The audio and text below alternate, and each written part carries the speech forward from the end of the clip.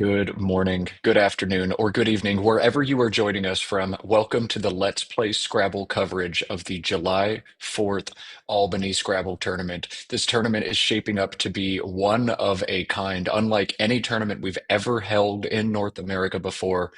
And we are so stoked to be bringing you coverage all weekend long. Coverage starting today, running all the way through Sunday night. 32 games of Scrabble, all in the CSW Lexicon, will be featured right here on the Let's Play Scrabble channel. I'm Matt Canik, and I am so stoked today to be joined by Jesse Day, who is a former world champion runner up and an expert, super top expert Scrabble player. I don't know the right terminology for it, Jesse, um, but a super experienced tournament player. And Jesse, tell us just a little bit about what people are going to watch today.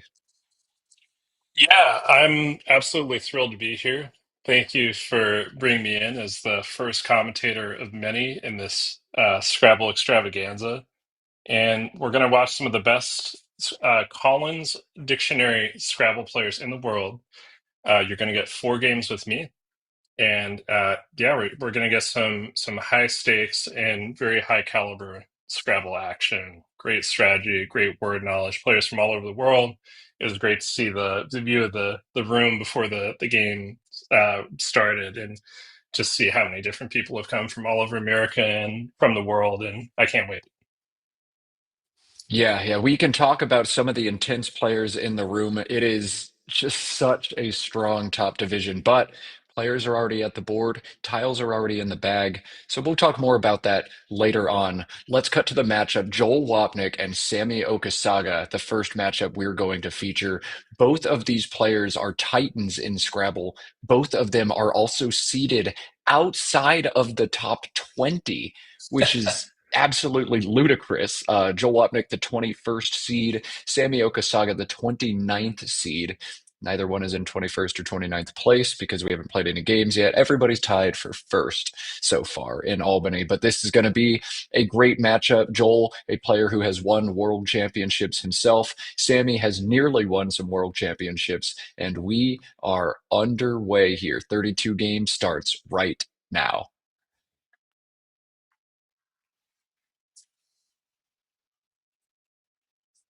Yeah, these two players bring are the definition of an OG in the Scrabble sense.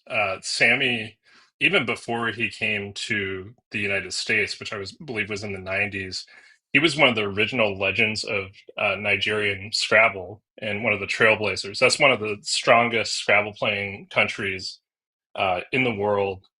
And Sammy was right there in that original generation of Nigerian superstars, and he made the transition to the US in the sometime in the '90s, I believe, and he's been one of our best experts ever since. I love playing against him, watching his strategic acumen. He plays fast, he plays accurately, he plays with flair, and yeah, Joel as well. I mean, you said it. Former world champion, competed in the Tournament of Champions in Malaysia, which was reserved only for former world champions, and it's just a thrill to be able to commentate this caliber of match. Our audience is in for a treat. Yeah, it is going to be just such an informative weekend for everybody watching. We hope to bring some great analysis. As I mentioned, Jesse Day is just one of many co-commentators in the booth with me, star-studded booth beginning to end, and then also me. Let's look at Sammy's first turn, right as he commits to a play. A kebab, 28 points, holds the J back and sets it up, or a more standard play of job also available there to Sammy. But I like the setup here. This also the engine's preferred play in this situation. What do you think, Jesse? Thumbs up on the J setup? Absolutely. He would have certainly played the C on the star and the B on the double letter if he did not have the J, because that's the more defensive option that prevents seven lettered bingos a little bit more. But this is clearly intended as a J setup. And if he draws an A or an O, he'll be able to overlap the B, since A, B, and OB are both words, and he has a nice 40-point play. But in the meantime, Joel has a very pretty rack, including two 8-letter words through the C. Actually, three 8-letter words through the C. Let's see. It can be a test for the audience to warm up your anagramming brain and see if you can find at least one of them. And nice little morning puzzle. AIIMNTY through a C makes three bingos. But I don't know if we'll see an eight played through the C or if we'll just see the seven amenity come down. Amenity plays three overlaps for 81. Bingos through the C are 80. So Joel opting to score more points here. 81 for Joel Wapnick. A great way to start this tournament. Oh, that was a risky play, though, because he left the Y underneath a double letter score that goes to the triple word score. And especially in Collins, if you have a B, an M, a K, you can score a lot of points. And Sammy actually has that key K letter. And I believe he can play Koha and score approximately 3 million points. And that's almost going to offset the bingo that Joel just got down. So that was an interesting decision. I probably would have gone through the C myself. And I don't know if Joel, I mean, Joel's actually setting up two distinct hotspots. So this kind of makes sense to me because also underneath the BA, you have that triple letter score, and that could be an easy 40 or 50 points right back. So he is actually kind of setting up two distinct hotspots, and that's usually better than setting up one massive single spot that your opponent is guaranteed to take. So actually, maybe I'm more okay with Joel's choice here, where he's kind of forked the board open and created multiple scoring spots. His opponent can get one, you can get one, and in theory, at least, you're even. Yeah, yeah. Joel opting for the more aggressive play. It seems like they recounted the play after it came down, so maybe Joel had an incorrect score on amenity as well. But simulation liked plays through the C by about a point, nothing major. And if Joel had miscounted by even a point, it makes sense to make that choice. Here comes Koha, easily the top option for Sammy on this turn, 62 points, basically 3 million. And back to Joel, who's found a nice post bingo draw, DEEIOPR. He threatens another bingo on his second move. Yeah, very nice. Good to get some momentum from Joel's perspective. I don't see the bingo yet myself, so clearly I need to wake up my anagram brain as well. Um, but yeah, I like that last play of Koha beyond just scoring a lot. It also resets up the J, and he has Joe making JOEJOOHEA for another 40. Oh yeah, recopy. There we go. Well, Yeah, I don't know. I one out of struggle with two this ain't one so all the bad. time. Yeah, yeah. Recopied is for some reason tough to spot out of the alphagram. I whiff it all the time on word study, but Joel's not whiffing it here. Joel off with a bingo bango start to this July 4th tournament. He leads 157 to 90. But Sammy, as Jesse said, set up the J with Koha last turn, threatens big points with it this turn. I think JOE atop Koha, 42 points, is easily the top choice for Sammy here. And I'm curious to see how long he'll spend looking at other more creative options before grabbing what looks to be a no-brainer bucket of points. Right. He does have the J spot that's been created by recopied by the O and recopied.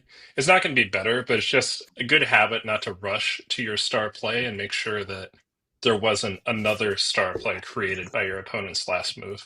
Because sometimes it's easy to forget to update your vision of the board. That being said, yeah, this looks like the star play. The only downside of this is it blocks a couple of letters for 8-letter bingos, but ANT scoring in the 40s and keeping ANT is a potent combination, and Sammy's keeping right up there. Although, well, yeah, there's going to be some fireworks. We're off to a very bingo-y start. And in fact, Joel is going to, if I were going to guess, with such a powerful rack, he's going to spend some time really trying to optimize it to see if there's any exotic options like a 9-letter bingo through the BI or through the EA or maybe even through the OH. I'm going blind on the anagrammer, so I'm trying to solve it with all y'all. Uh, But there also might be underneath, he could make back and Oma, and that seems like another path to a very high scoring bingo if he can just line it. Does Karates? No. BIRKYS? No. No, Um, nothing stacks perfectly underneath there. The real question here is Joel going to bingo? He can, for sure. Most of the bingos he'll see are 74 or 73, but CATES plays beneath amenity, 5 overlaps for 44, holding R wow. blank. Would you bingo for 74, something like red coats through the D, or would you play Kates for 44 here, Jesse? Yes, I think for me, it always depends on the state of the board. So with kind of a explosive board combo, I would be very tempted to take the guaranteed points and try to bingo next turn. I would try to be greedy. I think if you R blank is a fine starting point for the next bingo, and I'd be very tempted.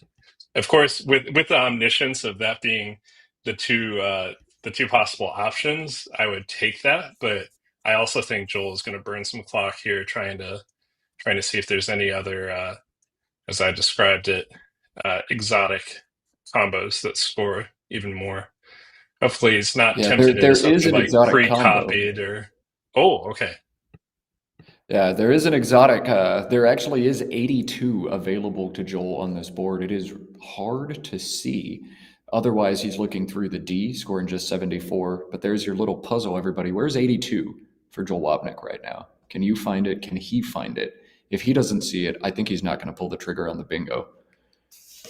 82. Well, that gives you some hints right there because it's clearly not to the triple word score because if you subtract 50, it's not a multiple of 3. So yes, pre-copied mentioned in the chat. I would be surprised if Joel. I suspect when you've played as long as he has, you some alarm signal is going to go off that you haven't seen pre-copied before. Yeah, I'm still looking myself for this 82 pointer. Can you give us one more hint, Matt? It plays through the P in pre-copied. Okay, so there is something that kind of fits there. Very nice. I think Rep Coates would do it. Ah, no, NS. Darn. Yeah, one dynamic that'll be interesting. I think in my past commentary gigs, I have over focused on this because I am slow myself. But I find Joel to be quite a methodical player, and Sammy can play really fast when he chooses to. And so I wonder if that's factoring into his decision here to just get something down and not overthink it. Because when you spend a long time on one move, you're essentially saying that every other move is less important or that you will have less time for every other decision you make the rest of the game. And you don't know in advance which decisions are going to be hard. So, with that said, I think it's very reasonable just to get the bingo down. Although I would have liked to, if he's going to score this few points, I would probably at least play Cat, which was suggested in the chat, and keep ERS blank, 35 points. ERS blank is definitely worth more than 28 points in future turns, in my opinion. All right, so Jesse's saying he'd likely forego the bingo. One of Cat, Kate, or Kate's beneath amenity scoring very well. Joel pulling the trigger on recrates, just 67 on this bingo, but it is very defensive. And perhaps that's what Joel's opting to do here. Perhaps also trying to just preserve some of the clock for the future. Recrates for 67 the play. Crapiest, Crapiest, was the bingo through the P and recopied. And Sammy wasting no time dropping his counter bingo. Six Sanes plays here for 80. He also had it for 83 playing down through the I and amenity, but that's a very aggressive play, slotting an S and a triple-triple line. Jesse, you'd leave 3 points on the table and take Sammy's placement, right? Absolutely. And Sammy gets to the trade-off for his opponent having such good rack is that he gets to make another near autopilot decision, at least for a player of Sammy's caliber. And he would have seen that he also had Xerancis through the R of Recrace. So he had two big bingos ready to go. But yes, 3 extra points is absolutely not worth putting an S in the triple lane. It's not so much the triple triples that you're worried about, but just any scoring play, any jumble of letters that Joel has drawn after his bingo becomes immediately more valuable and prone to scoring 50 points instead of 30. All right, Joel has bingoed on each of his first 3 moves and is up by 12, which is absolutely nuts. But Sammy's been playing some great Scrabble. Joel, though, has a big play in store here. I was curious if we'd see Zinnia for 48 or Zine as a quadruple overlap above Recrates for 45. But I think Zinnia is a superior option. Just grab those extra points. That's what Joel's doing here. So bingo, bango, bongo, big Z play. Joel off to the races in this one. Well, it tells you Joel's perspective on the game as well, that he doesn't think he can afford to play defense because Zine would have put him up by 60-ish on kind of a tight board. And he's, sorry, about 50-ish on a tight board, but he's elected to score more points and open up the board. So it seems to me like Joel doesn't think he has the margin of error to start closing things, and he's going to try to outrun Sammy, which is a very reasonable strategy. Yeah, if you watched yesterday's matchup between Wellington and NCCAC, we asked NCCAC, who defeated Wellington 4-3, how do you hang with a player as good as Wellington? And he said you have to throw punches until there aren't any tiles left. If there's any way he can come back, he'll figure it out and do it. So you just got to keep punching and punching and punching. This is Joel's version of doing that. Rather than trying to shut down the board and cling to my lead, I'm just going to keep punching. And it seems the tile bag has punched back at Joel. He's found his first bad draw of the game, EOOQV, after Zinnia is not fun for him. Over to Sammy, ADEGNUU, and scoring is going to slow down for Sammy on this turn as well. Best I can see for him is just 28 points, and that holds a horrific leave. That's DAE, sliding between 6 Sanes and Amenity. He's got to try to shed at least one of the U's here, right, Jesse? Absolutely, or ideally both, if you can find a plausible way of scoring at least 20 points, let's say. But I don't know if that's going to happen this time, but that's right. Yeah, the board is not super bingo friendly, so I don't think he can afford to do something extremely fishy, say undug. I believe that's a word, keeping AEN. Yes. Well, if he does that, then there's kind of only the letters in Zinnia to bingo through. So I wouldn't be super excited about the prospects of that working. He is going to be at a bit of a deficit after this play, so I think the ideal play does find a way to open the board if there's any means of doing so. I think if he can fork the board and have the letters in Zinnia to bingo through, the letters and letters at the bottom to bingo through. The D is there, but it's just not the best. It doesn't feel like the most likely to bear fruit to me. So yeah, he has a tall order here. He has a lot of things that he needs to accomplish, and he has pretty meager tiles to do it with. So I still don't see any options I'm thrilled with. And he'll probably I think use we're going to extra end up time here. seeing. Yeah, definitely worth using the time here. I think we're going to see a 5 down from the N in 6 Sanes, either Nudge in UDGE or Nuge in UGAE are both ways to open new lines on this board. They're not the most awesome lines, but they're new lines, and they preserve the stuff at the top of the board in Zinnia as well. I think some players might also be drawn to a play of Now and KYU, over on the right side of this board. It doesn't open anything up, but it does shed both U's. Sammy going to create a new line on the left side with the play of dupe. This is not bad either. What do you think about this, Jesse? Yeah, this is thematically exactly what I wanted. I think Nougat is strictly better, or Nudge, because they both float an E in space, which is ideal. That's definitely the most conducive to future bingos. I really, that GU combo is also problematic, and it'll take a good draw to undo the damage of that. But thematically, this is exactly the kind of thing we were talking about.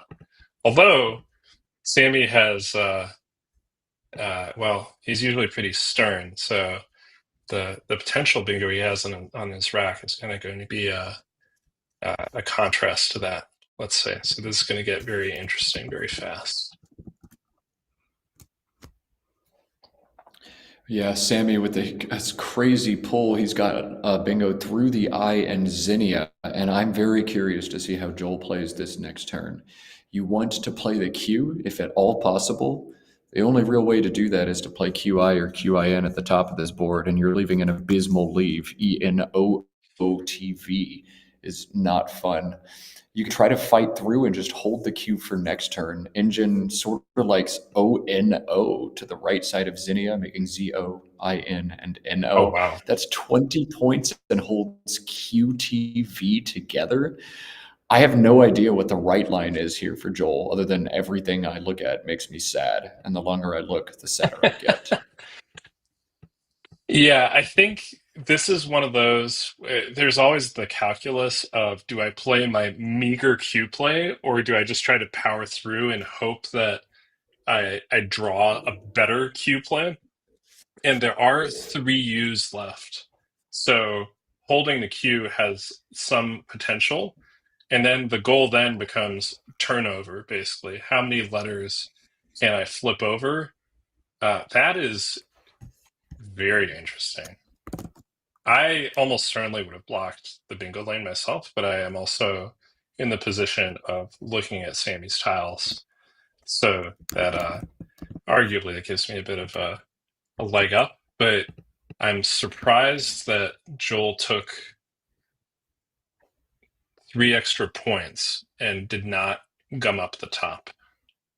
Because I think I didn't see any great ways of playing through, so I probably would have done QIN. And yeah, he's gonna suffer the maximal consequences of that decision, which was ultimately pretty reasonable. Just Sammy happens to have the right combo to punish it.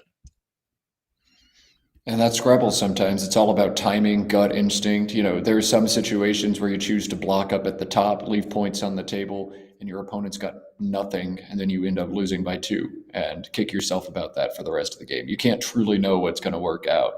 But a huge swing in this game, Joel choosing not to block, scoring some extra points, and Sammy starts laughing at him.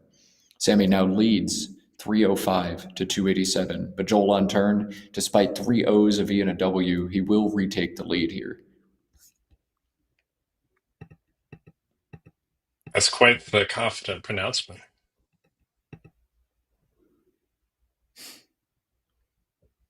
You think he can score 18 with this? I suppose I do see he has the new OWO, which I recently missed in a tournament.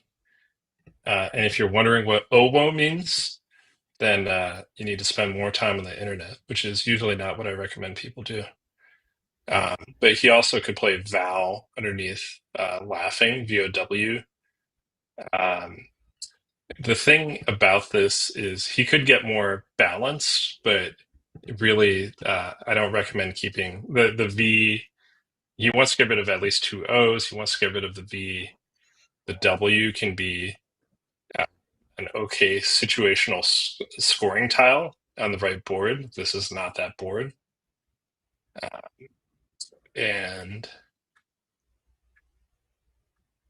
yeah, this is an interesting one. He might think about Val wanting to block the triple word score at the top left that was created by laughing. OWO is a little more balanced at making WUS and OD, but keeping a V is It makes the vowel consonant balance a little better, but the V is just an awful tile, and OOV is nightmarish. So I wonder if he's going to do any better than just vowel here. He could do wove, I guess, Yeah, and that would I play think off an Wove extra is a vowel. tough choice.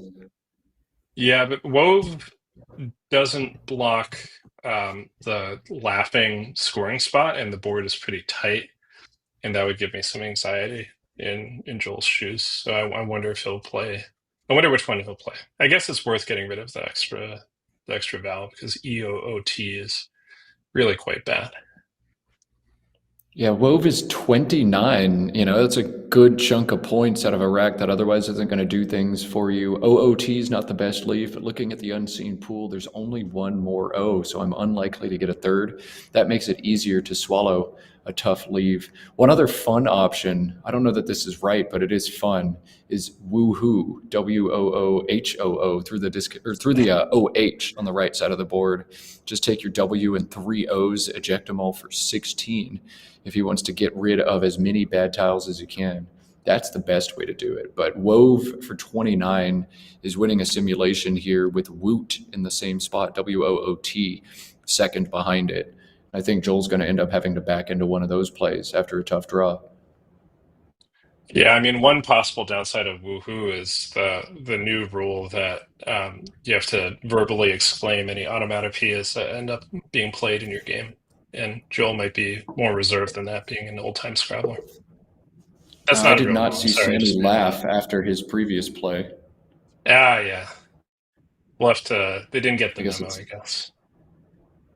5 point penalty for each player if we get a laughing with no laugh and a woohoo without a celebratory shout. We'll Yeah, be here all it's tournament, guys. it's yeah. There's some scenarios I don't want to explore in the middle of all this. And meanwhile, Sammy on the other end is staring at a bingo. I see at least one through the D, and he's probably going to get that down pretty quickly. And yeah, this is going to go down to the wire here. All right, so Wove coming down. Joel Upnick is indeed taking the lead as I proclaimed so boldly just a few minutes ago. But Sammy, with a great rack, has a decision to make himself. We saw Joel earlier in this game with the recrate rack have to make a decision of do I actually play the bingo or not. Sammy's highest scoring bingo is 76, but he can just play weed on the top of this board for 37, holding LR blank. So weed is 37. Wildered down here at the bottom is 76. Jesse, are you just jumping to play the bingo here?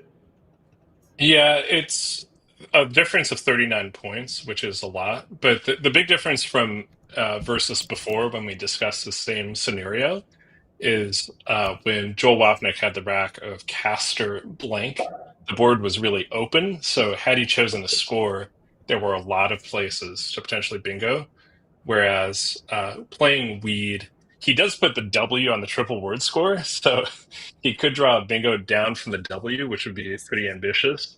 But that aside, there's just not as many places, even with the blank, to play another bingo. So I like cashing the bingo in now. And the board is quite tight. It's possible we won't see another bingo this game, in fact.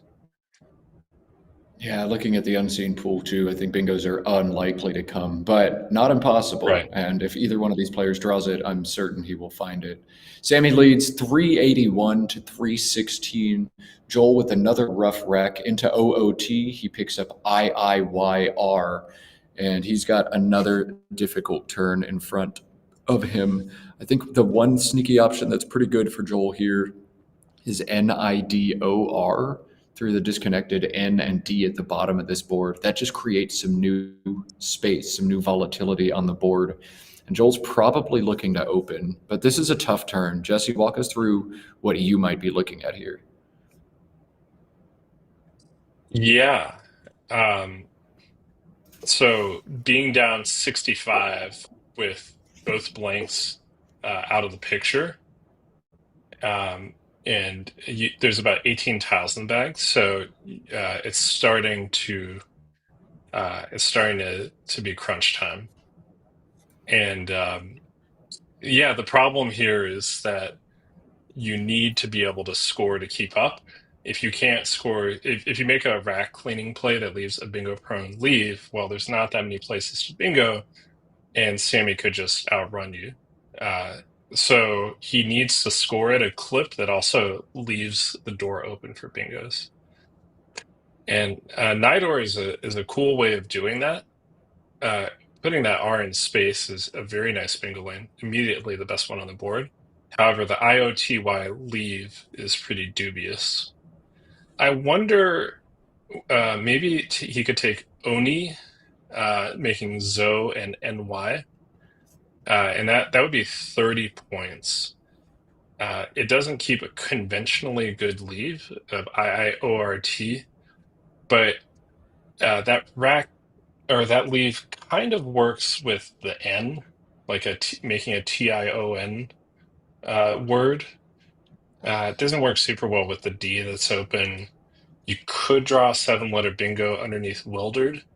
So Oni is an option. I think it needs to be considered because it just does a decent job of catching up. It scores 9 more points than Nidor.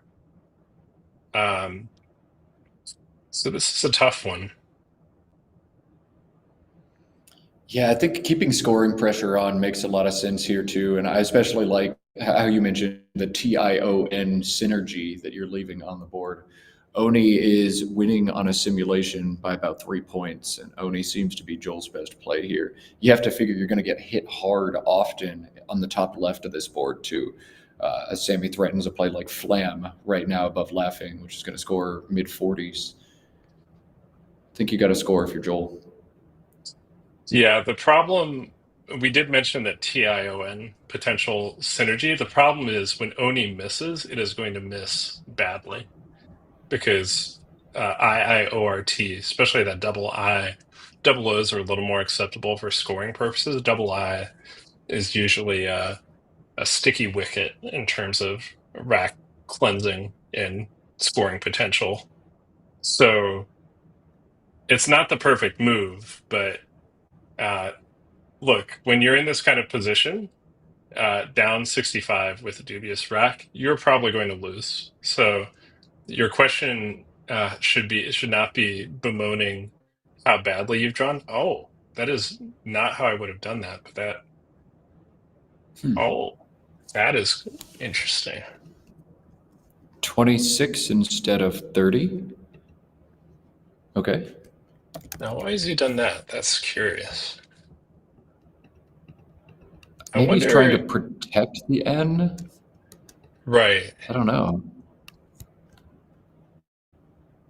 Right, because all of the bingos that would have gone down to the N probably still go down, but maybe it makes it harder to block. But yeah, Sammy's gone ahead and taken those points. And you might wonder, well, Sammy, why are you keeping 2 U's? Isn't that dangerous? And putting that F in space is actually a little bit risky, but ultimately the calculus is if you're Sammy, and those scores still need to update, but you've put yourself up by 70, 80 points, and basically you just need maybe one more decent scoring play for the rest of the game, and you have probably won. So he's basically gambling that he can avoid the worst tiles in the bag for Joel, not with the rack that he has, but if you could bingo from the F and Sammy drew, say, the V to go with the double U combo, then there was a way back. But then again, not scoring is also a great way to let your opponent come back in a game as well. So this is the tightrope act that we're constantly performing playing this game. That's what keeps it interesting. Yeah, in general, though, when you're ahead, scoring as many points as you can in the immediate run is a good thing. You might get backed into a corner with a bad leave, but if you score enough, like now Sammy's up by over 80 points. even if Joel bingos, Sammy gets to respond, he's probably going to hang on and win. So flam is what you got to do if you're Sammy. And I don't know what Joel's going to do here with this horrific IIIORTT rack. Nidor is still there, but now it holds IITT. Just playing wit down from the W keeps a subpar leave, but it hits sometimes. Just playing dit down from the D and wildered puts a T in more space, but chances are definitely drying up here for Joel. Yeah, really, I was trying to avoid thinking through what Joel's going to have to do here by focusing on Sammy's actions. But he probably just needs to score a decent amount and pray and twit. Oh, interesting. He left off yeah, leaving off the T is very plausible here. In fact, I quite like it because it does slow the game down. That T is a very valuable bingo tile. So, yeah, I think Zoyatria confirmed to the chat, but yeah, this is a sneakily good rack for eights that Joel picked up. And Sammy, in the meantime, has blocked the highest scoring lane on the board. He's blocked the F. So it's kind of that strategic acumen of given his Nigerian roots. The Nigerian Scrabble contingent is famously um, proactive about defense, and this is when he created the scoring spot with Flam. You have to think he was always thinking about how to clean that up and block that F, and it was short-lived on the board. Oh, he played it there. He put the D out in space. I thought he'd slide it one further to the side, making Alu. But okay, he put it there. That's Interesting. 21. Let me get those scores updated. Right. All right. He might have put the D in space intentionally to give himself a place to score in case Joel bingos. Because if Joel plays down from the D, you don't really care because it's essentially Joel is essentially going to forego a bingo if he does that. So Sammy might have done that as a hedge in case Joel had some kind of unlikely bingo from the T. All right, so here's Joel's move, just TI and Mart. In that same spot, he could have gone much longer. Ration and Mara playing out to the N in Zinnia was there. Joel saying, I need to keep as bingo prone a leave as I can. I've got one more shot really to go in there and get a bingo and make things difficult for you. We'll see what he draws. The F and the V, not what he was looking for. That seems to be about it for this one. Joel can't threaten anything out of this rack. Despite bingoing on the first three turns, Joel's going to drop to 0-1 in this 32-game main event. Right. It's not Joel's favorite draw ever, I must say. Very good. Yes, I have redeemed myself for missing recopied. But yeah, you have to try. I like Joel's try of TI there.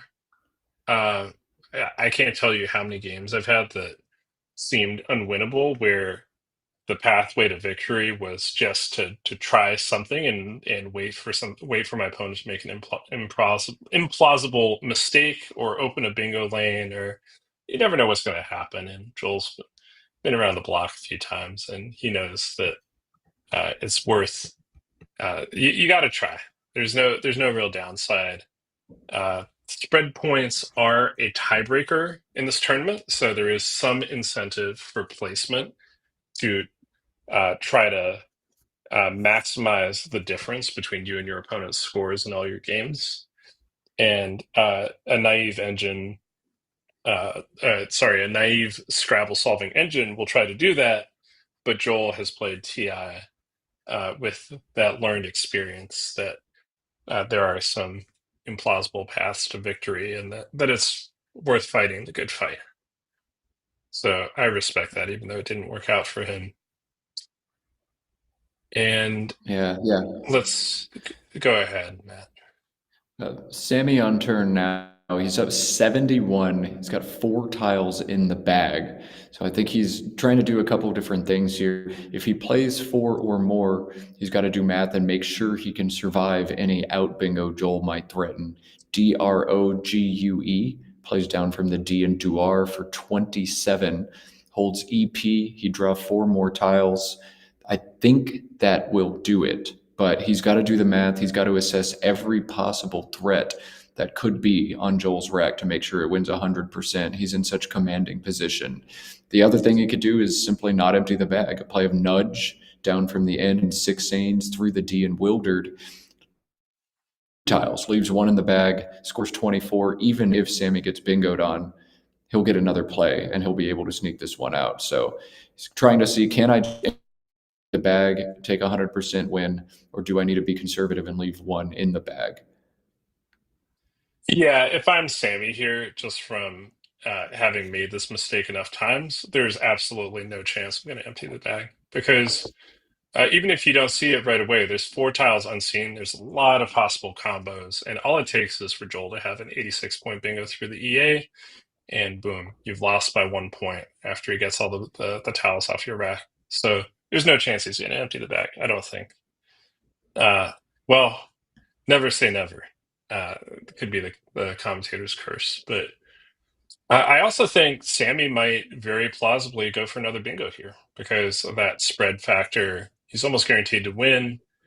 And I wonder if he's going to try to play for 1 more bingo because there's very little downside to doing so, and especially in these early rounds, it can help. And I think what he's gone for here is trying to block EA bingos or OH bingos, even just out of maximal um, defensive prevention. I suspect he didn't even see a playable 9-letter bingo through the OH or the EA, but out of an abundance of caution, that's what he's gone ahead and done. And in my shoes, I probably would have played maybe in fudge or something, or not just because I enjoy fudge, but and it actually has worked for Sammy because I do believe he has a bingo here. So, His greets, but uh, it doesn't fit. oh, uh, yes, I take back my enthusiasm. So, Yeah, yeah, GR. you have to Go think ahead. that if he kept GEER. I mean, he drew the best possible tiles from the bag, right? So he doesn't know that's going to happen. But if he can play off EGU last turn, he has treetops from the T. So that's the reason why I would have personally. I mean, obviously, this is just that's kind of the best case scenario, but that's I would just. I mean, fudge would have been essentially the same score, just not blocking some very unlikely bingos for the OH and the EA. And for me, I would have tried to keep slightly better letters. Well, that's neither here nor there. Sammy's going to hang on and win this one. Joel with the 1-tile fish, FOH for 17. Sammy has GREETES, unplayable. No playable bingos here for him. And he's got to just figure out his best out in 2 sequence to get this game over with. No bingos he has to defend once he gets his tracking right. And the optimal end game for him is to just play very long, play Deterge down from the D and Dwar, and hold that S to play out next turn. But what a showing, man. Sammy gets bingoed on turns 1, 2, and 3 and says, I don't care. I'm going to win. Joel Wapnick, who's that guy? Never heard of him. Impressive. Impressive stuff. Yeah, it just goes to show the explosive nature of the Collins game, where you can get bingoed on 3 times in a row and then find yourself with in the lead on the 4th or 5th turn.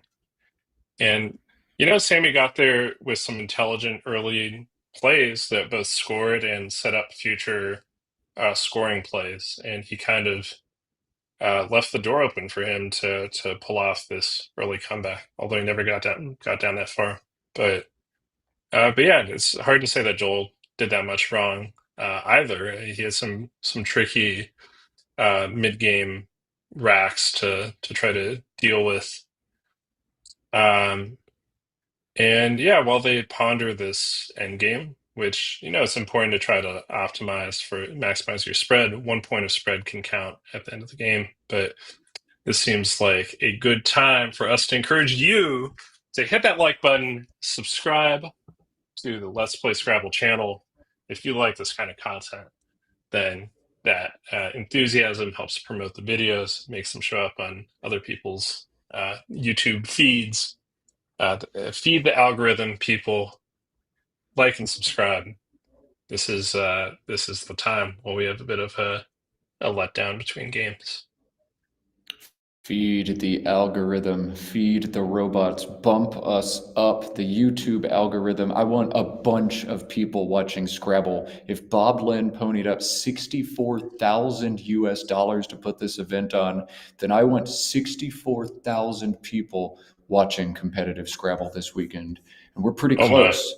We're pretty close right now. So just keep hitting that like button. If you haven't yet subscribed to the Let's Play Scrabble channel, you got to do that. All they do is show you Scrabble all the time. What's not to like?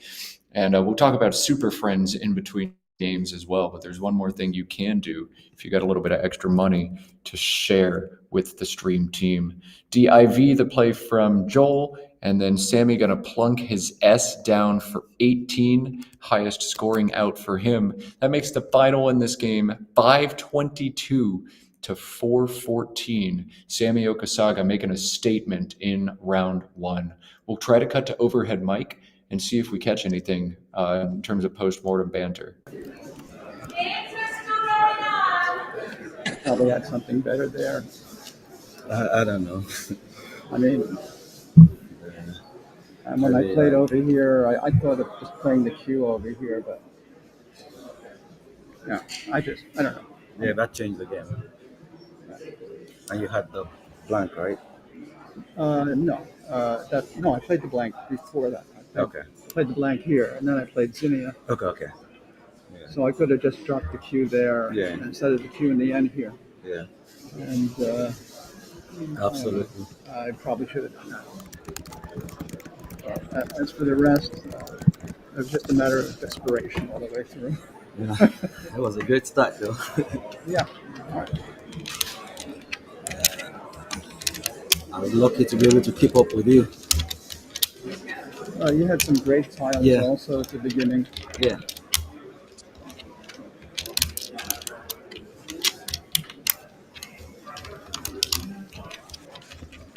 All right, so there you have it. Round one done, but fear not, 31 more games of Scrabble coming your way from Albany, New York. Matt Canik will be in the booth from beginning to end. You are stuck with me. You are not stuck with Jesse Day. He's just here for the morning. But Jesse, what are your thoughts on round one? Yeah, that was a great starter encounter. Lots of offensive firepower. Really thinking about what happened, because we got a question in the comments from Alex Dings, YouTube contributor. Definitely check out his channel.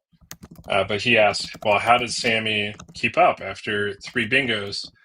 And the real decision point of that game was a 15-point move, which is when Joel Wapnick played QINS in the wrong spot instead of QIN for 12, which would have blocked laughing.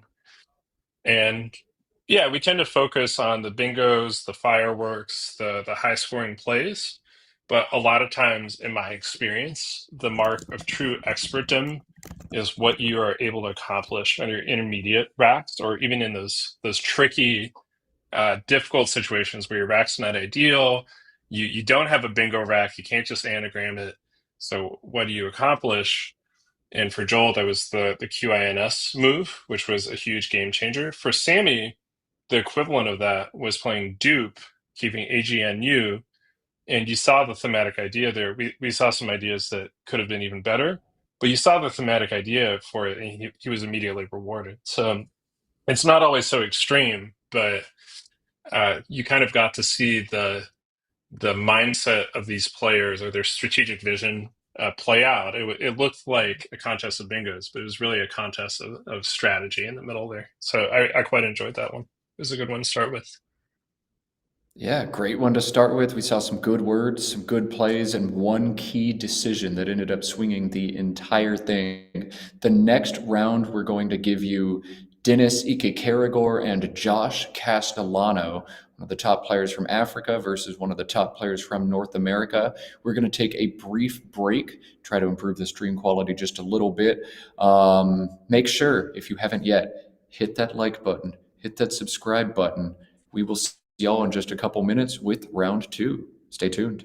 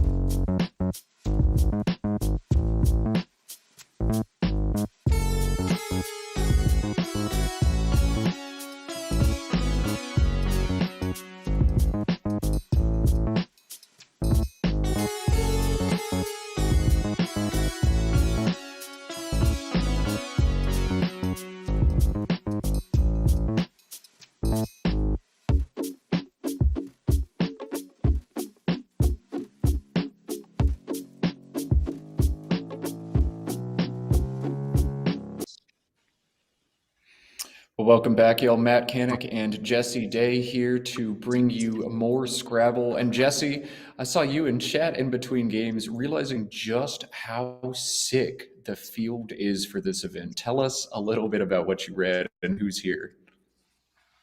I mean, this is a really special field because I've recognized competitors that I've played with at world championships and tournaments all over the world, representing countries all over the world. Lots of Nigerians. We have Edgar Odunkara from Uganda. We have the Sanaula brothers from Pakistan, which is another Scrabble powerhouse, if you're not aware.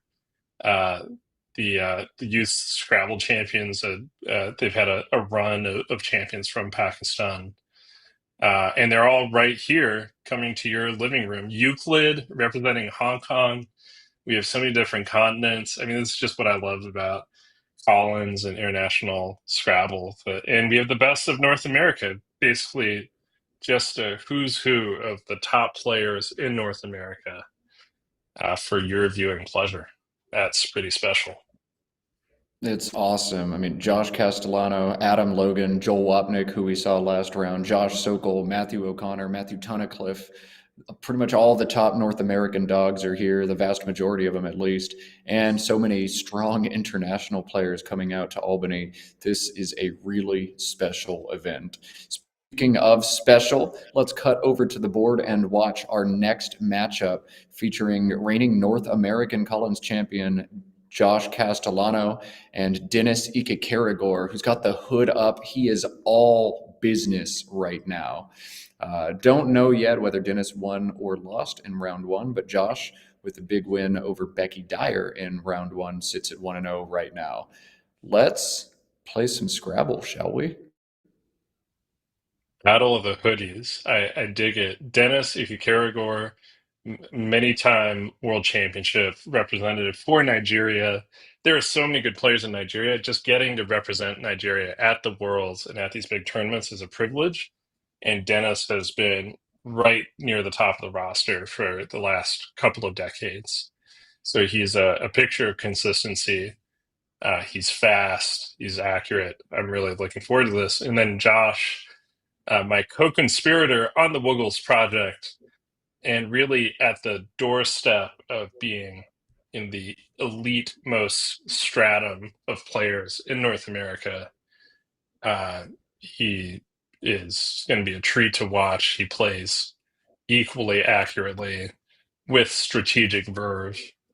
This is just going to be a treat. This is going to be a treat, but a first turn with very little to analyze. AADEIOQ means we're going to see Kadi, and we're going to see it in, look at that, 14 seconds. You said quick and precise. I agree with both of those so far from Dennis. That's right. And also the call out in chat is that Dennis has been African Scrabble champion 2 times. So that's champion of a continent with 3 billion people and many strong Scrabble playing nations. So that just speaks to the just how strong of a player he's been. So a one-time North American champion versus a 2-time African champion. This is a matchup of the continents. God, the field here is so good. I'm going to say it so many times this weekend, and it's always going to be true. It is absurd how many good players we have in the room. Josh, I think, is going to cash in the X, or the S, rather, that he's just pulled, and hook Kadi. Pyxes is 49. Jesse, you got to grab the points, right? You can't hold back on the X here. Well, he'll definitely consider what his best non-S play is, because that's kind of how you usually segment your play finding is, okay, if I use the S, what's my best play? What's my best play that doesn't use it? And then you do kind of a bake-off between those, and you kind of decide whether you're going to play it or not. And a good rule of thumb with the S is that it's probably worth about 10 points or so in a vacuum. If you're a beginner, you're trying to figure out, well, is the S worth anything? That can fluctuate a bit. Here, there's a nice immediate hook to use the S, so maybe it's a little more valuable. But still, I guess if you're not playing Pyxes, maybe you're playing Dexy on top of Kadi or something like that. That's notably fewer points. You would keep BPS, so yes, burn the S. And when I say burn it, I mean use it or cash it in. And you don't want to hoard your S too much either. That's another classic rookie error. And you should just, that 10-point criterion is pretty decent. If it's worth more than that, then you're getting proper value for it, let's say. Dexy on top of Kadi is devastatingly defensive. It knocks Dennis's next turn down to 28 points, reduces his bingo percentage to 7%, but I think it's just too big a sacrifice as Josh opts to play Pixes here. 49 versus just 32. You got to play offense here. This play crushes a sim, 7 points ahead of everything else for Josh, and he's chosen correctly, at least in this commentator's eyes.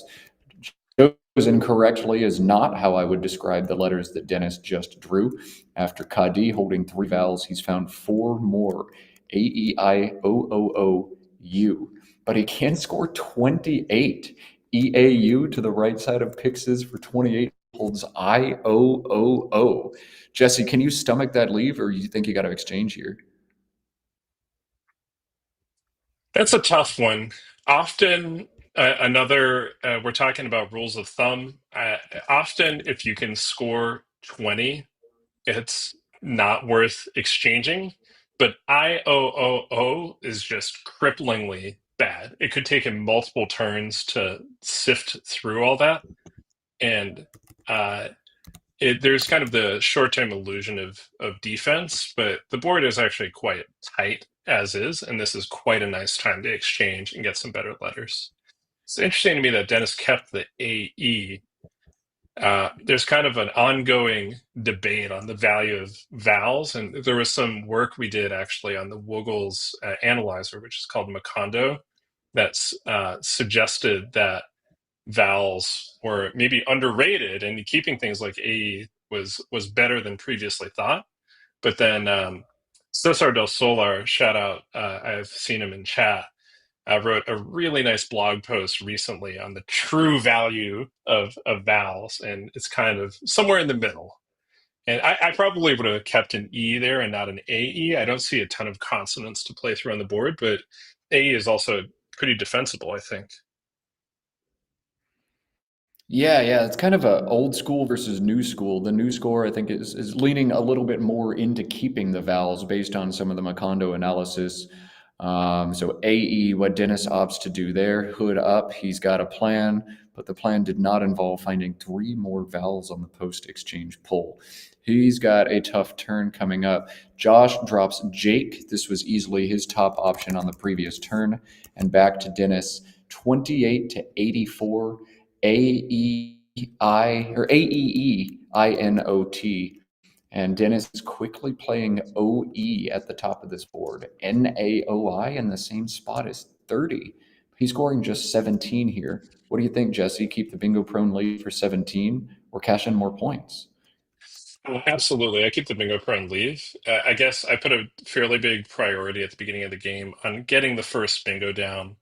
And while the short-term advantage of playing NAOI is 13 points, EET is really nowhere close to a bingo without a pretty fortunate draw. So I completely agree with OE.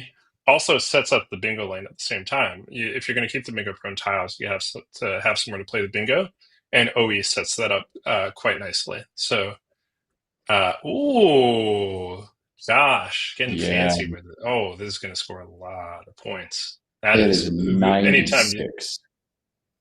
anytime you bingo with no vowels, that's just style points galore. Especially as your opponent has struggled with vowels the last 2 turns. This is like an extra little slap in the face. Hang on, what is he doing? Why hasn't he put that He's down? missed. What has he done? And he's put the S in space?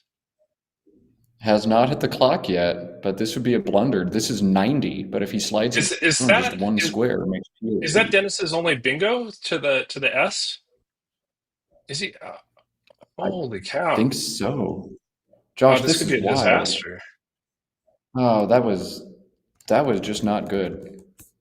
Call a spade a spade. That was just a bad play. Oh, it's so close to. I mean, it's still a glorious find, but yeah, if you look, he could make pot and yay. And I think the moment that Dennis plays the bingo here, so he can play Larniest through the S, for instance. And the moment that Dennis plays the bingo here, I think you're going to see some head shaking from Josh. And If he oh played yeah, stand by a entrails. spot Oh, down, Dennis would have entrail, but that's horrific for Dennis to play. It's so aggressive and offensive, and Josh is going to smack him. That is just a big mistake, unforced blunder from someone who's usually so good at Scrabble. yeah, I don't mind entrail. If standby were down a square, entrail would kind of open two spots. If you remember from the first game, one of our themes was making plays that open two scoring spots and not just the one. That's interesting that he's played entrails. I think pretty What is defensible. one? Larniest would have put the A next to the triple word score. So I think entrails is quite hard to overlap, and that's a very sensible decision from Dennis. And you do notice he could play entrail to the right of the Y, but then you're setting up YE in any tile triple word score plays, and that's just such a massive scoring spot that you can't really do that. So um, yeah, so nice. I like this entrails decision. Yeah, Larniest in the same spot was 70, in trails just 62, and yet they sim neck and neck anyway. This is just far more defensive, putting the consonant next to the triple word instead of the vowel. That feels rather counterintuitive to me in the booth, but the simulation backs it up. Dennis knows what he's doing, man. Absolutely. All And right, BIIMOOR, the rack for Josh now. He's up 174 to 107 after Dennis's slow start. He's got to decide whether he wants to obstruct the top of this board, take away that triple, or if he wants to make a strong play down underneath Cadiz. BIRO, making QI, and jar is 35, but does nothing to obstruct the top triple. So what do you think, Jesse? Take away the big red square or make the nice stack on the bottom? yeah, this is an interesting one. They're in a level battle now. I think the scores are not quite updated. Now, this is And it. this is it. He's up by Yeah. 67. Yeah. Ah, okay. Um, yeah, standby was still so many points. So with that lead, I mean, this is a nice board for him, and he should just really keep it quite tight. I'm not really worried about the triple word score next to entrails, but actually that's also the best bingo lane on the board. And I would be quite tempted to play either moi, MOI, or boy, BOI at the top.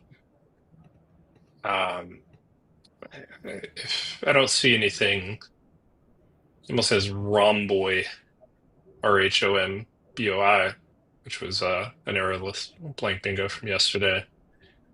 Yeah, I don't think you can. I wouldn't want to play anything like Miro or Biro, simply because it leaves bingo lanes open, and then it would even open a dues with an S as another bingo lane. So, oh right, yes, Yeah. this Yeah. makes perfect sense. Yeah, playing OE there forces an S to unlock OES and that row. So this, I think, the most defensive option, plays off another vowel and scores one extra point. Well spotted by Josh here. That's got to be the best decision he could have made on that turn. EGIIOTU, the rack for Dennis. He's down almost 100 and has found bad pull after bad pull. He's got a number of ways to open this board, and this is how he's doing it. Oh, Interesting. I that's Dennis. I didn't know this in advance, but Dennis sure seems to love his vowels. To yeah. me, just keeping four vowels and no consonants is a pretty terrifying prospect. And he's actually weathered it about as well as could be expected, drawing two consonants. But I think that was a little too unbalanced for my taste. That was certainly interesting. I mean, it is 28. It looks just like a little weak 3-tile play, but adding the Q and the J to the score, it's 28. It makes Josh have a difficult decision to make here. He's got a lot of plays making JAGA, but then it sets up a big S hook on a board that he's trying to shut down with his lead. So I don't know that he's actually going to be able to make any of those plays, but that was a weird turn. Not many players we're going to see voluntarily hold 4 vowels and no consonants when they have other plays available.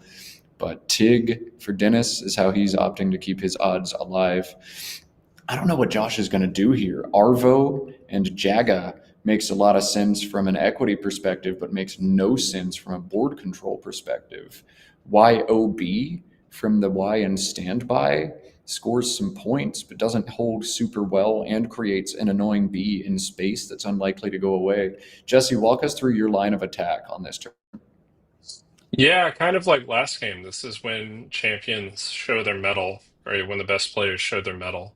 And he is, I think, going to go into the tank here and come up with something potentially unconventional, because he really has the board in a perfect state. There's not all that many places to bingo. And yeah, you don't want to, you kind of have to pick your poison. I think Arvo, while it looks scary with the S in space, next turn you could play under the T, you could underlap the T, and you could potentially create a fairly defensive setup, or kind of continue the tortoise or fortress or whatever visual simile you see in this board. The challenge of not making an opening play is just that he won't score enough. And I really don't know if I see ways to keep the board compact that score anything acceptable. Yeah, I mean, you basically got to make Jaga plays. If you're trying not to open the board, the best you can do is BOA above entrails, the AIL Right. combination for 15, and that's ridiculous. So Josh doesn't want to open the board here, but I think he's forced to. Just no other good options, and you hold your breath, hope your opponent doesn't have an S, and hope on one of these 4 tiles you draw, you pick one out of the bag instead. And we can see Dennis's rack. We know he held EUOI last turn, and no S in hand for him. But that line is going to be pesky for the rest of this game. Yeah, in Josh's case, he's kind of picked his poison where, yes, it's open, but you have to have an S to unlock it. So random 7-letter bingos without an S, and it has to end in S as well. So I think he's controlled the risk quite nicely. From Dennis's perspective, okay, he's going maximally open. I was almost thinking he could go for something pretty aggressive, like UI and BE and YU. Maybe that's too nuts. Or maybe YOU, or I mean, the problem with this is it just gives back so many free points by putting that O in the triple word score. You will probably never use it. Josh is probably going to use that U 75% of the time. It does open some bingo lanes for the T and the L. So I can't say I can do that much better than Outlie. I would have been tempted to play Louis and keep IT. Keeping a lone I has quite a lot of disaster potential, although he's this is quite an acceptable draw from Dennis's perspective, and he's going to be able to put Josh to the test. But yeah, I have to say that I wonder. I wonder what Dennis's thought process is with this 2-turn sequence. If he wanted to play open like Outlie, I just wonder if he could have done something like Tui TUI last turn, setting up Itui ETUI, or it just kind of feels like he took a closed option and then a very open option. on consecutive turns. But yeah, thinking about You don't want to open Josh's. the board. Go ahead. Go ahead. No, I was just going. Josh's getting pretty low on time. It's a small factor to note here. Yeah, you don't want to open the board when you've got a bad leave, and after Tig, the leave was bad, so you're thinking, I don't want to open it yet. But then outlie, your leave is still not stellar, it's just an I. I don't know. I think part of it may be time pressure. I've seen Josh choke under some time pressure before, and if you're Dennis, you got to hope you can make this game closer and then induce some kind of mistake. I might have played outie, O-U-T-I-E, in the same spot. It takes two front hooks, the S and the T, and I just kind of hope Josh doesn't have one and I draw one. That seems to make things more difficult. But in any case, that was the play that was made, and Josh has to figure out what to do about this O in space. He's got to take it away. I thought we were going to see B-O-O-A-I. Josh instead opting to play B-U-R-O-O, maybe seeing two more U's to be drawn in the bag and opting to get rid of one now to avoid duplicating up. But Buai was 2 more points there over this option that Josh has chosen. What do you think, Jesse? Well, there's not a lot of A's or I's left because of what's been played, and there are the 2 U's and 3 R's left, so it could be partially it's possible he didn't see Buai, or it's possible that he's doing it just for the balance of it, or just seeing that there's not a lot of A's and I's left, and that it's unlikely to duplicate, which is generally a bad thing. But thematically, it's similar. I mean, Baru does also set up a nice sevens lane that Buai would not have set up. So, yeah. The chat also points out, I have to mention, that Dennis is very close to having a triple of code-driven through the O. It was actually one off anyway, and it was blocked. But so where is he going with this? Verdun. It's a good play. It's 32. Scores well, just goes digging into the bag. It makes sense. What you got to do, you got to keep some scoring pressure on. You can't get too fishy here. So cash in what you've got and score as much as you can. Makes sense for Dennis, but Josh has found the second blank, an S and a Z to go with it. Josh has a 90-point bingo this turn, 48-point non-bingos as well. We'll see if he pulls the trigger on 90 or not, because that's a tough bingo to play. Yeah, I wonder, I mean, it was a good play by Dennis, but doesn't it also feel thematically like a Josh play? It eats up a ton of space, turns over tiles. I can't say that I have something for Dennis that I like much more, but thematically, that's exactly the kind of play you want to make with a lead, I would say. I mean, it does reach for the second blank, which has landed on Josh's rack, so Verdun is an interesting one, and played quickly as well. So I guess he's trying to keep the pressure on Josh as well, which could really pay off if Dennis can bingo and it turns into a close game. But yeah, from Josh's perspective, I am curious what the best non-bingo is. Again, I would probably stack up best bingo, best non-bingo. I see Zilla for 48. I suspect he's going to play that because, I mean, Zilla takes an H hook for Zilla, also an S, but it keeps it a lot tighter. If he plays Ozalids now on column 14, making YO, that is 90 points, but it allows the potential for an immediate 100-point reply. And it could just be a bingo inning. And actually, it could also just be a big scoring play. I think he's going to choose Zilla for the greater control. And basically, he can just bingo at his letter. He's in no rush. And scoring 48 and keeping a blank is an excellent way to bring yourself closer to victory. So, yeah, he's eschewed Ozalids, which I agree with on reflection.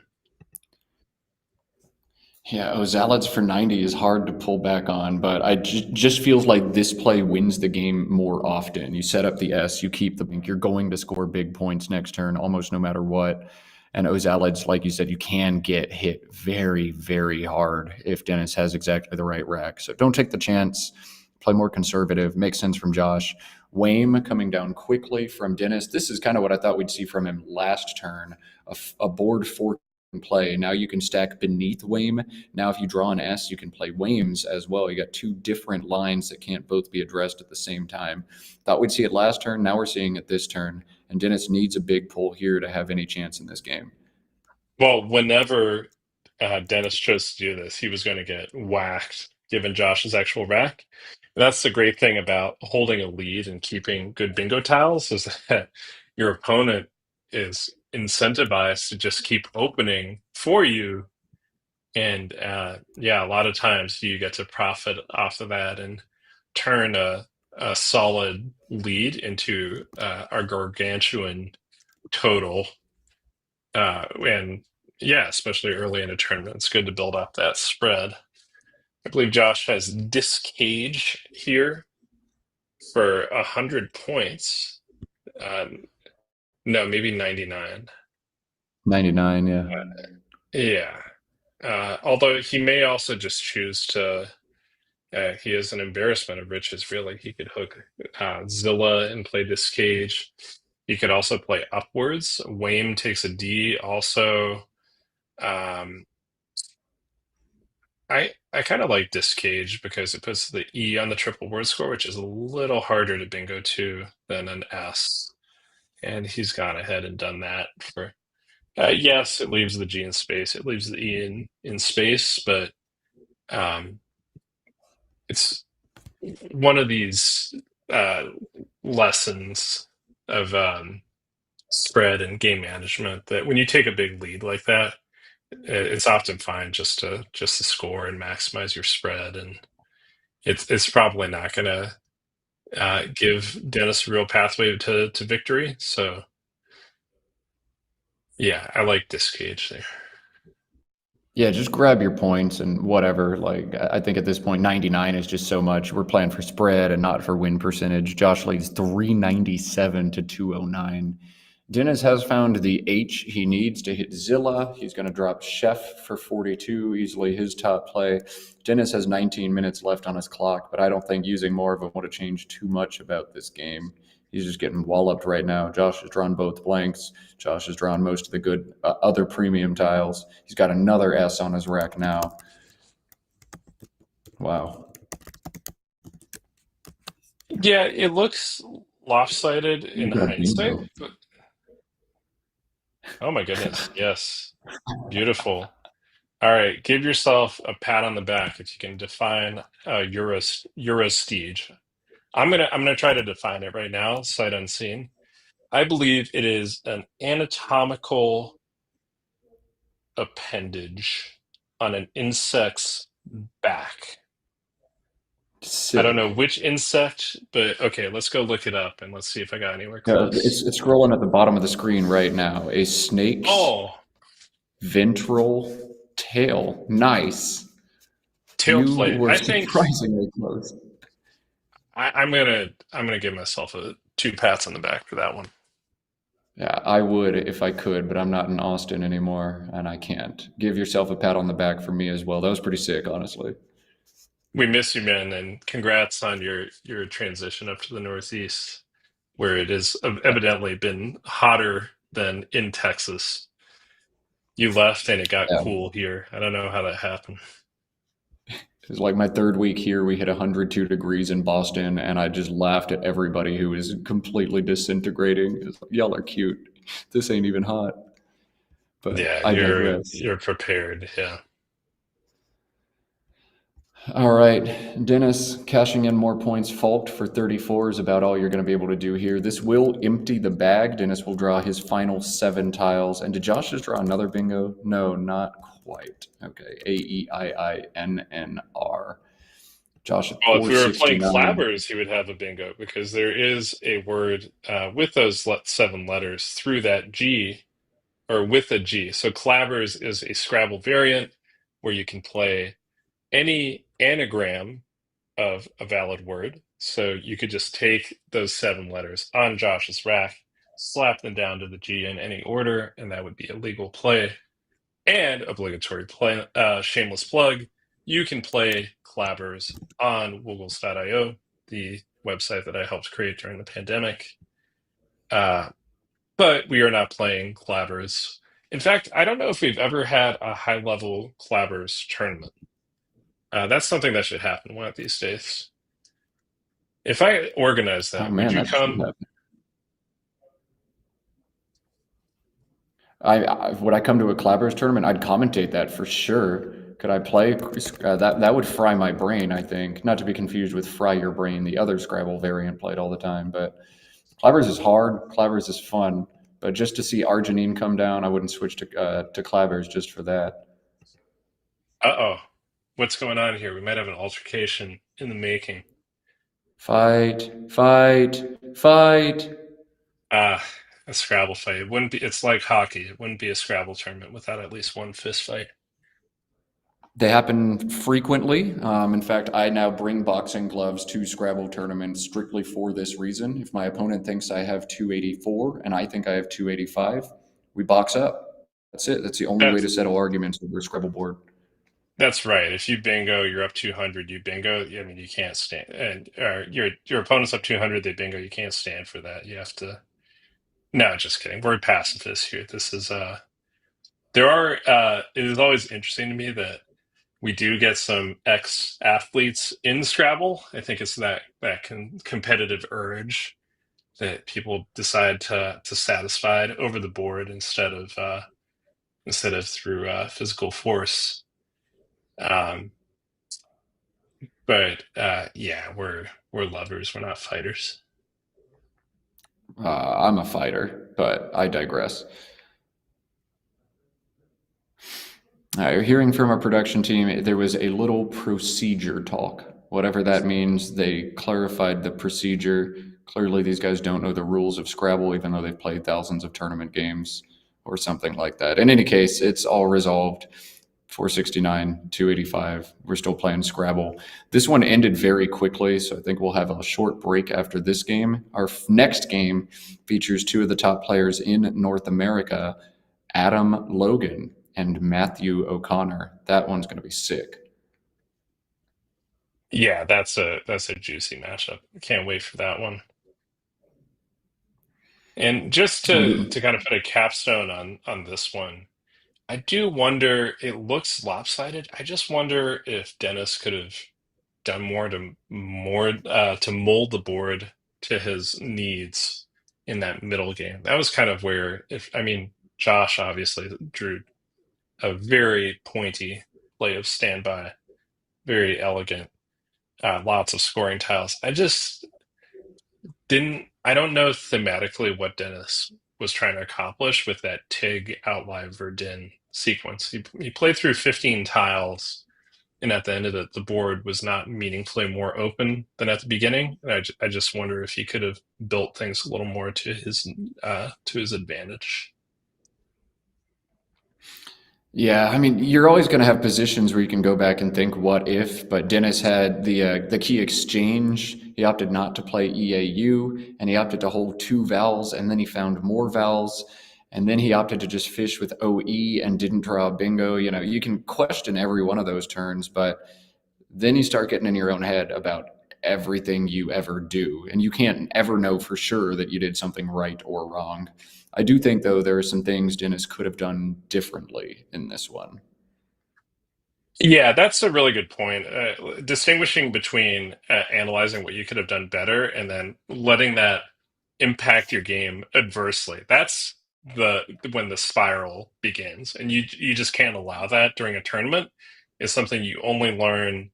I think even in an online setting, it's hard to develop that mastery of your emotions and that self-control. And that's, in my experience, that's somewhere where a lot of the Nigerian players really excel. They're just fierce competitors, and I don't know what that's born of. Something that I've noticed about what I've heard about Nigerian clubs is that it's kind of a different atmosphere from the US, where things are like a little more quiet. Maybe it's a little more of a bridge club feel, a little more polite, a little bit in the Nigerian club settings, and the way that Nigerian players process games is extremely social, and a lot of times people are looking over each other's shoulders, shouting out moves, questioning moves, suggesting alternatives. The feedback is immediate, and it's right in your face. Like if you've never been to after hours blitz games with the Nigerian contingent at one of these big international tournaments, it's a real treat. Playing for cash, of course.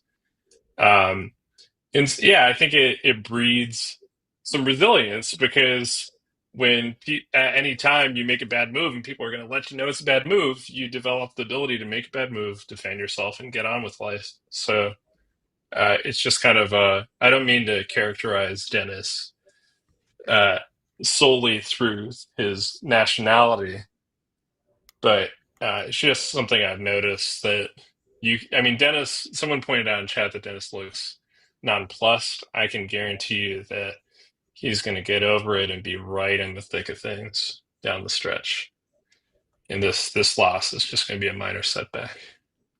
Yeah, he's not the two-time African champion for no reason. He had a series of tough, tricky, ticky-tacky kind of turns, and he made some choices that maybe we wouldn't call standard, but I don't know that there was a clear blunder made from Dennis's side, whereas I think the only clear, obvious, this was not correct move came from Josh this game, and that was just the whiff on the proper placement of standby, leaving 8 points on the table and some defense on the table. Right. Yeah, the after game chatter will be quite interesting. I imagine it will be minimal, but we'll see. That is entirely possible. Let us see. So obligatory, Matt, I don't know if I'm supposed to let you plug it, but I'm going to do it again. This is an ideal time to like and subscribe, or whatever those buttons say in your language of choice. I suppose you're probably using Anglophone YouTube, given that this is an English language Scrabble stream. There are streams of Scrabble in other languages out there in the world. There is French duplicate. The Spanish championships were streamed. I believe the German championships have been streamed. So those are findable if you choose to find them. But this is the hub for English language, high-level Scrabble. We've got the best players from all over the world for your viewing pleasure all weekend, 32 games. And this has just been the second of many juicy encounters. So get in now, get in on the ground floor, join, subscribe, hyper donate, Patreon, whatever the terms are in YouTube for giving more money to the people who make Scrabble happen, mostly out of the goodness of their heart. Yeah, we will give detailed instructions on how to make that happen when I can point at the button down underneath. But yes, all the support we can get is helpful to keep these things up and running. I see 233 people watching the stream right now. That is awesome. Thanks to each and every one of you for being here, even if you've just got us droning on in the background while you cook your breakfast or your dinner. I'm going to do what I did yesterday. One of my favorite things about Scrabble is that we get people watching from all over the world. Even if English is not necessarily the first language in your country, we respect anybody who wants to try to play Scrabble in English or in any language. And I think just the coolest part of this stream is people know my voice from all over the world. I met a woman from Istanbul last night who heard me talking, came over and was like, I know that voice. You're Matt Canik. And so anybody joining us from anywhere outside of North America, let us know where in the chat. The hours are a little bit more amenable, so we're not having some diehards up at 8 a.m. after an all-nighter marathon. But where are you joining us from? I want to hear, I want to see. I love seeing people from all around the world join in. And since I've already given you some homework, make sure you hit the thumbs up button if you haven't yet. I see a lot of us on the video. I don't see a lot of thumbs ups yet. We want to push this guy as far up the algorithm as we can. So grab your remote or your mouse or your touch screen or however you're joining us and make sure you hit a thumbs up on this video. We'll be keeping the video up all day, 8 games of Scrabble. to be showed here today. This is just round 2. Josh has played an optimal endgame. I got to give him kudos for doing that. If you're going to milk all your time with a 200-point lead, you'd better do it right. And he did. He plays Tinia and threatens 2 different high-scoring outs, FIRN down from the F in Fault, or ROIN through the O in Eurostege. So hats off to Josh. Round 2, you don't know what spread's gonna if spread is going to matter or where this placement's going to be, but he has maximized his spread in this one. Did it all right, except standby. Yeah, very nice. I have to say, I wonder if Dennis is spending a little bit of time here trying to recenter psychologically after kind of a tough game. Or if maybe just giving Josh a little bit of a dose of his own medicine with trying to calculate to perfection. And there we go. Hoang goes down for 24. Very nice. He had a bunch of different sequences, but this one is best by just 1 spread point. So hats off to him, or perhaps hoods on to him. He did a little bit more math, finally committed to the play, hit his clock, and Josh set to go out. I wouldn't be recentering myself over the board. I'd be out in the parking lot recentering myself in a different way, but I digress. I see viewers from Germany, Nigeria, Italy, England, Germany again, Nigeria, where it's 4:20 p.m. Fantastic. Thanks to all of you for joining us. We really, truly appreciate it. Thanks for being a fan of Scrabble. You will find so much high-level Scrabble on this Let's Play Scrabble channel, so make sure you subscribe if you haven't yet. Let's cut to overhead mic, see if we get a postmortem here. This is very silly. Let's move it 1 down. You had a choice? Yeah, I should have played this 1 down for like 6 more. I just played too fast. Oh. Yeah. Yeah. Oh. Yeah, shift it down. But it doesn't make any difference. I mean, yeah, in the game it wouldn't have made any difference, but it's I would just. still have played. I guess you would have played here instead of there, because the S would be shifted 1 down. Yeah, it still plays. Yeah, the bingo still plays. Yeah. You had everything. Yeah, I still drew everything, so it didn't. Yeah. 2 blanks, 4 S's, the biggies. Oh wow. Yeah. Yeah. All right. Wow. All 4 S's. That doesn't hurt. Yeah. The 4 S's, the big. This is the only thing I picked. Wow. I drew 9 out of 10 power tiles. J. X, and you got the worst one. Yeah. Jeez. So this, I had this in court. Yeah. You blocked it. What you have when you keep when you played out lie? I was like, I. Oh, the I. Okay. Yeah. So I was never C with this in court. Oh, that's nice. I knew you were not gonna leave it. Yeah, I have to kill the triple at the very least.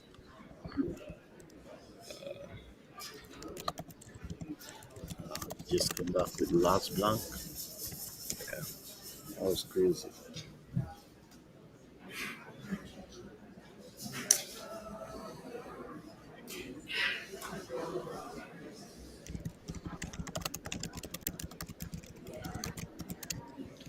All right, well, that's all she wrote in that one. North American champion Josh Castellano knocking off one of the top African players, Dennis Ike Caragor, by over 200 points, though you can see 9 out of 10 power tiles were required to do it.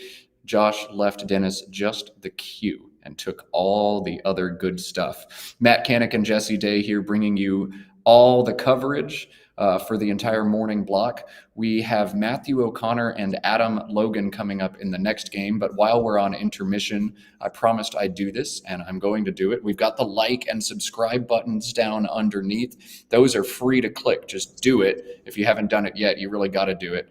One button that is not quite free is the Super Friend option.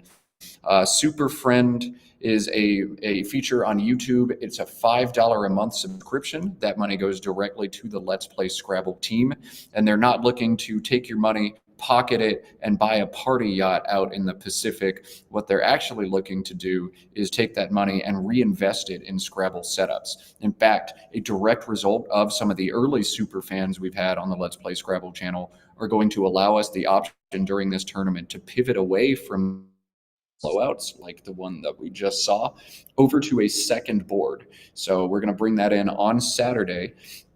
Just pivot away from the blowout so we can try to bring exciting Scrabble matchups no matter what. Every dollar that goes in as a super fan is a dollar that Josh and Kieran can use to make these streams better. So if you love watching Scrabble on the internet, if this is the highlight of your weekend, consider doing that. That money's going to go a long way. Direct contribution from observers is the way streamers can build momentum up. Josh and Kieran would appreciate it immensely. If you're not able to give or donate, totally understand. Make sure you've at least subscribed, as all the exposure we can get on the Let's Play Scrabble channel is good exposure. We saw we had a lot of viewers from all over in chat. I see another one from Chile, which is awesome. Lots of viewers from Nigeria. And Jesse, I want to give you just a little bit more of a platform to talk about where people from all over the world can play Scrabble on the internet. Yeah, if you've just discovered our community, our little world for the first time, I see a great comment in the chat. It says, have only played Scrabble a few times growing up. This is very exciting. We agree. You're in good company. And the place to play Scrabble against like-minded people and improve, study, meet friends, play against players from all over the world is woogles.io. There it is. You see it at the top. Woogles, WOOGLES.io.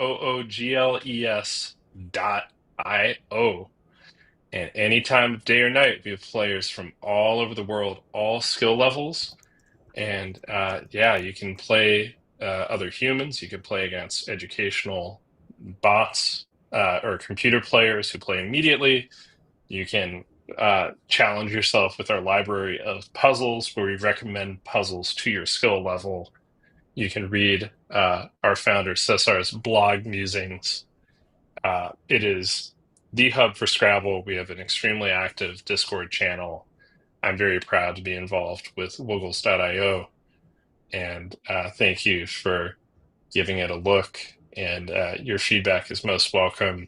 It's a passion project, crowdfunded from day one, volunteer driven, like everything in this community, and driven by the time and effort and money of passionate Scrabble lovers all over the world.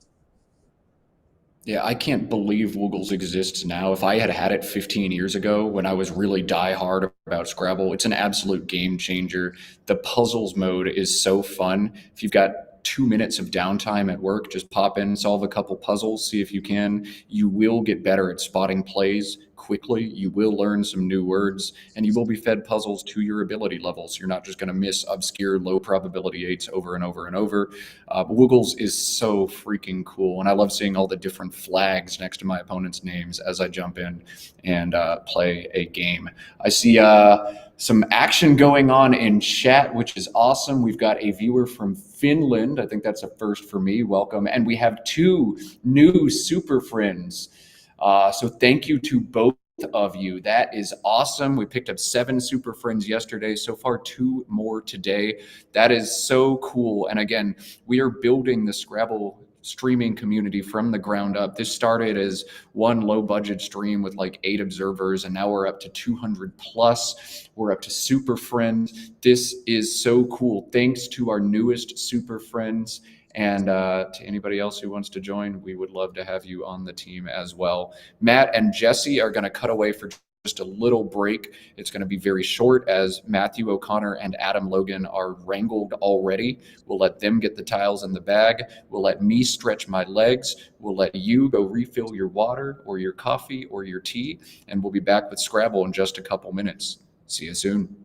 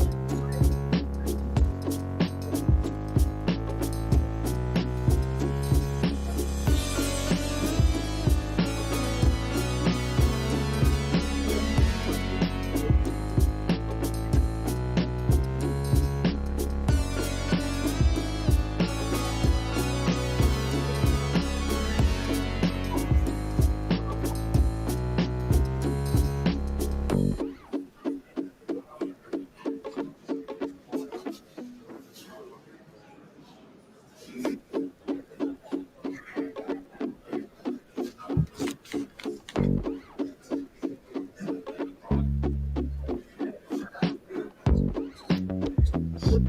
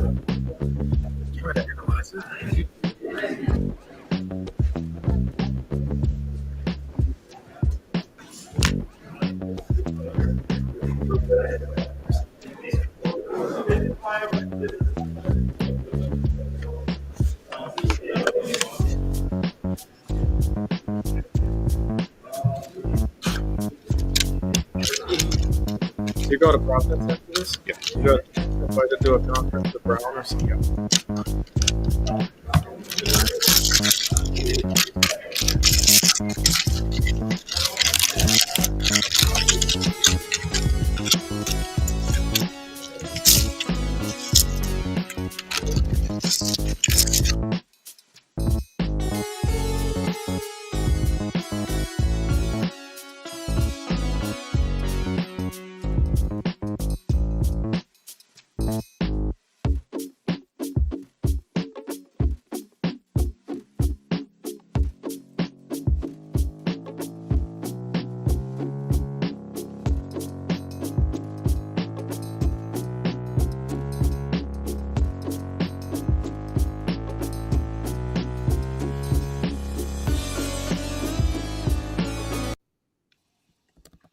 All right, folks, we are back. Thanks for your patience during that short delay. We have the players wrangled, and the players are so good for this upcoming game. Adam Logan, Matthew O'Connor.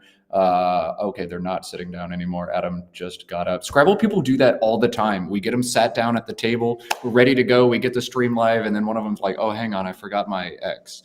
And then they walk away. And be brilliant over the board and scatterbrained at real life. So, Jesse, can you give us a little preview on either one of these players, Adam Logan or Matthew O'Connor? Absolutely. One and only one.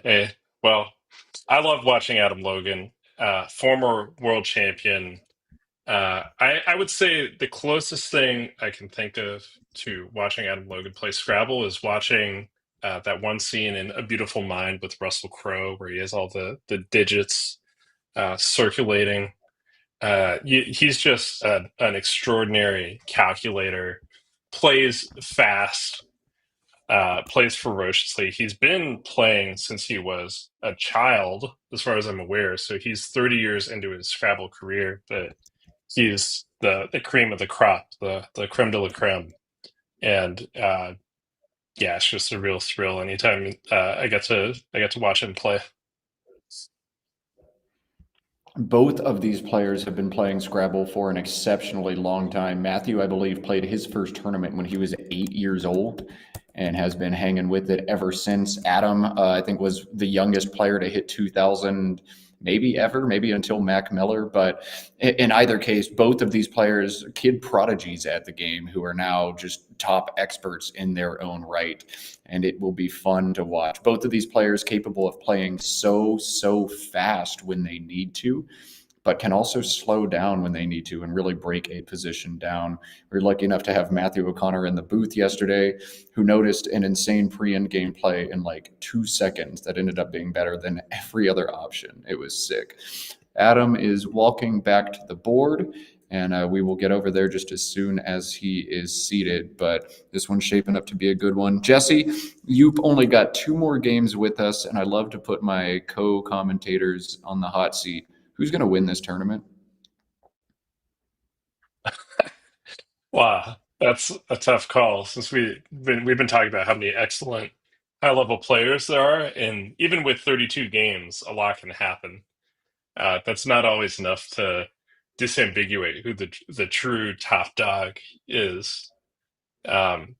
With that said, I have to say that I would love to see one of the less heralded international players make a dent, because I guess one of the fascinating things when the rest of the world comes to U.S. tournaments is we kind of get this comparison of these two player pools that don't always intersect, and a lot of times players who are unknown to an American audience come and make a ton of noise. So I would love to see a deep run from someone like Sohaib Sanullah from Pakistan, or Edgar Odamkara.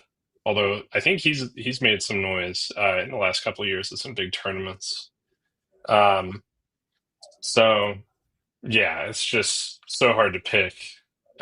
Maybe I'll give one plug for my good friend Etim, who played really well in that best of 7 stream yesterday. I was watching, spectating that, like many of you, and being able to overcome Wellington, former champion, best of 7 is no easy feat. That probably speaks to him being in form. Boy, what a weekend that would be if a Tim can take down a Wellington in a best of 7 and then win this major event with massive prize money. Let's cut over to the board. We've got Adam, we've got Matthew O'Connor. We are having a battle of the redheads. Made the best ginger win. Let's do it. Let's play Scrabble.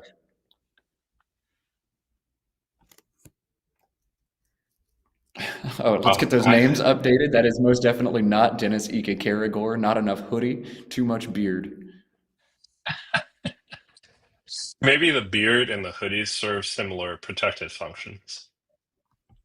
I think so. There might be something to this. Glasses also serve a facial protection function in Scrabble. You got to do something to protect your face in Scrabble, though. You can't just go out there bare. Yeah, I tend to agree with that as well. All right, So, EEINOUW, the opening poll for Adam. Owie is 14, Uoi, EUOI is 8. Jesse, you're playing through this rack, right? oh, absolutely. Although you've given Matthew O'Connor a very interesting 8-letter bingo. This is going to be fun to see if Matthew spots it. But yeah, notice that calculating speed, Adam not wasting time where on moves where he doesn't need to, and Matthew immediately Leucotic. Bam. That's actually a really nice 7-letter stem. Bingo's through a few other those. I love double C bingos. There's also some stuff like close cut, occulted, but he gets the one through that. I guess Leucotic in no time, and we're off to an explosive start. And meanwhile, Adam Logan has what is on paper not a traditionally good rack with KUV. That's UV in general is just not a great combo, but that actually has a lot of scoring potential. It's even close to some very interesting bingos like Vareniki, which is a Ukrainian dumpling variety, if you had a Y instead of that U. But meanwhile, Matthew's got a blank in hand. It's going to be an explosive start. Wow, what a pull for Matthew, threatening Bingo Bango to start this one. Adam focusing in right now on Q, KYU, making Yowie. That's 27 points, holds the nice balanced AENV. That might be his top choice here. I think there's also maybe something to be said for venue, VENUE, through the E in Leucotic. That would set up the A front hook, which could be devastating, holding the K and the Y to go with it. But Adam opting for a more standard play rather than the cute setup. Q for 27 puts him at 41 to Matt's 66. AAEIRZ blank, the post bingo draw for Matthew O'Connor. He threatens bingos on this turn. 2 playable bingos for him, each 86 points. We'll see how quickly he finds these. Yeah, that the setup potential is quite interesting. After Q, I actually don't love the board that Adam has created for himself, and I don't like the leave that much either. So venue is actually pretty interesting to me, although it would have been met probably by an 80-point immediate reply, because Matthew O'Connor could have played something like Braza making avenue. So it would have backfired, but that Q move is rather interesting. I don't know that I get it, but I also don't know if that's what I would have done. Yeah, Matthew, It, go ahead. it feels very equity to me, but equity is also fine to take sometimes. Go on for Matthew. Yeah, I think I'd be surprised if he doesn't come up with one of his bingos here. Yeah, two Although, 86 pointers, both through the C. Looks like they've been spoiled in chat, so I'll go ahead and say them out loud. One has a blank in M, it's Macarize, which means to congratulate, and one makes the blank an H, Archaize. Both 86, both string an E in a triple triple, but you've got to take that chance for 86, right, Jesse? well, with the Z play, or sorry, with the Z in hand, there's often the opportunity to score a cheap 40 or 50 points with the Z and hold a blank. That's a very common pattern when holding a Z blank combination. But as it happens, I don't see anywhere to do anything especially exciting with the Z. And yeah, he's going to take Macarize. This goes a little bit against the pattern I mentioned about opening two spots. So he could have gone with Archaize and put that A under the double letter to try to give himself some counterplay.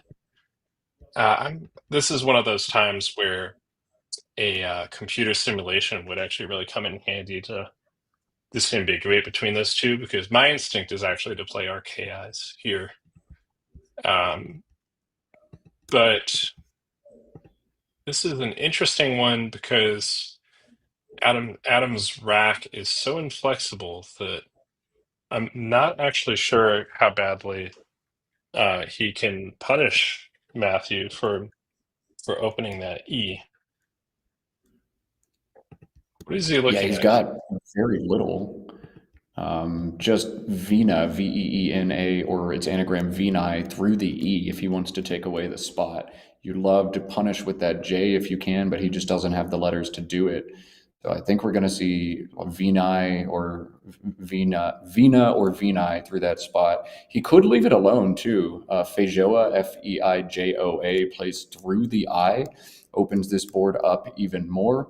That could be an option, but I don't know. I don't feel good about leaving that E in space. Yeah, the funny thing is with Matthew's rack being what it is, I think he might actually have to burn the blank if Adam leaves it open, conceivably, to cover the hot that E hot spot. That's how dangerous it is. I really would hesitate to play Vina here because the JOF leave is desperately poor. There's no real scoring spots for the J or for the F, and you'd be down 100 points on a fairly dead board. So he could even play favor to the R and try to draw a big J play through the E, or uh, yeah, it's it's pretty grim for how early in the game we are. This is pretty grim, I gotta say. But Adam is correctly investing time on this move, recognizing it's kind of a break point where if he can't come up with some kind of a concept or spirited resistance, he's just gonna lose. So he's got to come up with some kind of a kernel of a plan. Maybe one line of attack, and it's not an inspiring plan, is rather than playing Vina or Vini and opening the board to play the third word in that set, Naeve, down to the E in Macarize. It's still 36 points, but it doesn't give as much back. And you do hold, if nothing else, the consolation prize of JO and OK for 31 points. It's not awesome, but at least you're going to do something next turn and get rid of the J. So I wonder, this is tough. Does Adam want to open the board, or does he want to keep things under control until he gets better letters? Nobody better than Adam probably to watch in this situation. Yeah, I think he's just going to play Vina here and settle for having a lane on column 14 to the left of the A. And I think that makes sense. Ultimately, he could have played favor, Faver, which is more favorite or more fave. That's an interesting one in our lexicon. And that could have, then he could angle for jeton or Jeton if he drew a T. But yeah, that E is always going to get blocked somehow, but no matter what. And so I think Vina is very reasonable. And he almost, I was thinking that he could draw into, with JOF, he could draw into Geofail, Jeofail, which is an exotic Collins only word. And he very, very nearly drew into that. And at worst, he's going to be able to extricate himself from what looked like a bad rack with a good scoring play, and he's going to be right back in this. So he's kind of, I would say he's, not to say so prematurely, but it feels to me like he's navigated the storm a bit, and he's got a path back into this one. If I'm Adam, I feel great about drawing the S. I think the S to unlock Yowies is very important right now. The S to unlock Qs also very important right now. So having an S makes me feel great about clawing back into this game. Matt's got a tough turn now. GNNTVW blank. And pretty much any play you're going to make here is going to telegraph a good amount of information to Adam. But you can play Vent through the E in Leucotic for 11. You can play Twin through the I and Macarize for 14. Or you can exchange. Jesse, what do you think? Do you take an uninspiring, low-scoring play 3 consonants, and tell Adam some information about your rack? Or do you try to keep some more fog of war and exchange in this situation? Well, in my opinion, we can't exchange here.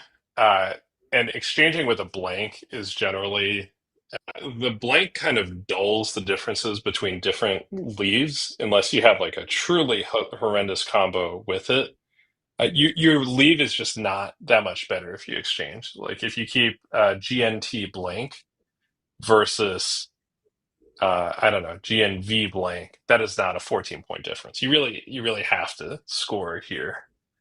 The blank kind of cures you of your rack foibles. It's the great equalizer or something like that. But in terms of what he should play, well, normally you would think about trying to play something a little more defensive, but you also have the blank yourself, so you don't really want to block and then find yourself unable to cash your blank for a bingo compared to a normal move. So with all of that temporizing aside, I kind of like maybe even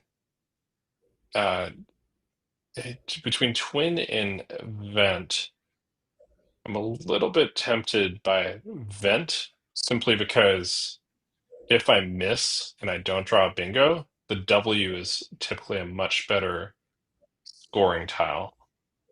Or I'm more likely to be able to extricate myself with a scoring play next turn and then bingo the turn after that. With that said, the W doesn't really go anywhere on this board either. So, Yeah, this is rough. I don't know. What I don't like about Vent through that E is it allows Adam to do stuff like DUE and Event. And that's not a high scoring play, but it is a really annoying play because that D is just going to sit in space in a game where I felt like I had good control over the board. I no longer do. And I don't want to give that option. I also like holding the V in this situation. I'm ahead. The V is a great blocking tile, the best blocking tile in all of Scrabble, save maybe the Q. So I want to have that and just be able to knock any line out. If I draw vowels, I'm going to bingo no matter what I keep, probably. So let me keep the V. Let me try to do some damage with it. Start shutting this board down. I've already drawn a bunch of good stuff. About to hit my 3rd bingo. I prefer holding the V. I think I'd play Twin, but Vent makes some sense. Twig makes even a little bit of sense. Chat is kind of clamoring for burning the blank and playing Waving for 28. What do you think about that play, Jesse? totally not. Not to be too dismissive, but it's just Yeah. not enough compensation for the blank. Typically, you should be aiming for 25 to 30 points with the blank of compensation. And yes, this rack looks quite bad, but GNW blank is a potent combo that's very often going to score 80 or 80 points on a bingo next turn, whether you're hooking a Yowie with an S bingo or you're playing down on column 14 and tripling up the W. So your future, you should not sabotage your future for a short term 12 extra points. That would be a gigantic mistake, and he is not going to do that. I agree completely. I just wanted to softball the question your way. You're not going to see Matthew O'Connor burn his blank for just 28. If the E had stayed open and venting played through the E, I think we might have actually. Oh my goodness! Wow, look at that! Look at that face of concentration. What does Adam's face say? Confusion, definite confusion. And honestly, Matthew's going to get punished for this immediately because Adam's going to play Juvies for 51, and he's going to be short like 50 points on an openish board, 3 S's unseen. Yeah, I would not do this, but Matthew maybe dialing it up a little bit for the stream. He's known to do the unorthodox. And actually, Jour is very good here. 39 points, keep it Yeah. EFS. Yeah, I mean, oh man. I mean, I would probably rather be in Adam's shoes than Matthew's shoes after this sequence. So, What a huge Matthew swing. usually gets back to me with whenever I commentate his games. He usually has a few words for me after the fact. So I can't wait to see his thought process. I mean, you should consider it. Again, it's kind of like as part of Scrabble Expert, and you don't want to tunnel just on fishing. You should consider what is the best possible thing I can do that uses the blank. I probably still would have picked Vent, Twin, something like that.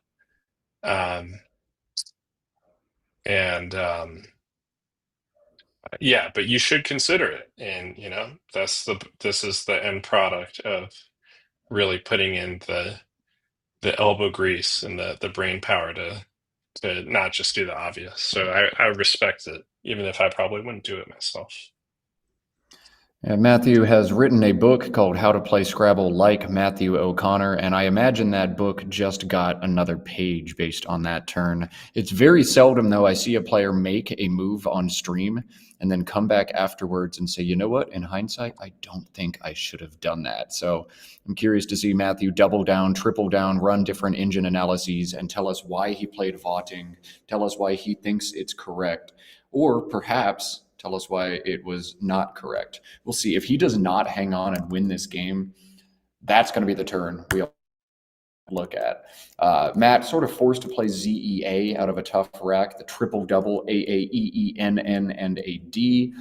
Block that line in Vina and score some points. He had to do that. And back on Adam, AAEEFLS, his move now. He trails 116 to 205.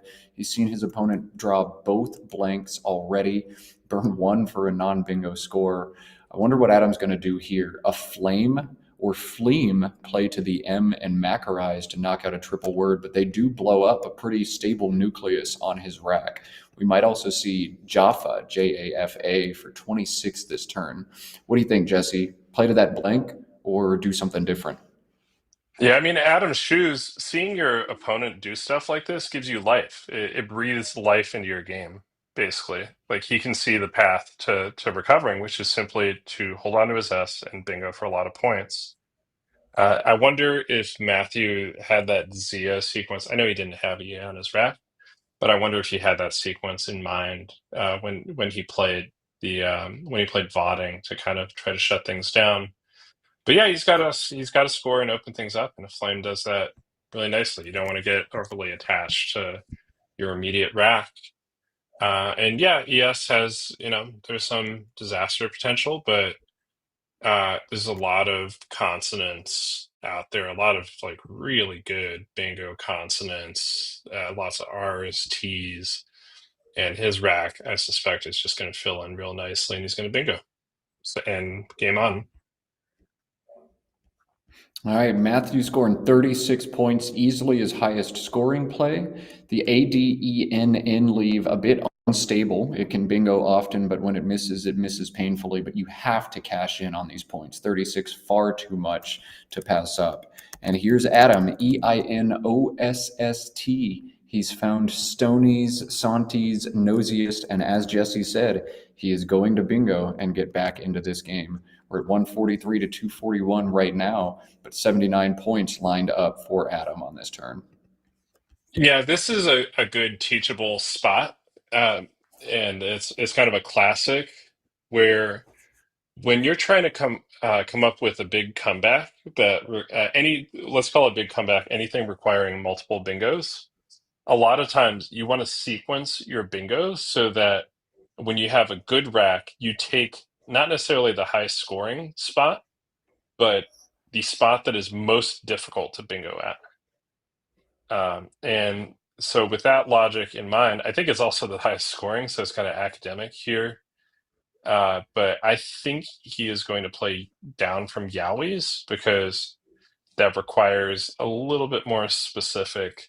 I mean, actually, the S is the most common starting letter for 7-letter bingo, so it's not crazy to draw the fourth S, or sorry, one of the other two S's and bingo later, making Yowies, but I would probably take that Yowies hook and play Stonies or Santis down. And it'll be interesting. I think a lot of the time, you probably know Matthew. Actually, Matthew could have a lot of things here. I was going to say, I don't know if there's any defensive concern. I mean, basically, your concern is you want to set up the next bingo. You're down 98. You need a bingo twice. And so, as it happens, I think Matthew's likely to respond with a bingo here. He's cleaned up his rack enough for that to happen. But I think Santis or Stonies is the bingo that makes the next bingo most likely. Yeah, I think Santis is the way to do that. Stonies is a little bit easier for Matthew to just stack 4 or 5 tiles on one or the other side of. I'm honestly a little surprised Adam has taken so long on this turn. I think even if bingos with Yowies and bingos with Qs scored the same, I would take the Yowies bingos just because that is the harder line to hit and it's going to do better things to the long-term shape of the board. If I go in and draw another S, I can fish for Qs bingos for a while. That line is unlikely to get blocked.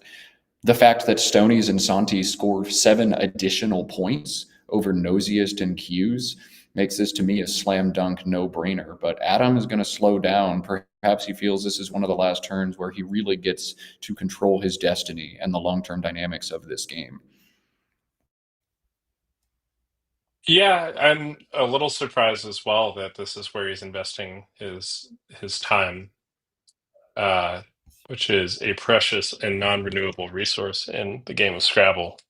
There's no increment like there is in some chess game formats.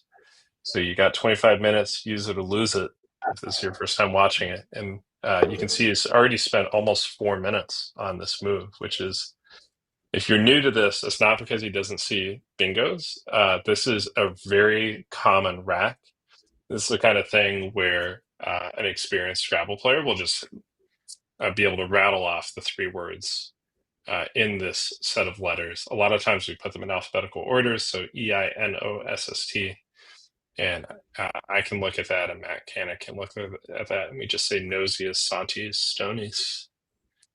And yeah, baby bingos is what they're called commonly, and all these top players have them bingo. down pat.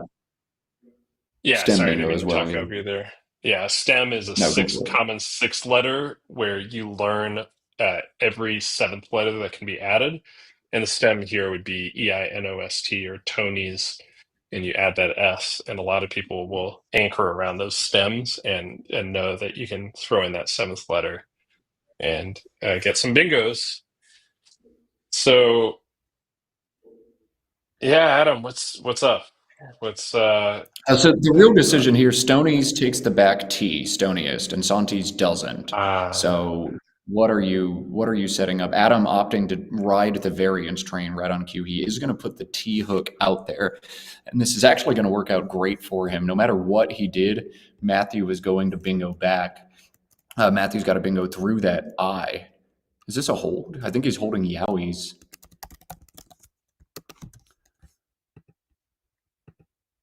Yeah, okay. we're on hold. Well, yeah, I have no problem with hold. I think everyone should challenge more. It's only in the Collins game, it's not forfeit of turn, it's only 5 points. So for me, if I see anything that I'm remotely uncertain about, you only need like a 1 in 10 chance of being correct in your challenge for it to be worthwhile. So it might look obvious to you. Yowies, of course, takes an S, but Zowie does not take an S, for instance, or Wowee, Wowee. So yeah, I prefer. A lot of people say, "Oh, but those 5 points, that could be the margin at the end of the game. That could be the difference."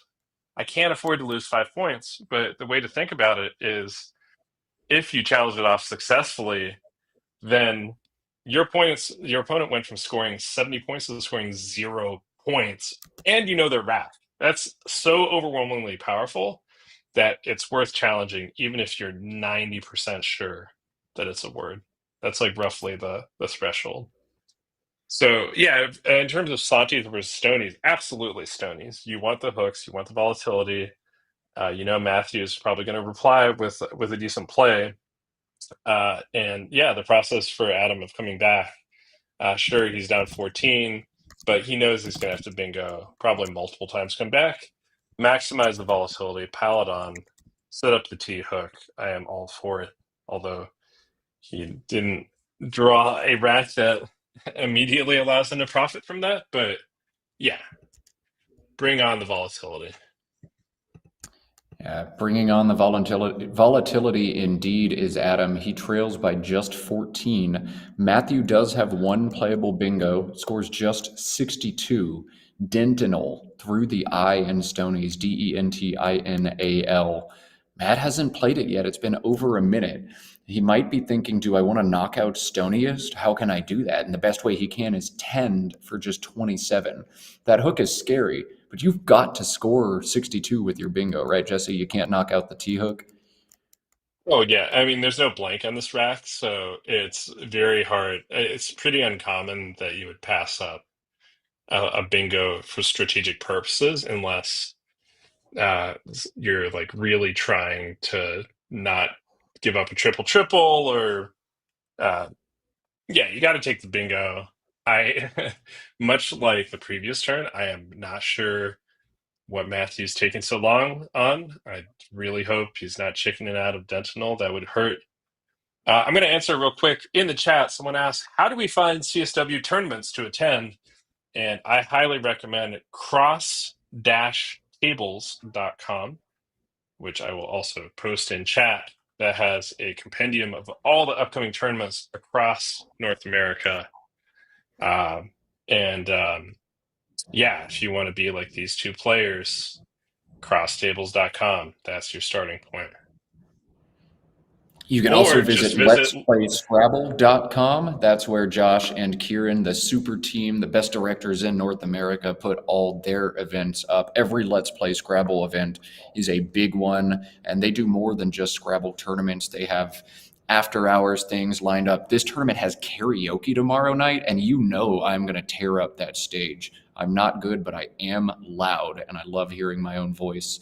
They do more than just that. They do guided walking tours of Montreal. They do group dinners. They put on Scrabble lessons. Let's Play Scrabble.com, cross-tables, places you can find tournaments all around North America. They've also got a keynote speaker at this one. Will Anderson, if you've heard of that guy on YouTube before, is going to be giving a talk about Scrabble, about what he does, about the future of the game, meet and greet. You can get his autograph. That's cool stuff too. So let's play Scrabble.com where you can get everything, including watching Matthew O'Connor probably miss a baby bingo on stream after burning a blank for 30 points.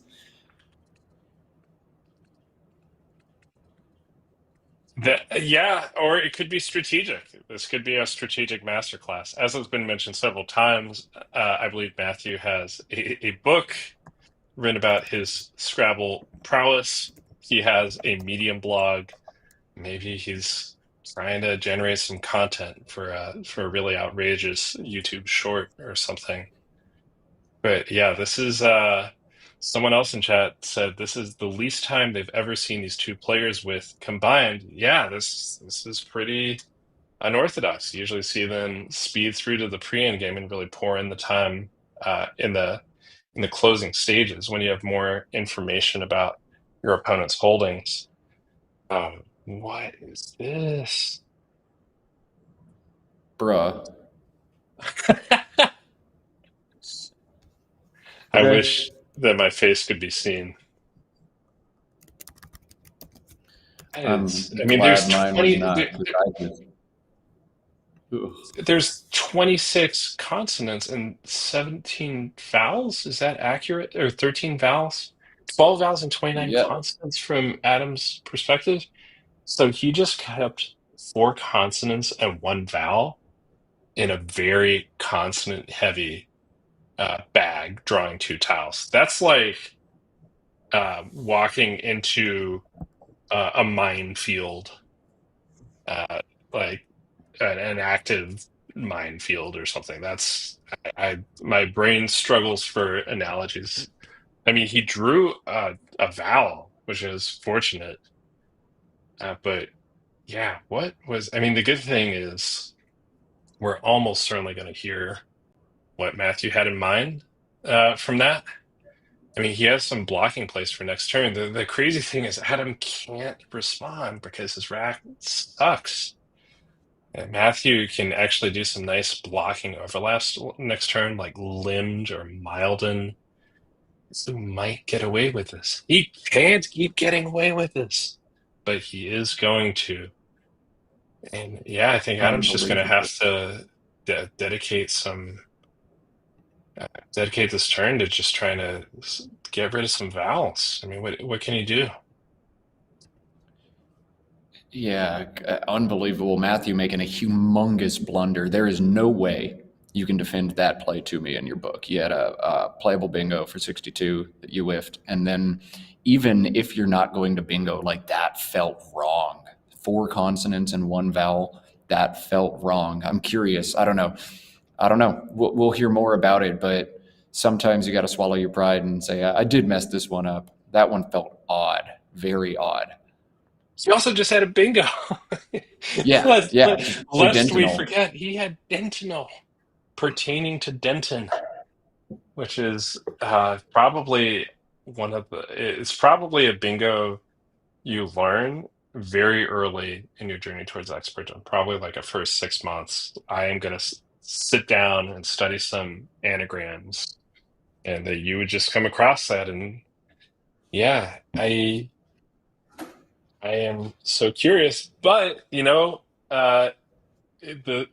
advantage for us, the viewers, is it keeps the game much more competitive because Dentinal to go up 80 or 90 and then Adam having to play through this rack, that could have gotten very lopsided very fast. So this is going to it's going to be fast and furious because they only have less than 19 minutes left between the two of them. So I'm going to have to start talking faster because they're going to start having to make a lot of moves really fast. Slam the rest of this coffee to get ready for this end game because, yeah, it is going to be a spicy one. There's no justice. Like, Matthew burns the blank for 30, then misses a bingo, and he's probably still going to win the game. I don't know. Frustrating sometimes. I think it's going to come down. I just get a feeling this one's going to come down to the wire. Found your espressos. Interesting.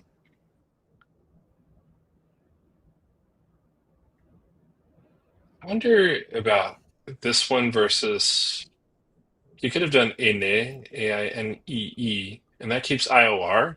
So on paper, a little that sets up a new lane, which I like. And 2 vowels to 1 consonant is generally you want to balance. So you have roughly the same number of vowels and consonants, or maybe 1 extra consonant versus how many vowels you have. And AEIR, typically 3 vowels, 1 consonant, not so good, but actually AEIR is quite potent, and there's not a lot of E's left, so I get where he came from on that. It doesn't play that well on this board. Like, he doesn't have a T for stoniest. No guarantee that E and the S are going to stay open. He doesn't have an S for Q's. So, man, Oni, I get how he played that. I don't love it. I can't say that I would probably play a nay there myself. I don't know. I hate keeping that O if I'm trying to bingo as soon as possible. That's I'd like fair. to get rid of it. It was a tricky turn, but you got to do something. Is Matt fishing again? Thinking about it, he's going to play OLM, leave the T-hook alone with 2 unseen. I suppose you can make a tell that Adam probably didn't have a T if he plays Oni for 8, and maybe the stoniest hook is yours. This is wild, though. You have demit and stoniest right now. That feels like you're taking such a big lead. It's tough to lose, and instead we're going to try to bingo. Yeah, this feels more defensible to me. I have to say that Oni is exactly the kind of move that I would make holding a T. Because if you're not holding a T or an S, then what are you going for? It's actually a little bit. I think you would be surprised that Adam has neither the S or the T. So he's really playing with fire. I mean, it's going to work for him because he has Inditer, Inditer, and he has a bingo through the S. Yeah, he has nitride and NU even if the S gets blocked, but Adam has one clear play, and it's this Rufia for 26, showing off some obscure word knowledge. That's a sick one. Adam is going to do what he can. That'll bring him up to 261, but Matt's fish hits. Inditer likely to come down for 86 points. Here it is. Yeah, don't got to think too much about this one. Matt's going to pull ahead 373 to 261. Adam desperately needs a bingo on this draw. Yeah, that hurts because I was open for multiple turns as well. I don't mind Pothead? Ulm. Oh, okay, yes. My premonition holds true, and yeah, he can do pothead to the S as well. He can do pothead's overlap, which is bad at all. Let's see if is it more points that way? Let's find out. It's the same. It's an It's the 83 in both same? spots. Yeah, but the other placement doesn't give back the plays to the triple as much, so I think I would prefer the other. You played that one a little fast in my. Then again, everyone plays fast in my book, but I think he probably should have placed pothead three spaces to the right there. But yeah, he's I think he's rewarded trying to for. put stuff out in space to, if the S gets drawn, Matt's going to play there and he's got more floaters. But Matt, play Inditer, draw the S, hit the S. He's just going to win this game by getting lucky and not by being good. I don't think pothead open. I think pothead benefits the player with the lead because it just opens such a cheap scoring plate. Oh, do you get? Oh, I was thinking long head or headlong. Nope, not quite. Yeah, I mean, you still have you had the S for KYUS, still a great lane with other potheads placement. Oh, man. Look at that draw. QXDG. Adam still has a chance. Look at the unseen pool. 2 vowels, 10 consonants, an unseen S that is still in the bag. Adam has to guess that it is. Adam's not done. Yeah, this is awesome. I mean, Whoa. Matt might just be able to score in it. Matt has Prex 26. That's probably not going to get blocked. But yeah, I mean, when the game ends, if he hasn't played that cue, then the the tiles on your rack count for double their face value. So, for instance, if the game ended right now and Adam bingoed out, then he would immediately get 10, 12, 15, 17, 19, 27, 54 points from Matthew O'Connor, and any bingo wins in the game at that point. So, yeah, this 89-point deficit could actually evaporate very fast if he can play his cards right, or his tiles, as the case may be. So what's he going to do? We know that EIRST are the 5 tiles in the bag, which is ludicrous. I think he's going to play Hogan, Hogen, through the E, and creates another bingo line. And you just have to pray that you get all the best stuff. Bibbs is a forced play. Matt can have almost any leave, and Bibbs makes sense. So you just hope that all the goodies are in the bag. You create one more line, you roll the dice. Could work. That's awesome. I think, yeah. So for newer players trying to wonder, how do I interpret this kind of pre-end game, or like how do I play through this from Adam's perspective? It takes a bit of magical thinking. When you're losing like this, you got to be an optimist, and there's a lot of bad tiles out there. But you actually, in Adam's shoes, you need to think, well, what is the sequence of events that needs to happen for me to win this game, or what do I need to happen for me to have a chance? And yeah, like Matt just said, it may well involve Hogan or even a longer play, and just hoping that you get the good stuff. I mean, the E being unseen is problematic. But yeah, if you're a pessimist here and you say, okay, I don't want to draw the Q, so so I'm just going to play 1 tile or 2 tiles.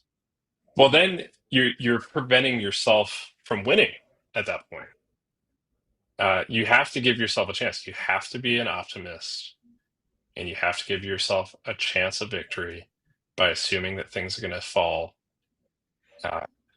perfectly for you. And the question is just, what is that sequence of events? You could also do DOH, bottom left, 30 points, brings them quite close. The problem there is the G is not good if there's not an ING bingo to play, which there isn't immediately. UC has that lined up, so he's at least considering it.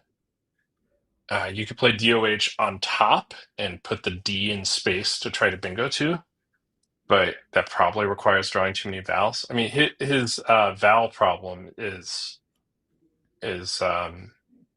the lack of vowels is challenging. And I like Hogan and hope you can draw the EI. I think that's pretty good. Gee, this one, I feel like this one depends heavily on him drawing the S and drawing a bingo to Qs, which he can definitely do. And yeah, Matthew might be in big trouble. Let's see what Adam draws. E blank or ES is going to be huge. There's the I, there's the E, there's the There it S. is. Oh my goodness, did Adam just win this game?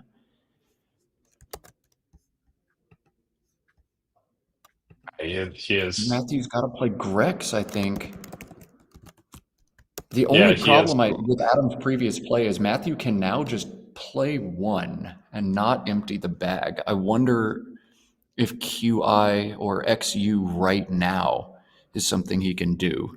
So if he empties the bag, I think he's going to lose. Yeah, but you could even reciprocate yourself. You could potentially, you don't even have to, you have so many options with Adam's rack. You have longies, which is another word for long johns or long underwear. You can do resoling, but you can also just fish again. You could just fish an O. If QI comes down over the double word score, you could do QIN. Um, for 24, you can fish an OOH 12 points. Yeah, the problem with doing that is you probably don't want to draw the Q or the X. So realistically, Adam is probably going to try to bingo and just take his chances. But well, maybe. Yeah, actually, I mean, maybe you fish the G so that if you draw the X, you still have flexions. Yeah, trying the Quackle if you're suggesting Adam, that the one tile O fish is the way for Adam to go here, wins 7 out of 8. interesting. I Assuming wonder Matthew what the plays one X tile. is. Yeah. Yeah, I mean, if in Matthew's shoes here, I think I would be very tempted to empty the bag, which is counter to standard procedure. But a lot of times when the pool is really juicy, your opponent is going to get to the bingo sooner or later. And sometimes your best chance is just to empty the bag and hope they didn't get there yet. Just hope they miss once. Like if you give someone 2 shots, you're almost guaranteed to be doomed. So I'm kind of tempted I mean, the problem is he kind of has to play the Q this turn. His best X play blocks one of the QI spots, and he could get stuck with a Q. It's pretty grim. He can try to draw the I out of the bag, but even then he doesn't have good scoring plays. It's Yeah, it's grim. I think playing 4 last turn was the move for Adam because, yeah, Matt's now able to respond with the QI. I can't tell if the QI is going to do it or not. It depends on how Adam responds and what he draws, but I think Hogan was slightly better, though. I still can't believe Adam has a chance in this game after everything that has happened. I think that book just got a whole nother chapter. This has been one of the most fascinating high-level Scrabble games that I have had the pleasure of commentating. I really, Yeah, this is awesome. I can't wait for the post-game chatter as well.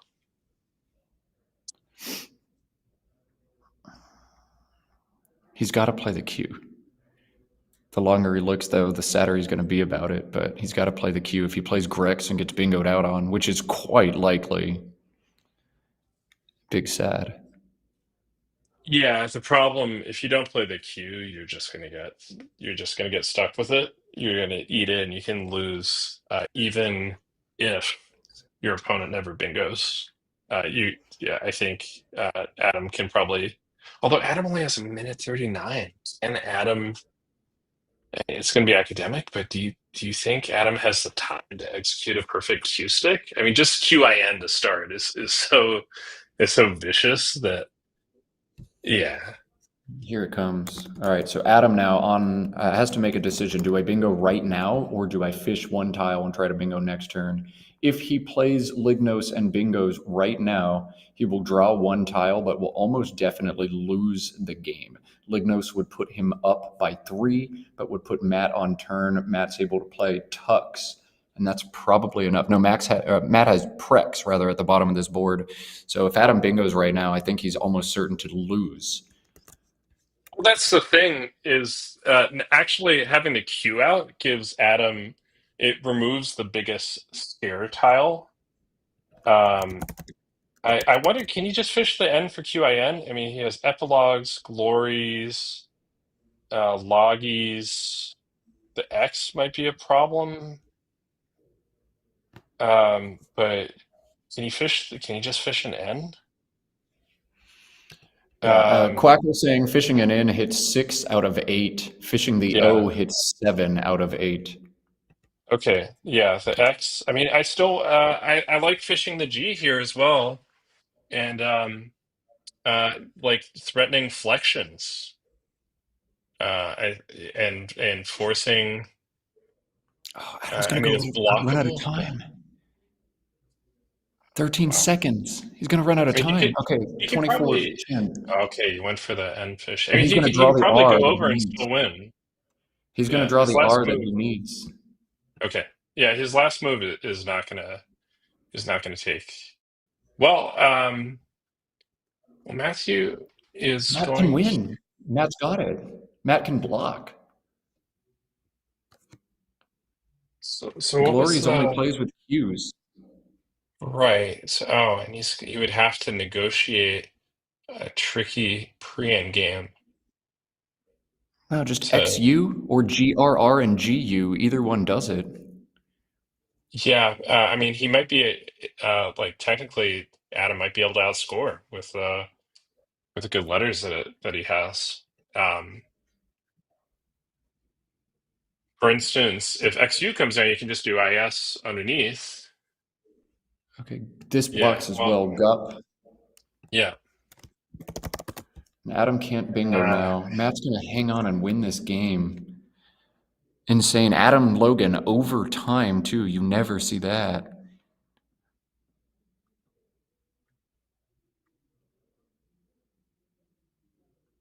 It is going to take me a lot of thinking to digest what just happened here. I think Adam not playing 4 tiles on the DOH turn allowed Matt to stall. Adam, in a time crunch, didn't do the correct fish because he just couldn't iterate all the possibilities of all the different things. And then when he draws glories, which is very likely 3 unseen Rs, he's probably going to get one. It's only got the one spot. Absolutely insane. He was right to pass the bingo, but I think he needed to fish for something else. Something that hits through the U. All right, Adam playing Grise now. Matt playing XED in 1 second. Adam going out as fast as he can, and that's it for this one. Oh my goodness, let me get all the score bugs updated. Cut to overhead Mike.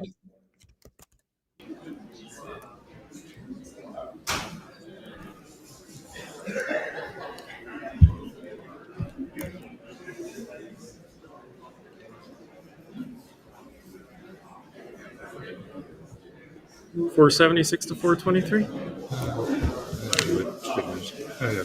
Sorry, that's 478 for you. 444. 446. No, wait a minute, 444 is correct. 444, 454, 476. Yeah, that's right.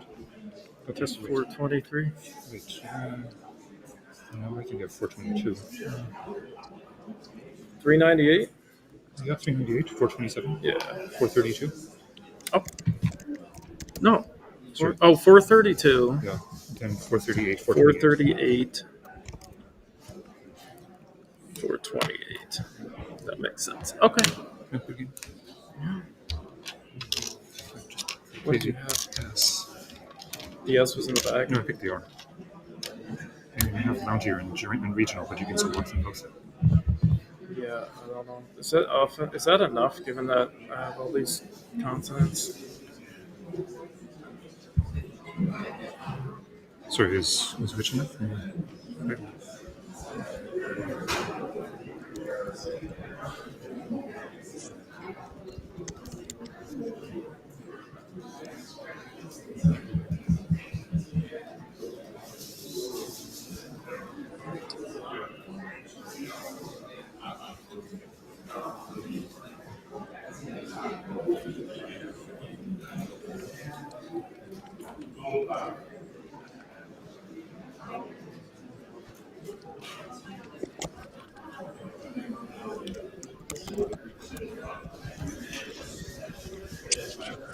I mean, it could have been good, but I'm sure to lose after that, I thought. What did I have? I don't know. I don't think that's the case. Well, given. What is it? Oh, is Lounger the only bingo?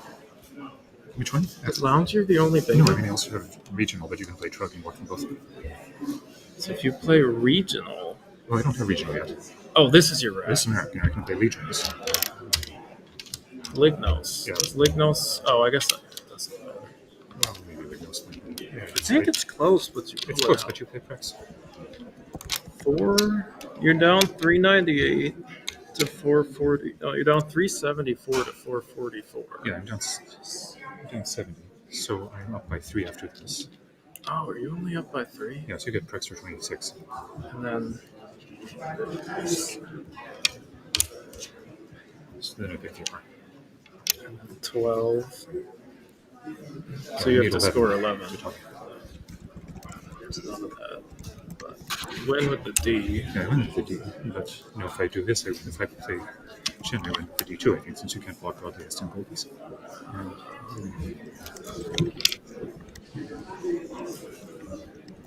I assume you kept AEIR there. Yep. I was like, what the hell? How did that happen? I was like, that can only happen with AEIR. Yeah. This was a weird turn. I kept an N. Yeah, I guess that makes sense. I was Otherwise, like- you play Twig. What? Otherwise, you play Twig, I guess. Oh, it's gonna exchange. I was gonna play Vint. I was gonna exchange. None of the options were fun, you know.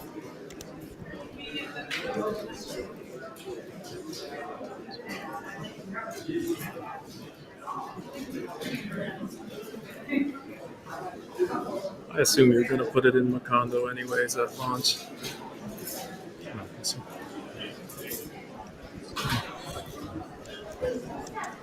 Should probably just play Sonties instead of Stonies. But I was behind. That's what because you're so far about. I mean, you're down I'm still 12. down a turn after that. Yeah, it's probably a little like, why do it? Like, you can find other ways to come back.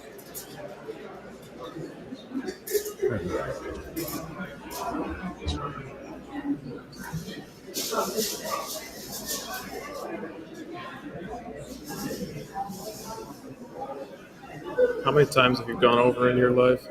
More than you think. Like 30? Maybe I don't know. What? I don't know. I haven't kept track. I've only gone overtime once.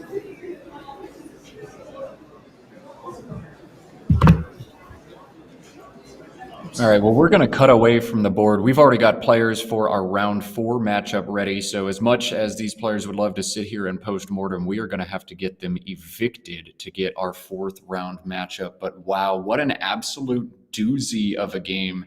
Matthew O'Connor making a strange play, cashing a blank for 30, exploding our brains, missing a high prob bingo, but holding on after an insane pre-end game to defeat Adam Logan. That one was nuts. Our next matchup is going to be awesome. Somebody who's got a lot of commentator experience in Charles Reinke will be taking on Harshan Lamabadu Surya, world champion runner-up from 2023. That one is set to be sick. Jesse, I'm going to take a little bio break. We're going to let you stretch those legs. We've got one more game with you before our lunch break. Y'all watching along, don't go anywhere. Quick little break and a sick game coming your way soon.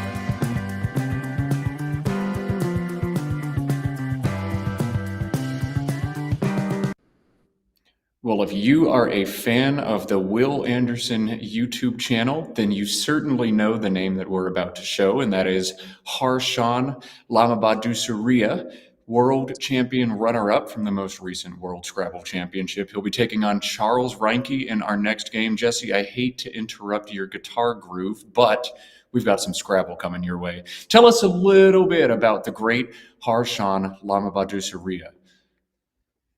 He's just been utterly dominant, right at the top for the last 5 years. Just repeatedly played the World Championship final against David Eldar twice, winning countless tournaments in the UK. It's a real privilege to have him at this tournament from the UK. I don't know how many times he set foot in the USA, at least the World Championships last year, but or 2 years ago. But yeah, it's just a thrill, and he's kind of emblematic of the British style, in my opinion, which I suspect the Brits in chat might not think they have a style, but I just see it as very fundamental and rooted in really deep word knowledge and just rock solid bingo oriented play and play finding.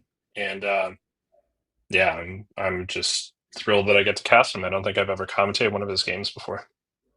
I'm no stranger to commentating Harshan after the Worlds, and I gotta say, I am stoked. Let's cut over to the board. Harshan has no pushover of an opponent. Charles Reinke, a Scrabble streamer in his own right. You can find him on Twitch at Ancient Cosmographer. He is a strong player from Wisconsin. He will put Harshan up to the test.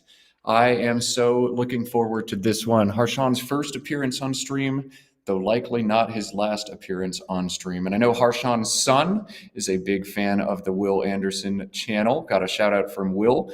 And if you're watching this stream, we want to give you a shout out as well. Cheering for your dad, but also cheering for Charles, cheering for some great Scrabble in round 4 from Albany, New York. Let's do it. Let's play Scrabble. Ooh, and a blank. Never hurts. Sideways blank alert. Sideways blank alert. Okay. We've got it set up now. Well, this is interesting. He's not going to bingo for 100. I see Zounds burning the blank. Or he could play DZO for 24, keeping the blank, and an NRU combo, which is, I would call, uninspiring. Oh, if the U hits the board, oh, Charles just has to be just salivating. Wow.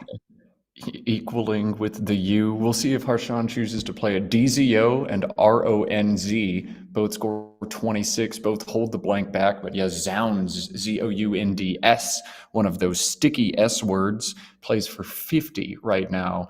I don't think it's worth playing the blank without the bonus, but we'll see what Harshan opts to do here. I could see any one of those plays coming down, DZO, Rons, or Zounds. Yeah, this is one of those classics where the classics of Scrabble commentary is something that adds a lot of suspense, where a lot of times you have these two comparable options, and then just with the quirk of fate, one of them enables a gigantic Q bingo, and the other one does not. And when you're playing, you just have to play the odds. You don't know what the tile is going to be that unlocks your opponent's rack. So yeah, you just kind of have to pick. You could do ZO too, actually, and save the D hook. I don't love that, but well, I think there's some merit to DZO. Is actually makes it kind of difficult to underlap bingos or bingo. I suspect I might hold back that D and just play ZO. But then after a point, you're giving up so many points compared to just Zounds now. Is he gonna do it? This is Set it up. But I think He's going to do it. He's circling the blank right now. Or is he looking at his score sheet? Maybe he's looking at the unseen tile distribution. Looking at a score sheet per our producer, yeah, you got to see what's still out there, the 93 remaining unseen tiles. Wow, Maybe the just doing some math. 86 in the bag pre-Endgame is real after all. This is the level Harshan is at. He solved it. It's like only solvable with quantum computing or some other kind of entanglement. It's beyond AI. But yeah, I don't think he is going to play Zounds. I still think some part of me likes Zoe, just because DZO NRU just interacts with that so poorly. Like you're never going to underlap it. NRU has disaster potential. Like what if you draw an L? What if you draw another N or another R? And NRU, the D makes that combination so much more palatable. Very tempted by ZO. I agree. Yeah, ZO just runned RUND blank feels like a better leave, but I'm so paranoid about drawing another N, another R, another U. Harshan has spent 4 minutes already on this first turn, and what a doozy of a first turn it is. Here it comes. He's playing Zounds. He's playing it vertically. He's going to burn the blank and give up equaling. Wow. That's a huge swing. Wow, Charles has to be on cloud 9 right now. And I get it because, one of the things about, like, if you keep DNRU blank, a lot of your bingos are not super pointy. I think caching the blank, I can totally see the rationale. It's just going to be an extreme. I can't believe equaling hasn't hit the board yet, actually. Is he looking for the alternative through the Z? Right. All right, there it is. Equaling going down. 72 points for Charles, and Harshan has got to stay out of his own head after that. Like, dang, I deliberated. I gave him exactly what he needed. Oh, and I burned my blank to do it. His facial expression is just precious right now. I would call that nonplussed. Oh man, He doesn't even have another letter. He doesn't have letters on his rack yet. He's 5 minutes in, and he doesn't even know what his next rack is going to. Harshan's down 5 minutes already and in his own head. This is a killer start for him, but he's got to pull himself out of it. I think managing his emotions is something he actually did so well at the World Championship. And while other players might be more prone to be on tilt after this, he's going to shake it off. He's going to do his paperwork. He's going to look at his new tiles. And the funny thing is that, managing your emotions isn't a one-time thing. It's like a continual, it just always takes work. And no matter how immune you've been in the past, you can always succumb, I've seen people I never would have expected to tilt, go off the tilt meter. I mean, pressure does strange things to the human mind. And you never, it's just like an ongoing, it's like a Zen practice. You're never actually done with it. Yeah, absolutely. There are so many ways that Scrabble can punch you in the face, and just when you think it's punched you in every way possible and you've learned how to roll with those punches, you'll get punched in a different way, a different humiliating sequence of events. Harshan with a rough pull, EHLLMRV. He's got two different variations of the same word, vermil and vermel, VERMIL. VERMELL. Both are strong options for him here on a turn where he doesn't have much else. Yeah, I think this is the kind of turn where Harshan excels, where I would expect him to find Vermel playing. HL is quite a bad combo, and I think he will find Vermel double L through the E. To me, like I talked about UK Scrabble and kind of the nuts and bolts of play finding equity. He immediately shuffles his rack away from that, of course, but I just get the feeling he's going to come up with Vermel double L. Strong word knowledge. Note has seen all the dictionaries, all the seven, has studied all the 7 and 8 letter words without a doubt, which only I mean, it's accessible to everyone these days, which is pretty cool with the study tools of 2025. But only a few players have really gotten all the way into the dictionary, and he is certainly one of them. And meanwhile, I mean, Charles's rack is also maybe even more inspiring. Take your pick. Do you like consonants or do you like having three eyes? I mean, he can kind of get through it with aiding or home or is that a word? One who helms? Yes. Helmer is valid. This is 19. I just think this is a much weaker version of vermil or vermel, but those are tricky words. Vermil with an I is only valid as a 6, Vermil. Vermel with the E, Vermell, is only valid as a 7. It must have 2 L's. And if you're even a little bit unsure of either of those spellings, perhaps you back out and make a play like Helmer, though this is definitely not the optimal play for Harshan in that situation.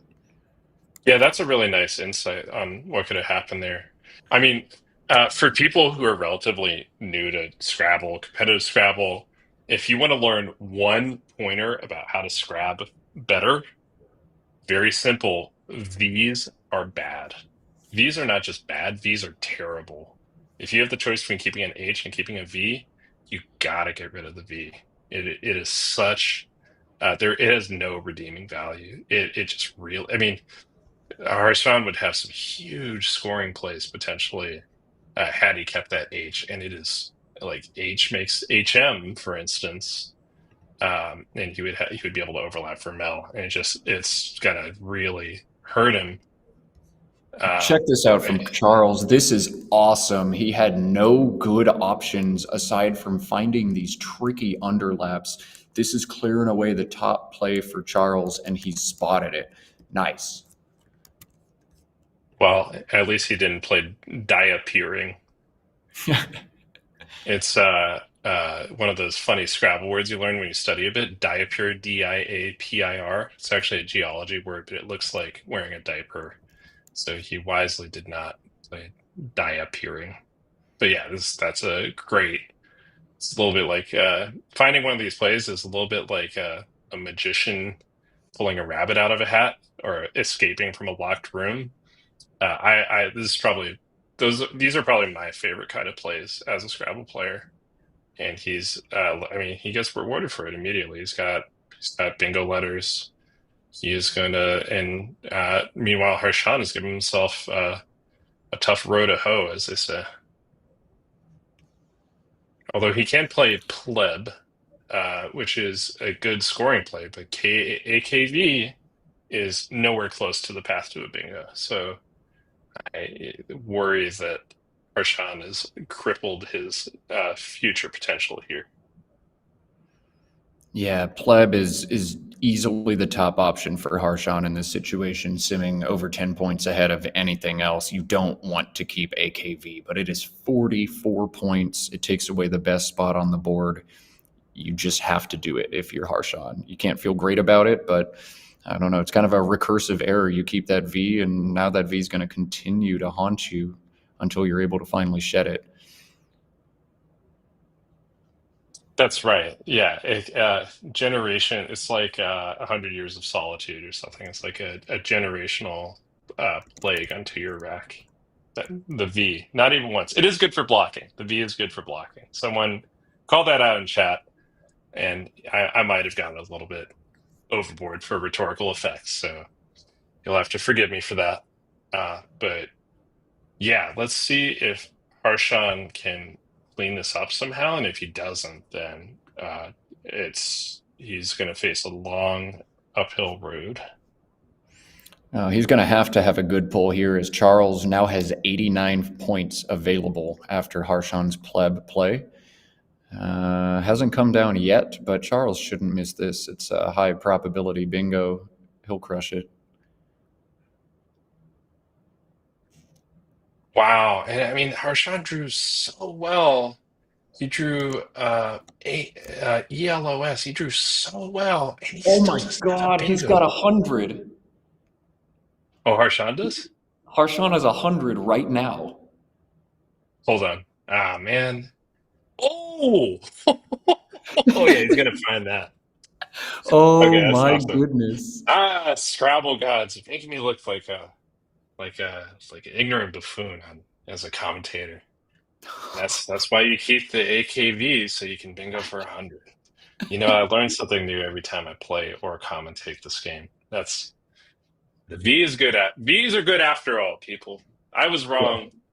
The Scrabble gods have spoken, and wait. Oh, okay, yeah.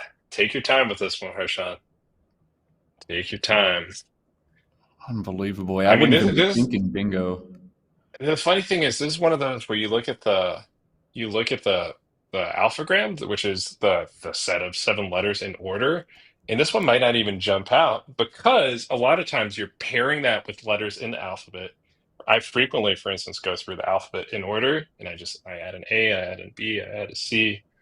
Sometimes you don't get to the end of the alphabet because that's what he needs. He needs a Z for Zelkovas, which is a kind of tree, and it will be 100 even, and it'll be the play of the day, sponsored by. I don't think we have sponsors, do we?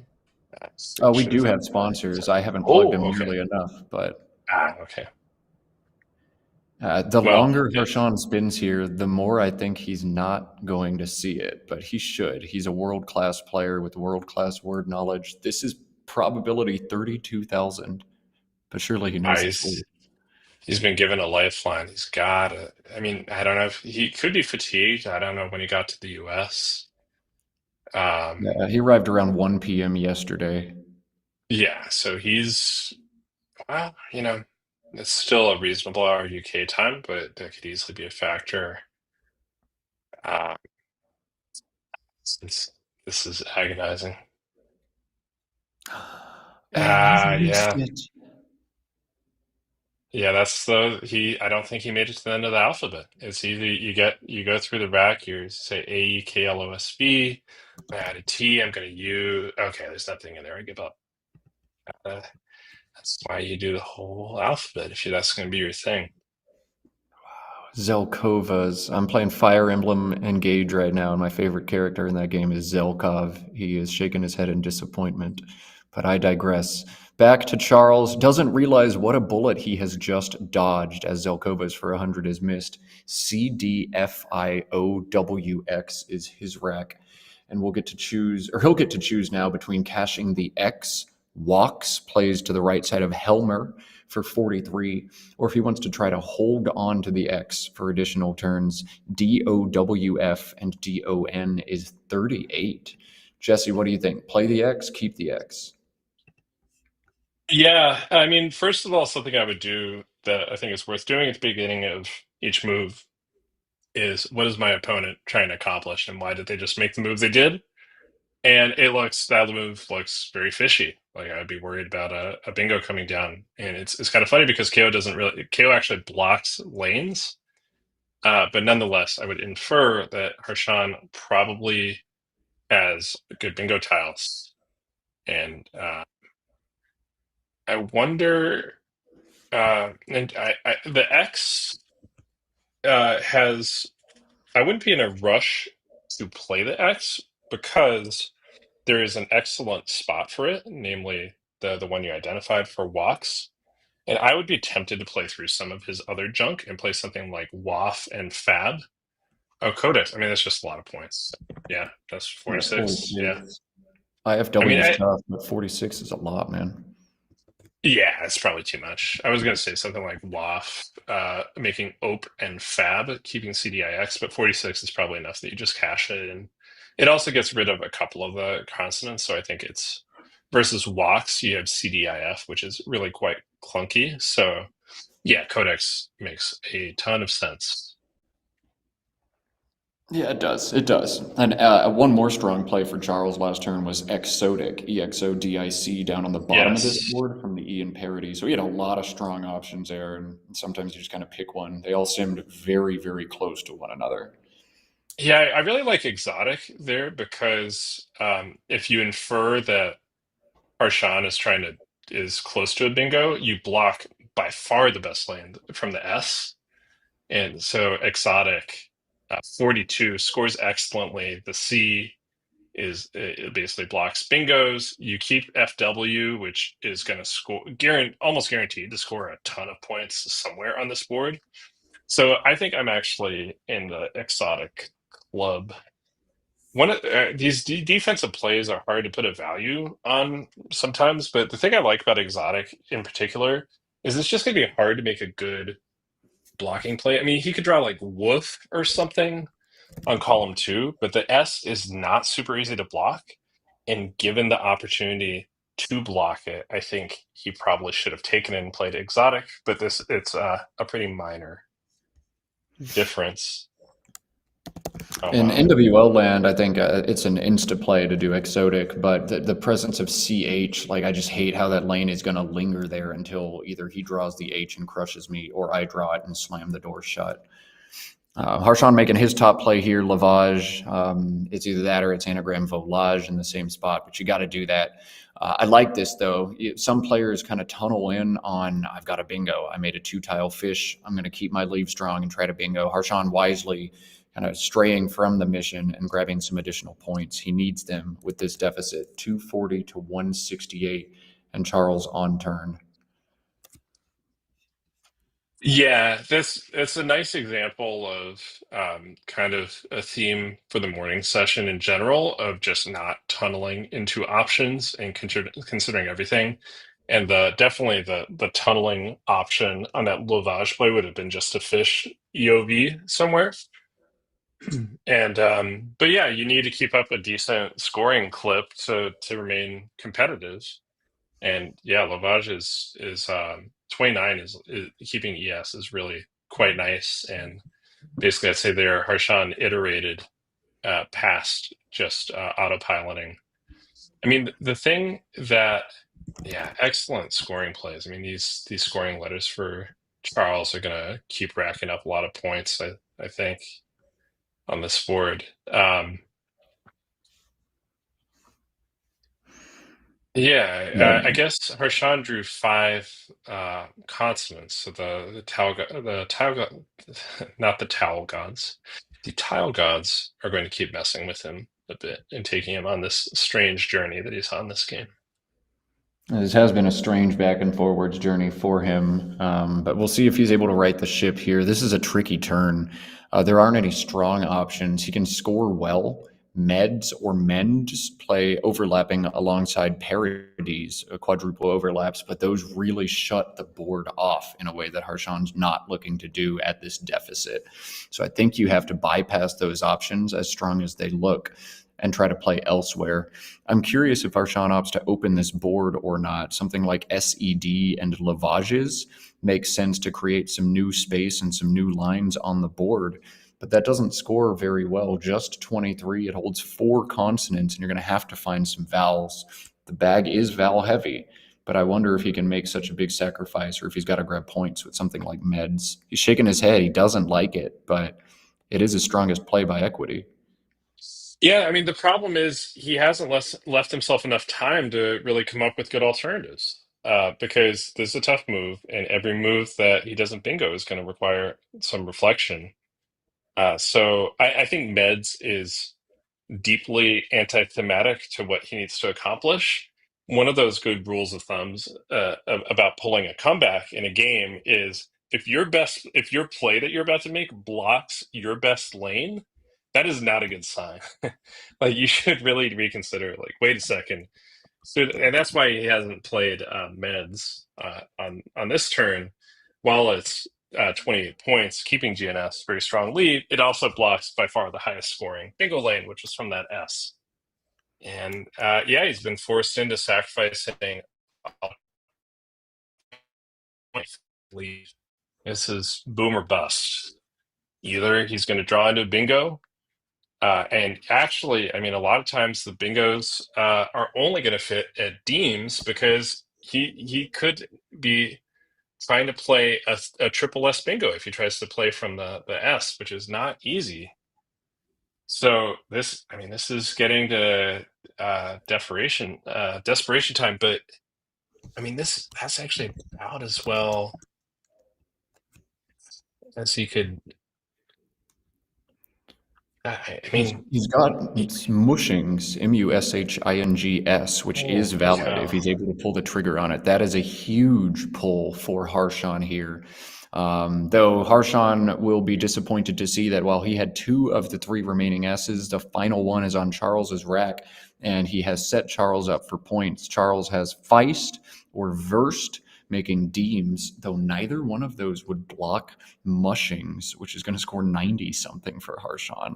I'm curious if Charles opts to block the spot. A play of FIL with a vowel heavy pool also makes a lot of sense. FIL to the L in Helmer holds ERSTV.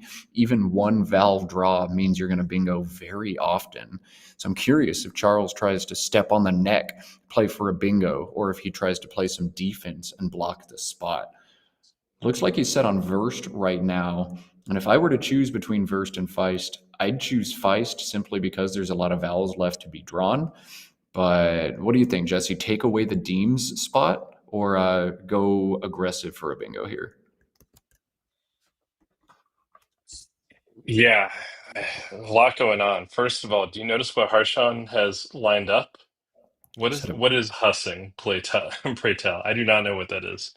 That aside, yeah, I mean, Deem telegraphs exactly what Harshawn's rack is, which is a weak S rack, not really having the blank, and kind of a bit of a desperation play that is very centered on being able to play the S. So, yeah, I think I can't play feel there. Leave it, even though I have an S, there's still 2 more S's. There's the other blank. I can't possibly not play at where Charles played, and I like playing off the V because, as is well established, I hate V's. But yeah, Harshawn gets a lifeline here. He finally gets his bingo down. This is his first bingo of the game, which how many games has Harshawn played where he takes 7 turns to get a bingo down? Can't be a lot. It looks like Harshawn is on hold. And of course, with just Yeah. 5 points for a 96-point bingo, you probably do want to challenge this. Charles is going to challenge it. So Mushing's not 96, but actually 101 points here for Harshawn. A huge pivot in this game. Yeah, he's again, you've heard my screed before about just challenging when you have any dose of uncertainty. This one I would challenge if I were 95%. I mean, the gap between 0 and 90 and getting through this nightmare sequence of turns is so massive. Like you got to challenge. If you have any doubt, I would challenge. Absolutely. Already up. Is that real? All right, yeah, you've got to challenge it unless you're 100% sure. And even then, out of principle, I think you should probably still challenge often. We will focus on Charles's turn here. A fun rack with 2 Fs. I love having both Fs together. CEIFFNR means he's going to have a number of stacking plays to the right side of parodies. NIF, RIF, or just if in that spot, score 40 or 36 if he plays just the 3-letter word. He's also got a fun extension. VERST takes a 3-letter front extension. Renverse. Which you've seen. Look at that. He's got it. He's not. It's only I don't think he's going 33. to play it, but he's got it. I think you go looking at the unseen pool and see, well, there's 2 more R's, 2 more N's, a bunch more E's. Oh my God, that unseen pool is actually scary for bingos, but I digress. Maybe you hold or you play IFF, knock out the S in parodies, and then play Renversed next turn. If you can score 36 and then 33, even if Harshawn bingos, you're probably going to hang on and win this game. That seems like a good line of attack here. But don't play Renversed first, I don't think. That CIFF combination is already doing all it can on this board right now. I say you take the spot first. No. Oh my God, steatite. Holy God. It's probably getting blocked. I don't know. If Charles plays Renverse right now, he's going to get crushed. This is the flip side of the equaling move. These minor decisions can totally change the fate of a game. But that S, still remains overwhelmingly the scariest place to bingo from. And if I were Charles, I think it's stayed open long enough. I think he's rightly going to put the clamps on it. The pool is very interesting. I think IFF could be defensible. Normally, the consonant to vowel ratio is 4-3 in the tile bag. The fact that we have 18 unseen vowels, significantly more than the consonants, is very lopsided and something that the players will definitely factor in when choosing their place. But yeah, with that said, I think tacking on the R is also reasonable. It's 4 extra points, and there are 2 more R's, so it makes a lot of sense. Yeah, there's also a blank to go in and get out of the bag, and 4 points is 4 points. Right. You just gave him 5 on mushing, so get him back. Very defensible. I think I actually would have tacked on the extra tile, either riff or niff. And I'm usually paranoid about the vowel consonant ratio. I like this from Charles, and this is likely a game-saving play for him if Steatite had come down. Harshan going to play 7 tiles, probably reach in and draw the blank after the bingo. I think Harshan would have won in most instances if Charles didn't block.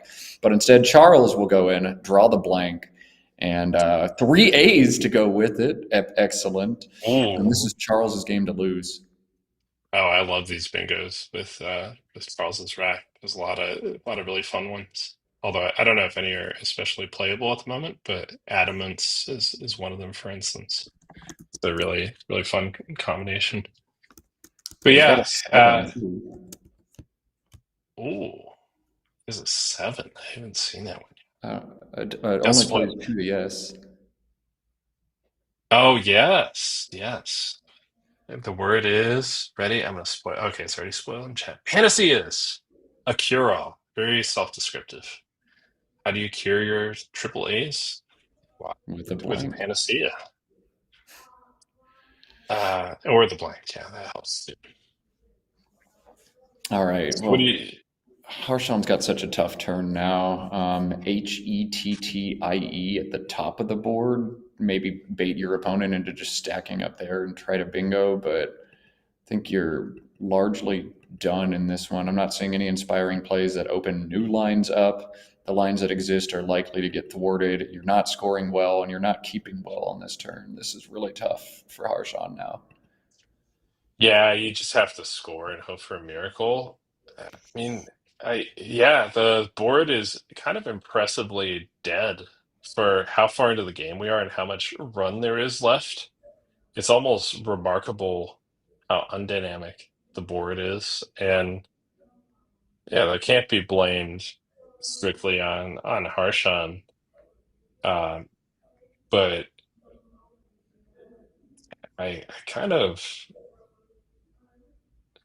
wonder that Helmer turn still bugs me. But getting past that, you kind of just keep a bingo-y keep and pray. I mean, there's not, that's kind of what you have to do. At least he's created a very good lane. And he's going to need to bingo for a lot if he's going to come back. But he's actually inadvertently just his Hail Mary has turned into an alley-oop for Charles Reinke. Yeah, Panacea now plays above the E in Dite. His highest scoring bingo on this turn is 70, and that's Panacean to the N in mushings. If you see that word, that's likely what you do. There's also Achaenia, Achaeenia, through the I in mushings, or just the 7-letter Panacea, or the boring Panaceas to the S in mushings. 4 bingos for Charles. He should find one with 12 minutes to go. He doesn't even technically need to find one if he doesn't feel like it. Just a reasonable scoring play, and he's scot-free. Scoring plays are tough when you got AAAEN, but yeah, he's got enough options. That is true, but there's also some lurking spots across the board to score some cheap points. So I think he's going to be in to be in the clear.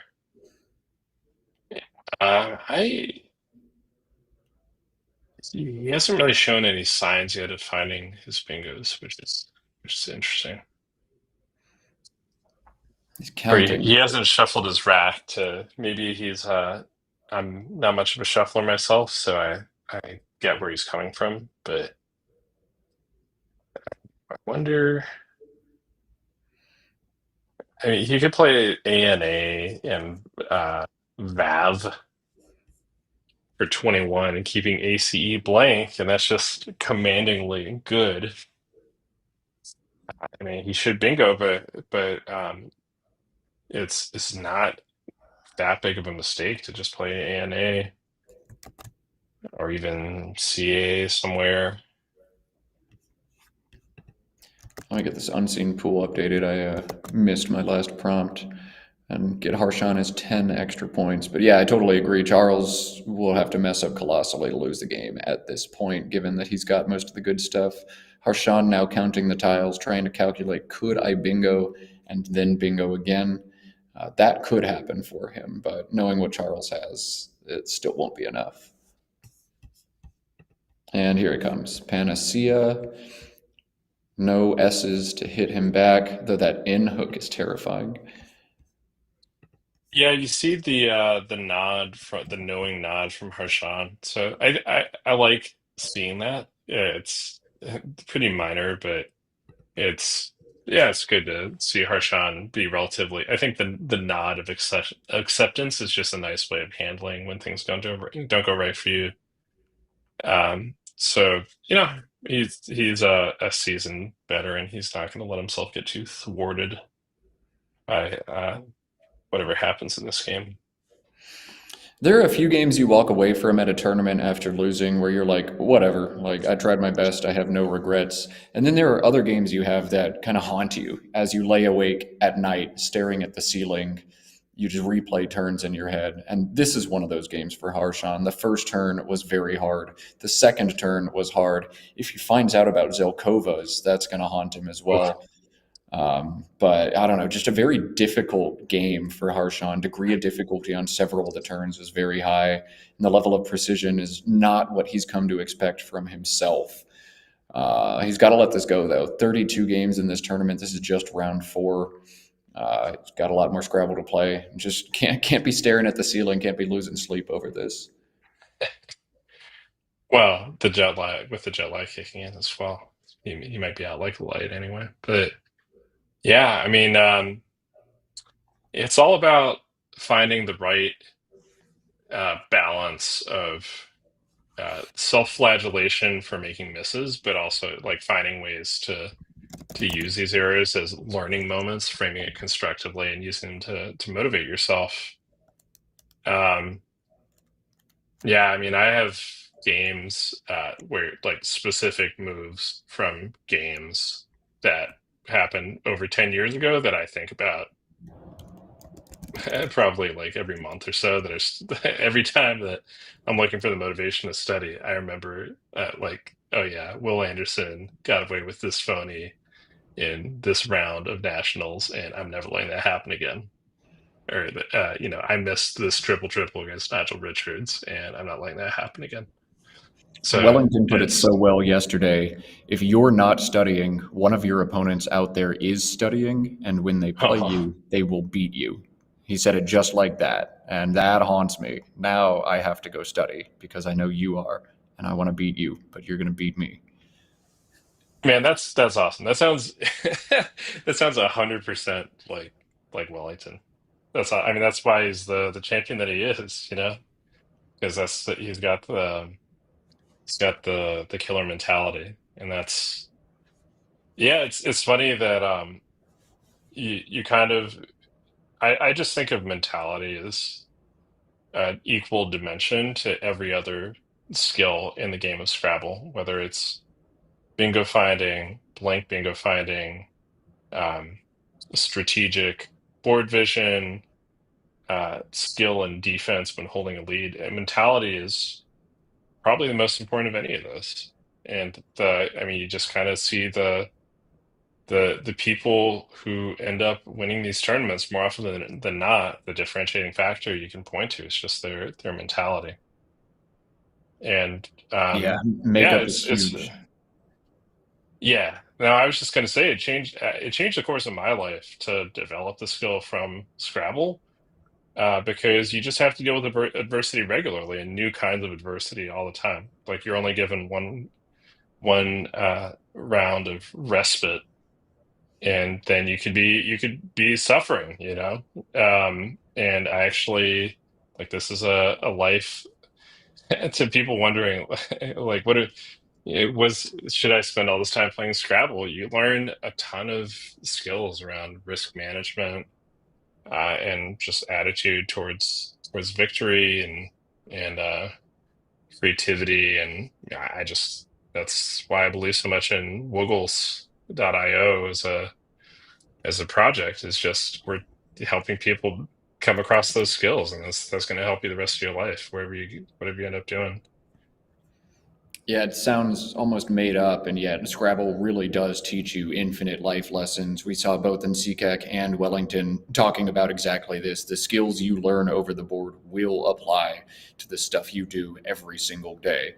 You do the best with what you're given. Sometimes you're given garbage and you just have to do your best with it. Sometimes you're given all the stuff and you really ought to score 600 with it. Make the most of every hand you're given, no matter what. There's only so much you can control, and you just control what you can control. There's so many parallels, and Scrabble is a game that will help you develop a thicker skin on top of some analytical reason. As we see a player smash himself in the head repeatedly in the background of the stream right behind Charles. That was wonderful.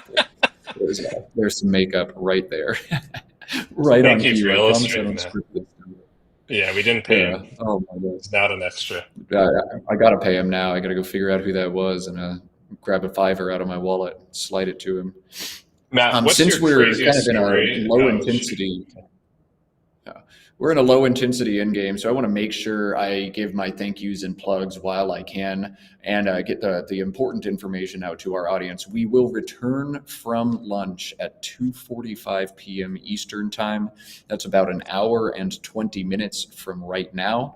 So I think the stream is going to stay up and running, and because it is, we want to make sure we have as much forward momentum as we can. We have awesome viewership numbers, 287 of you tuning in from all around the world. Please make sure you hit that thumbs up button if you haven't, so we can continue to build momentum as we hit the afternoon session. I want to give huge shout outs to people who very much deserve them. The first shout out, of course, goes to Bob Linn. Bob Linn, an American expert player, has donated $65,000 in prizes to the CSW side of things to make this the biggest CSW event we have ever seen on North American soil. Tons of prize money, has pulled tons of the top experts out from everywhere. So thank you to Bob Linn for putting on the Bob Linn Superstars Division. A huge thank you goes to the Let's Play Scrabble team of Josh Greenway and Kieran O'Connor. People thank me all the time for these streams, and I really don't do much of anything. I just sit here and talk. Josh does all the setup. He puts the gear together. He facilitates transitions and everything else. I don't know how he manages to run a tournament while running the streams, but huge thank you to Josh and to Kieran for all they do for Scrabble-related stuff. And thanks to our audience, 280 of us watching right now, we would not be streaming Scrabble unless y'all tuned in for these events. So to each and every one of you, thank you. And the final thank you goes to Jesse Day. This is the only time we're going to have you in the booth this tournament, but it is always a pleasure to have you on, Jesse. You bring so much in terms of not just insight and strategic analysis, but also the lore and the history of Scrabble, plus what it takes to be a champion, as you darn near won the world championship about a decade back. So thank you, Jesse. It was a pleasure. Yeah, I love doing this. I love what Let's Play Scrabble is doing for Scrabble coverage. We have 300 people watching. This is amazing. It's just going to increase over the course of this tournament. We have the best players in the world, and I'm just thrilled to be a part of it. I do have one parting question for you, since we have a slight amount of time. which is what's your best meltdown story? Doesn't have to be super long, but just like moment of total. I will tell you mine, but like just total losing cool. We talked about equanimity. What is the time you were in equanimous? Oh my goodness. I did the math on a game at the state championship against Chris Cree where if he had exactly one rack on his 7-tile post bingo draw, he would beat me. And it was a 1 in 72 chance. He needed to reach in and grab exactly those 7 tiles. So I rolled the dice, took the chance, 98% plus to win the game, and Chris had exactly that rack and bingoed out with Apologia to an A, and I lost it. There's just no way that that actually happened to me in real life, that he drew the 7 he needed and left the 2 he didn't in the bag. I walked out of the room so fast, and I thought I was done playing Scrabble forever at that point. 1 in 72. You got to be freaking kidding me. At the state championship, which I've wanted to win for my entire life, which Chris Cree has won 1,000 times, and it doesn't even mean anything to him, I was upset. I melted down. Now I'm older, more mature, and still just as prone to meltdown over a Scrabble board when dumb shit happens. Now give us yours, Jesse. Oh yeah, I don't know if mine is as epic, but I was just thinking, and some folks in the chat will remember this, but I remember a game against Ron Tiekert, rest in peace, great former North American champion, where I just made a terrible play, and in frustration, I was so mad that I took all of my score sheets because we write these games down on individual pieces of paper, and I, with one sweep of the arm, I brushed my entire stack of 20-ish score sheets directly into a trash can. It was actually kind of an impressive maneuver. They all went in there, and I had to retrieve them so I could properly score at the end of the game. So that was after pouting and letting them sit there for a few minutes. So that was a younger self as well. But I think it's just part of the growth process. You're just going to do things that you regret, and you just kind of got to own it. And it's a funny story now, even if I was probably upset about it at the time. Yeah. I mean, if you don't care about Scrabble, if you don't get a little bit upset when you lose, then you might not improve to the same degree. It takes a certain level of obsession to, get to the top level that you were able to reach, that I pretend like I reached every once in a while. And yeah, I mean, losing sucks when you try so hard at something. And then especially when it's your own mistake that cost you the game, that sucks even worse. True or false, Jesse? I have lit score sheets on fire after tournaments. Surely, yes. Yes, that is correct. I absolutely have. After the worst tournament, I did, in fact, burn my score sheets, so I didn't even think about annotating those games or running them through an engine. Just done. Yes. I've even seen the... he's going out. Nice. I've even seen the confiscating of other people's score sheets, not going to name names, to prevent them from obsessing overly about some poor results. So that they can properly enjoy their dinner. So anyway, yeah, let's cut to Mike overhead. Yeah. 373 to 486.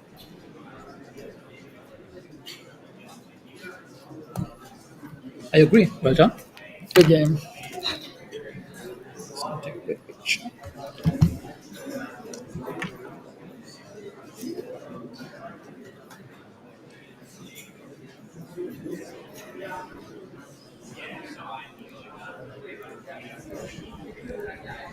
Thank you. Are you done with the board? Not too much. I never got to do Renverst. Oh, right. That was. I think I could have played it on this turn, but I needed to block, especially the S. The S was the last real big danger spot for me. So then it never came up again. Yeah. And that's about it. I guess this must have been a tough. Did you not have another Z play other than like ZO? Yeah, it's probably a mistake actually. I'll sim it when I have time. Okay. Just happy to see the U. That was Yeah, no, 100%. You know, it's like just the right time. you know these. If the U comes out, then I don't have to think, and that was actually a lot of the plays this game. It's like, oh well, I don't have to think. So I actually had a pretty good time advantage on U too, which was always helps. That is the patented sportsmanship we have come to expect and love from Harshan. A handshake, let me grab a photo. The humility, Azun's was probably a mistake. I just need to sim it. I need to learn from it. That is the makeup that we were talking about that makes a top Scrabble player. And that is why so many people root for Harshan at so many of these major events. Boy, I really hope he wins a world championship soon. We have a couple features we want to show off right now, he says as he rolls up his sleeves. That was funny. We want to show some advanced stats. This is a new feature we are piloting here, compliments of Josh Koff. And what we are doing is calculating total stats across the tournament. We are shooting for 1 million points scored in this playing room across the July 4th holiday weekend. And we are well on our way. Look at that, 140,000 points in the CSW field, 83,000 points in the WoW field. You can see those average scores. There's something going on in WoW land. The player going first has only won 42% of their games. I question this number. But these stats, as well as a number of other advanced stats, compliments of Josh Koff, who's been hanging out with us in chat on and off today. Thank you, Josh. It is super cool to be able to access next-gen stats, if you will, like this. We appreciate that. Let's cut over to standings and see. It's only 4 games through so far, but where are we at? Ben Schombrun sits atop the standings, 4-0 plus 702, bringing down the hammer. Right at his heels, though, the 2 players we featured yesterday, Nsekak and Wellington, both 4-0, as is Matthew O'Connor. With 2 other players at 3-0 right now, including Sohaib Sanullah of Pakistan. Wow, this thing, Jesse, any surprises up here early on? Yeah, there's some names that we definitely mentioned. Just the usual suspects, top players from Nigeria, people we saw playing high-level games on stream. I have to call it Enoch. I believe he's the defending All-African champion, or that might be Timi actually. So maybe he won the one before this one. But Enoch is a great player. I would love to watch him. Kevin Fraley, just monstrous results. The last national champion, also a name we really should have highlighted on the American side. But yeah, this is going to be a fascinating tournament. Yeah, I am excited to see how it shakes out. Let's pivot over to the CSW Light division. We have over 50 players in Division 2 of the CSW field, and this thing is still early on, but Heidi Robertson and Nitz Chugti sitting so far, each of them at 3-0 with an outcome yet to go. Several up-and-coming players in the field, several solid strong players in this field as well. Lindsay Shin, Terry Kang, would not surprise me if either one of them ends up winning this thing. Brian Anderson on there as well, and Charmaine Farini and Priya Fernando both atop the standings as well. Let's look over at the WoW side of things. We're not going to show any games from the WoW division, but Joey Krafchick, after going 3-4 in the early bird yesterday, 4-0 plus 877. And you know what? Hasn't texted me a blank count at all today, which makes me think he's probably drawn more than 4. David Spargo at 4-0 as well. And Carl Higby could be undefeated pending the outcome of his next game. I also want to shout out Evan Chester. That is a name you all to take note of. If you haven't yet met Evan, he is a younger dude, early 20s, has up the rankings, playing like a fiend, annotated every game he plays. He is going to get very good very fast and might make a run at this tournament. All right, let's pivot over to WoW Division B, where Ia Lezen, Sally Scalzo, Susan Blanchard, and Sid Lashley are the only remaining undefeateds many strong players in this field as well. We will continue pivoting back over here to keep everybody updated and rooting for their friends. It has been an awesome start to this tournament. Again, this is the 4th of July Albany tournament, which is usually one of the biggest and best events of the year. But this year, especially big, especially best, given the huge donation from Bob Linn supporting the CSW side of things. Jesse, this is it for you today, but what final message do you have for our viewers at home? It's just inspiring to see so much great Scrabble action. I'm sad I'm not out there myself, but for any of you watching this thinking this is cool, dive in. We've got all the great commentary that we're going to have for the next 4 days. Woogles.io, get your feet wet. We have great tools across the community, and we're a welcoming bunch. So join us. And yeah, this just makes me feel so good about the state of the game. I've seen a lot of ups and downs in 20 years, and this feels like a high point. Yeah, I feel the momentum to an absurd degree. I can't go to like any random Scrabble club without seeing a Gen Z kid there who's like, oh my God, I watch all the Scrabble on YouTube and I'm so excited and I want to try it out. If that's you, if you've seen Scrabble on the internet and you want to try it out, do. Just jump in. Start in a lower division, work your way up however much you want. We're a fun bunch sometimes. We're a rowdy bunch sometimes. We're definitely a dorky bunch all the time. But if you're watching Scrabble on the internet, so are you. Come on, come join us. Be one of us. Get on woogles.io, play some games on the internet, do some puzzles, do some word study. Make sure you hit that like and subscribe button to watch more Scrabble on the internet. And just do all the things. Jump in. Scrabble has been probably the most important thing in my life, which is words I never thought I'd say when I jumped in. But hey, it's met all my best friends, met my better half, met everybody through Scrabble. It really is a treat and a journey. With that, Jesse, I'm going to say thank you. It's always a pleasure.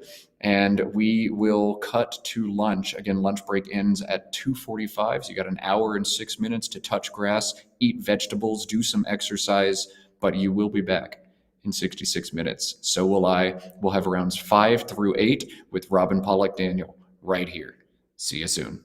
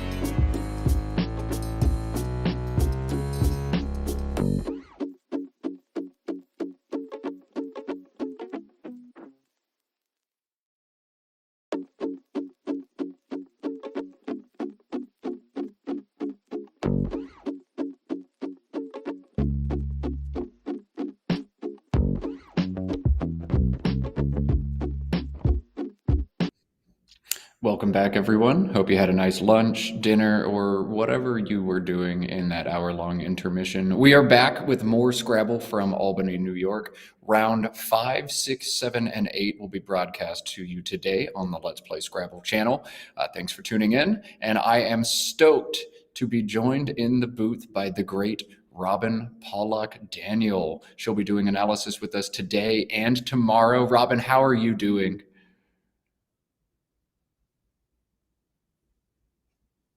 Uh-oh, I think we might have lost some sound for Robin. We're playing with some different screens, trying to figure out which windows need to be muted and which don't. We'll get Robin in just a second, but we are stoked to have her joining us all afternoon. If you don't know Robin, do a quick little Google. She's been atop the North American rating charts for a long time, always in the top 20, 25 or so.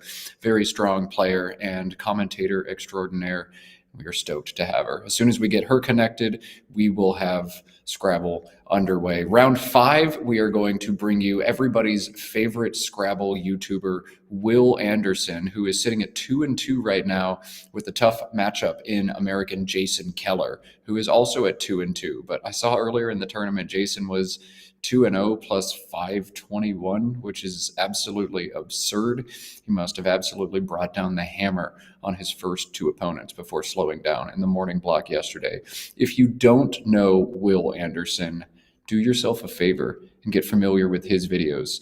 Don't click away from this stream, but maybe in a second window, open up Will Anderson. Just search on YouTube for his channel. He brings historic epic Scrabble matchups. He video logs some of his own tournament successes, highlights, and failures. Goes over historic plays and all sorts of other cool stuff. We're trying to get a hold of Robin, just getting the right screens muted.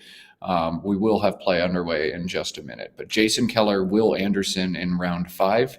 And in round 6, we're going to have Josh Sokol against Kevin Fraley in a matchup featuring some more North American players. We've got Robin back and live, so we're going to kick over to her once again. Robin, how are you doing? Oh no. Oh no. All right, we will figure out sound. We will figure out sound, I promise. We will get it all done.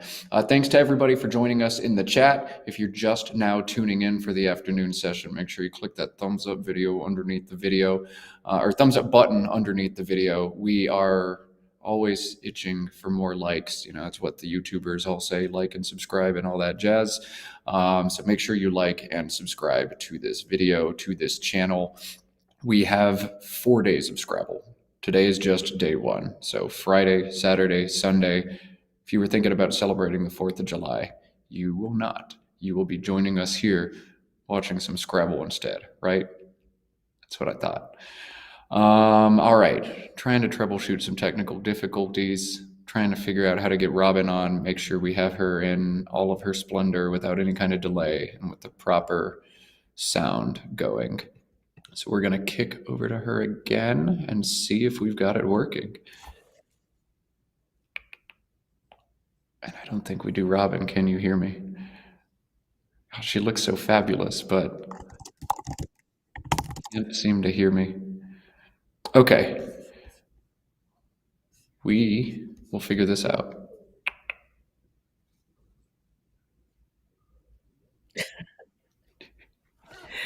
It's working great. Can you hear me, everybody? Because I'm watching 2 different screens and I'm seeing Matt talking at different times, and you can't hear me? I can hear you, Robin, but we might be on a delay. Can you hear me? We'll have to figure this out. Oh, yeah. All right. Okay, good. Okay, we're going to cut over to match preview. Oh, I finally hear my voice. Okay. Shoot. Yeah, we seem to be on a little bit of a delay. We got to fix this so we can do commentary without talking over each other. We're on a delay. Yep.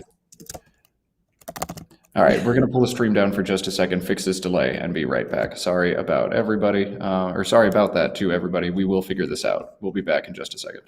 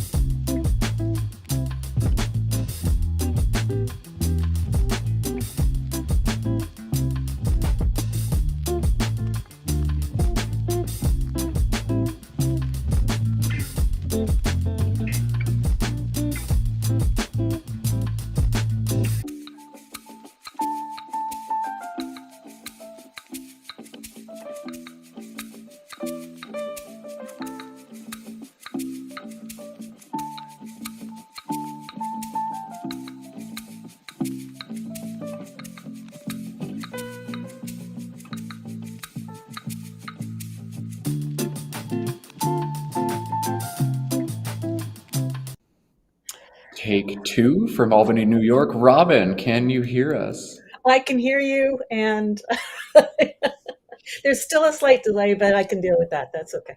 All right, yeah, small delays we can overcome. Giant delays, not so much. Robin, we are so excited to have you. If you don't know Robin Pollock Danial yet, you are in for a treat. She's been doing commentary on Scrabble since basically commentary began on Scrabble about a decade ago.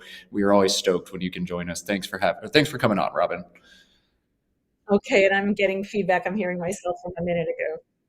Oh, geez. But that's okay. Can you hear that? I can't, but you can, and that's going to drive you And you're batty. not moving your mouth, and I'm hearing you talk. Oh my goodness. Okay. I can't believe this. We've never had a problem before. Okay. I'm going to wait for our production team. We'll see what Josh wants to do. I think we're just going to jump in. We don't want to delay the games anymore. So we'll go to preview and see what happens. All right, we're going to go to preview and see what happens. Sorry, everybody. All right, Robin, tell us a little bit about the players we see on the screen, Jason Keller and Will Anderson. What do you know about their game? Okay, but hopefully nobody can hear what I can hear in the background, which is you talking a minute ago. We cannot. Okay, that's good. So I'll just try to ignore it. You know, I worked with enough people with schizophrenia in my life that the voices in my head is normal. Sure. All right. So on the left, we see Jason Keller, who is known as Mr. Orange in Scrabble. He has a love of everything orange and of vuvuzelas, if I remember correctly. He's a brilliant player, American player. Every time I come to a tournament, he's always in the top grouping, and he's going to give Josh an incredible run for his money. Josh Anderson, I don't think needs a huge introduction to a lot of people. He's well known across YouTube. He takes the time to do a lot of thoughtful analysis. He's got a lovely sense of humor. He's got a wonderful educational style, and he's also a brilliant player. So the game is going to be something special. I said to Josh, thinking who's going to be on the screen, we have a palette of deliciousness from which to choose. This is definitely gorgeous colors. I love it. A palette of deliciousness. Well, let's not stall dessert any further. Let's dive in. Let's let these two gentlemen get underway. Let's play Scrabble. Round 5 of the Bob Linn Superstars Division. If you're just tuning in, this is a 32-game tournament spread across 4 days across this holiday weekend in America, July 4th. 32 games, $15,000 US dollars is the first prize for the winner. So huge stakes, tons of talent coming from across North America as well as from overseas, from Africa, from Pakistan, from the UK and other European countries as well. We are stoked to be here. And what a draw to start things off for Jason Keller, AEI LRS blank. Robin, are you going to take 15 minutes to find the best bingo, or are you going to bingo as fast as possible with a rack this good? So I'll tell you, we're going to have to fix this feedback because So this is a very interesting rack set. Obviously, Jason has what we call a STEM rack. So AEI LRS, serial, Ehlers, whatever, anything or any way you want to put it, it's a rise. with a blank, there are hundreds and hundreds of bingos. I went to a Worlds once where somebody had a very similar rack to start, and he literally took 10 minutes to make his play. So I 10 don't think we're minutes. going to see that, but obviously he doesn't want to put any of the vowels into the double letters. Probably he'd want to. I mean, I think the computer would disagree with me. Don't make an S hook because the computer thinks, well, you're going to pick another 7 tile, so you might pick another S. But if he could make it with a V, if he can make it with a C. So let's see what he's doing. All right, LAI blank ERS is the move we see here from Jason. I'm not familiar. I guess it's a K, Likers, Laikers is my guess here. You want to make the I think blank it's a K, absolutely. Yes, blank is a K. All right, Likers, 64 points, the opening move here from Jason. We'll get those names updated as soon as we can. That is not Harshan anymore. ACDINOO is Will's opening rack, and I think of Anconoid right away, but he's seeing something to the L, and it's conoidal. There you go. Yes, this is Will's highest scoring bingo. He had 2 available, Askanoid and Conoidal. This is 78, Askanoid just 67. Got to take the points here if you're Will, and got to feel good about the way you've started this one. Your opponent opens with a blank bingo. You're going to hit a natural, and you're going to score more points. Exactly what the doctor ordered from Mr. Anderson. EEHLNOR, the pull for Jason on the left side now, and he's got big scores from that C in the triple line. Robin, are you looking to go as long as possible here with something like echelon, or would you try to keep some of these bingo prone tiles back? I know you asked me something and I can't hear you. Oh, gotcha. A re-echo, perhaps. That was a joke, because re-echo is one of the candidates here. I'll be here all day with terrible jokes. Robin, echelon, 36 points through the C, or shorter words like Cohen, Cohen. Yeah, so that's an interesting point that you're making. And let me just close off all my tabs here because I'm trying to think how we can fix this. Oh, cool. Gotcha. That might have done it. Ooh, oh my okay. God. I hear silence. Okay, I obviously had something else open. So we have a very brilliant player, Joe Edley. When I started 40 years ago, he was like the top player. He's still one of the top players. And he's been showing in his games online very clearly that playing long early on to maximize your chances of picking the blank or the S's is the way to go. So echelon will achieve that. It will score a lot, and it will, and then you'll pick 6 new tiles with still 3 S's and a blank to come. Yeah, playing long sort of fell out of fashion over the last decade, but some of the older players have been sticking to their guns and having fantastic results. If Joe Edley tells you to do something in Scrabble, you probably should. And right on cue, Jason choosing to make the longer play, dropping echelon, 36 points for him. But if you take a look at Will's rack, Robin's about to tell you what he's threatening. Well, given my deep knowledge of Colin's words, he will make a bingo through that E. So everybody have a quick look and see if they can figure that one out, all of you Colin's players, but he's going to play it very quickly because it's a pretty simple rack. And of course, he's going to know it. It almost sounds like a new Starbucks drink. The Ventana special. Yeah, Ventana is Spanish for window, and there's some sort of window joke to be made there. It's not coming to me quick enough, but Ventanas, Colin's only bingo, Will bingos, and then bangos, both naturals. He leads 140 to 100 over Jason Keller, but Jason pulling the Y and some goodies to go with it threatens big points on this turn. One standout option for him, though. It's 40 points. Uses the N in conoidal. If he knows the word, I think he pulls the trigger on bronzy pretty quickly. I think that's a good one too. It's by far the highest scoring one. He's not going to get anything close to that. Grosjean will score 29 if I did that correctly. If he wants to, now he's Val poor.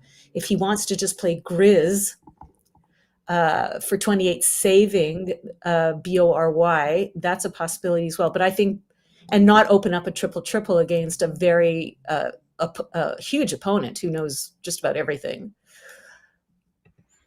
Yeah, the B is not the scariest tile to put in a triple, but the opponent, Will Anderson, is about the scariest person who could be sitting across from you if you expose a triple. He knows so many words. He is a machine, and if he draws the triple, he will find it. He's not going to miss stuff like that. Well, Will. never just a triple, and in fact, Will has to me looks like an extremely obscure word, but considering he has ing on his rack, he'll have studied all of those, and he will have a bingo off the B if he plays Bronzy. And in fact, as Natalie very correctly puts it, he's got Lingulae through the A. So he's going to, unless Jason blocks any of that A in any of the two A's. But he's not likely to do that because he's got double R's, he's got one vowel, he's behind by 40. Bronzy is a nice gutsy opening the board kind of play. I like it a lot. I would go with Bronzy. Man, Will's rack doesn't look super stellar, EGILLNU, and yet it actually hits eights through 8 different possible floaters, including the B that Robin mentioned and the A that Robin mentioned, as well as a number of other fun ones. If you are looking for a puzzle, find all 8 floaters that allow Will to bingo. There's some cool ones in there. There's one through the T that everyone should know no matter what their dictionary, because it's good in both. The K is blocked, but there would have been one through it wouldn't have played because of echelon, but there was one through the K as well. So we're doing a bit of a quiz here, but look at that board. I mean, this is what we call in Scrabble a spider board. None of these, which you'll see often in lower divisions, where the word knowledge isn't as great, you'll see a lot of these clumps of letters going in diagonals up to the, down or up the board. Here you're seeing what we call a spider pattern, where it's just like a huge web of openness. And it's, for a top player, this is candy. Yeah, just so many floaters in so many different areas. As long as you've got a good balanced rack, you are going to make some cool words and score some major points. This is why I love high-level Scrabble, because you see these awesome, wide-open boards. Jason is his spidey senses must be going off. He's going. Wow, he blocked everything. That's incredible. Gyro, not a play we saw coming, just 22 when he had 40 or 44 points available. It looks like he's trying to set up his Z here. SOZ and ZA, ZO or ZE will score at least 60 points next turn. Jason's just got to draw one of those vowels. There's an I and an I and an X and an Enough. Brutal. But he set up the X and now he can play XI at least. That's a consolation for him. Well, this is the kind of play that always just kind of deflates me when I'm playing all these fabulous players, which is such a privilege to do. But how do they know? It's is somebody feeding them in their ear that I'm about to play there? And now Jason has set up for himself Sox and XI for a huge score. So he's gone from being down by 2 bingos to now suddenly being in the driver's seat. And now Will has to do that question, do I hold on to the ing? Which is gold. Do I, is there something that I can play that will really score for me and block the board for Jason as well? This is what he has to do. This is what we're constantly having to deal with as Scrabble players is, okay, you found a good play, now find the better play. Yeah, Will has one standout option on this turn. It is a tough spot. He does not have any bingos, despite the good rack and the possibility of bingoing 3 different floaters. Nothing plays as a bingo for Will, but he does have 40 points on this turn if he's able to spot it. I'm not going to spoil this one just yet, but Quinn, right on cue in the chat, is crushing it. ULLAGING is a double-double through the AG, holds the E, scores 40. And Robin, there are other ways to keep a great leave, something like AGLU for 10, but you've got to cash in 40 here if you can, right? Absolutely. Let me see what he said. Ullaging. Oh, I see. Yes, of course, you have to do the double-double, and that's something that we should always do. So for people who are just learning how to play, you sometimes got ask yourself, where do I need to look?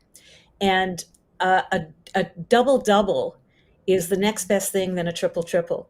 So always look for the opportunity. In this case, we have two opportunities through the AG and the NY. You're less likely to do a double-double through the NY, and it would have to be a bingo. So always give yourself an opportunity to mentally put the tiles on the board through that double-double possibility. And that's how ullaging can be found actually quite quickly.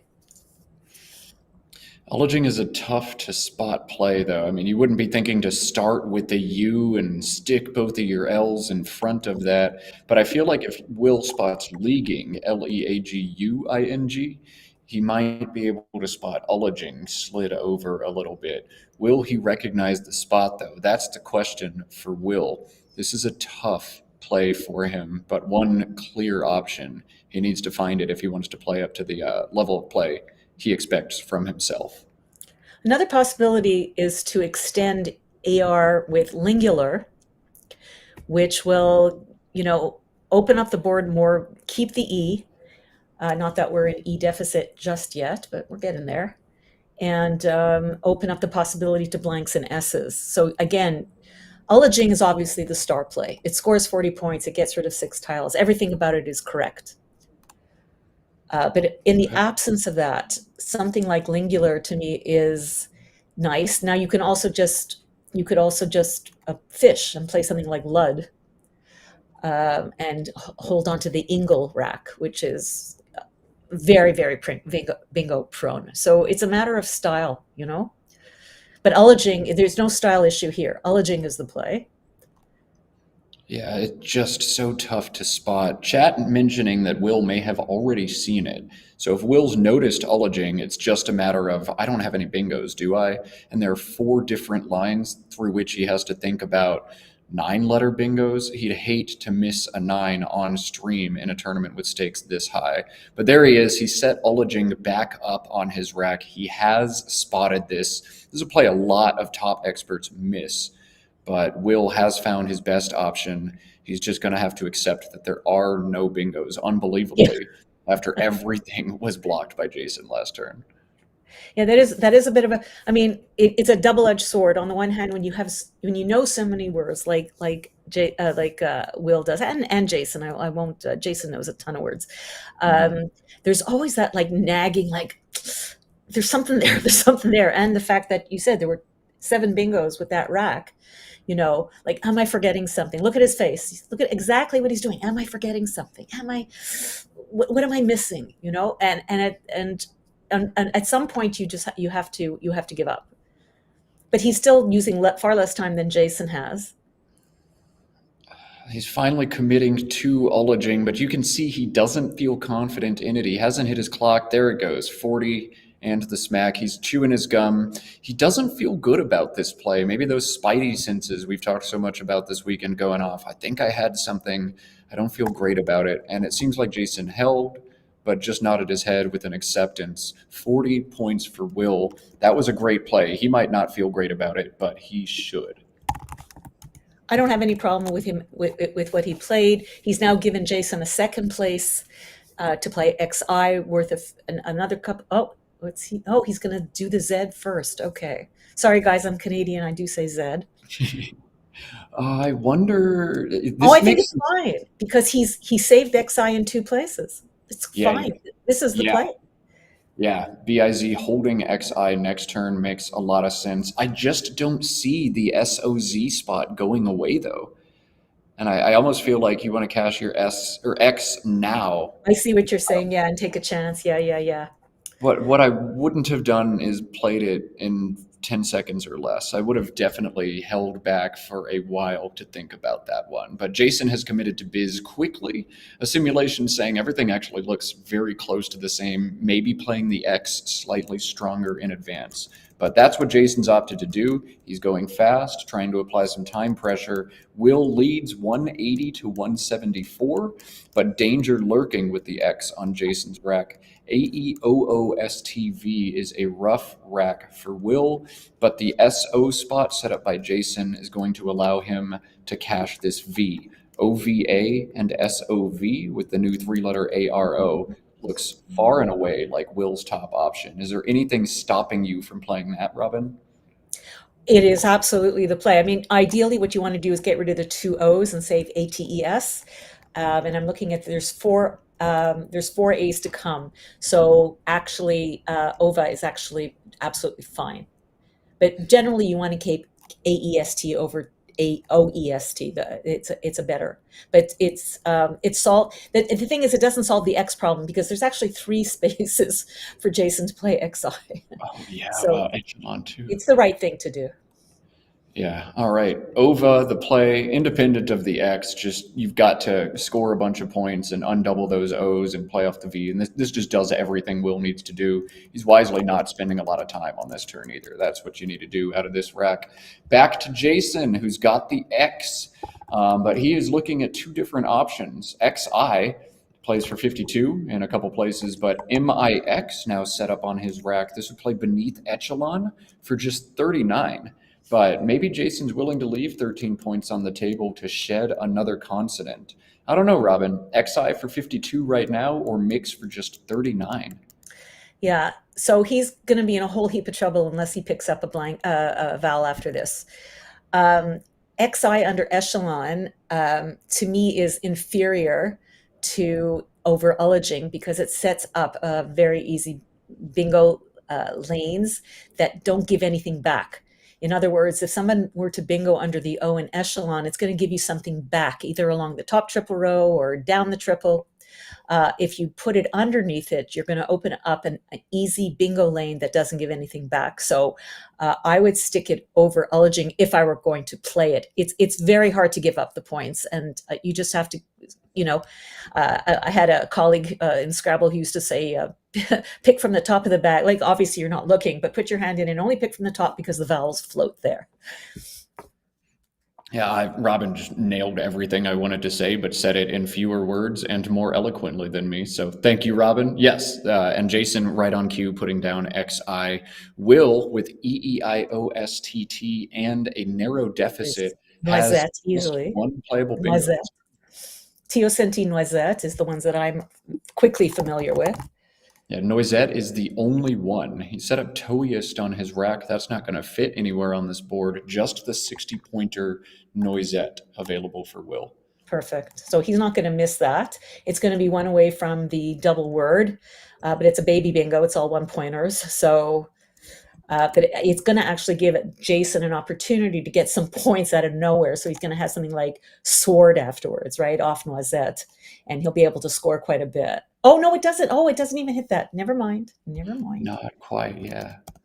Not as good as it would have been 1 away from the double, but he still can. Let's see what he's going to do. Let's see. Let's think about it. All right, yeah, Jason on move. He's got a clunky rack, but a number of high-scoring plays. D worm through the E in Noisette looks to be a pretty standard move. It's 24 holds RS, but there are higher scoring options that are tricky to spot. The 5-letter Hoord, Hoord, plays down from the H in Echelon, makes some high-scoring overlaps in there. Hoord is 34, or putting the S on the end to get rid of another consonant makes 40 points for Jason. This is a tough turn. If you spot those, it's hard to think about which of those you want to pull the trigger on. There's also merit to the play of Worm and EW beneath Noisette, setting up his S behind it. That's what Jason's tunneled in on now. Robin, what do you think? We're looking at an S setup with Worm, or is that too aggressive right now? Let's see, what's the Y situation? There's still a Y to come. Correct. I'm also looking next to OB to Biz, but you really need to get rid of 4 tiles.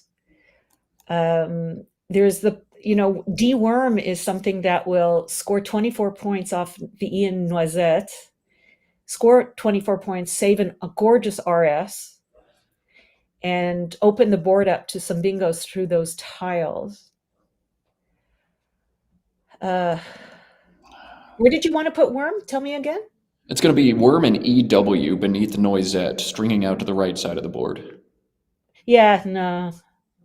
I think with No, that definitely Y not with the Y there, still unseen. No, no, no. yeah, that seems a little aggressive to me. If I get hit with that Y and just lose immediately, I'm going to be very upset at myself. I'd rather keep fighting, keep punching. D worm looks like a strong option here, or Yeah, I like hood it. if you see it. It's really nice. I see nothing off the A. I mean, if you want to hold on, I don't think you can hold on to your O. I think you have to play it, and you have to open the board with. I like D-worm a lot. What are people saying? Out faps. Oh, they're looking at. Okay, we're looking at. Oh, okay. Okay, worm down here.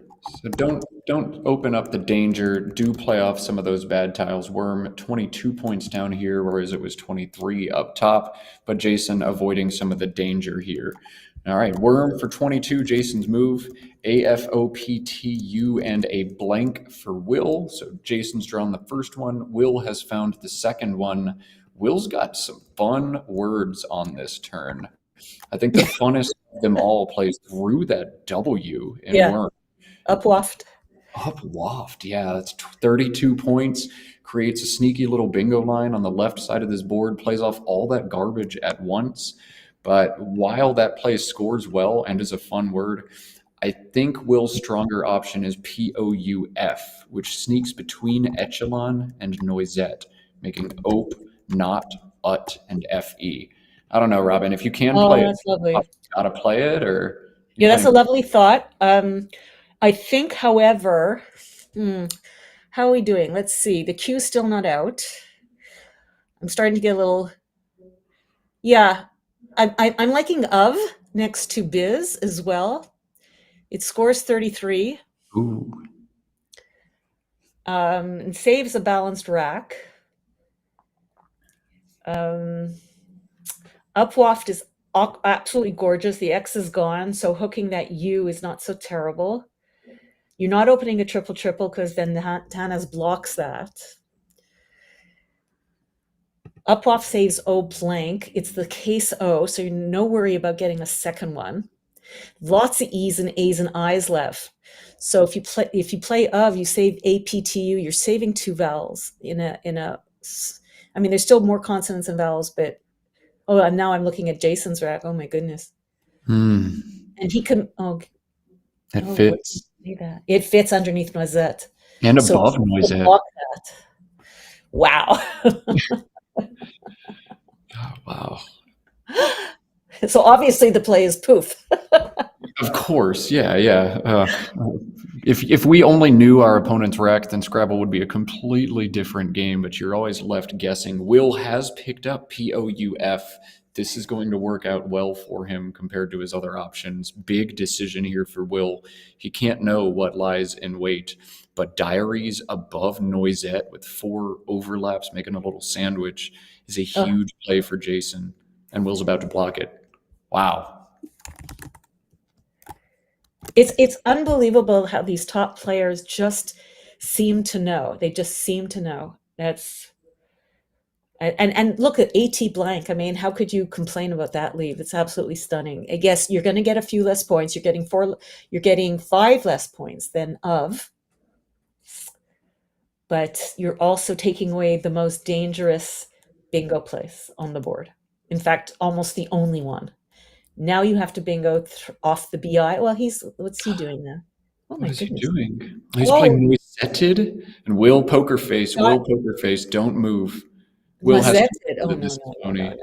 Jason trying to get a tell from Will, who's just pretending to look at his own tiles, and Will's going to immediately, yeah. Noisette is a good French word for me from Quebec, so we know it's not a verb. What is a noisette? Let's just check that I'm correct. I thought it was some sort of a nut, but let's see. Hazelnut chocolate. Yeah. That's what I think, hazelnut. So perfect. Very yeah. good. I shouldn't be afraid to say that. I knew that. Very good. All right. Now here it's a small, thick, round slice of boneless meat, according to Ulu. Interesting. We can give a shout out to our friend, our Ulu guy. Okay, okay. Well, hats off to Art Moore and hats off to Seth Lipkin for Ulu. We appreciate that. And Will's going to appreciate this free turn immensely. Though this gets crazy, you know your opponent's rack.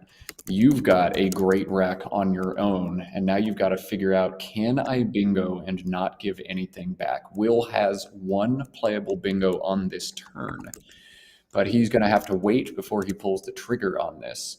Will's one playable bingo is Aurated, A-U-R-A-T-E-D, plays with 3 underlaps beneath Noisette. But if he plays Aurated there for 80, oh, he's going to play a phony to buy caudate, I think. Jason nods as if he's seen this before. This is not a word. Let's get that blank slip if we can. I think this is... Wow. I don't think it's going to get challenged. We'll see. Back-to-back phonies played in a Collins game with a 5-point challenge, and Jason has not held the play. Will is reaching into the bag, and Will, with Aurated, his only playable bingo that gives back... Okay,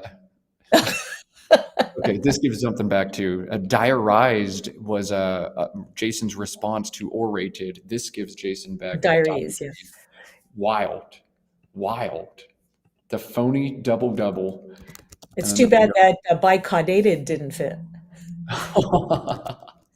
Oh my God, that would have been sick.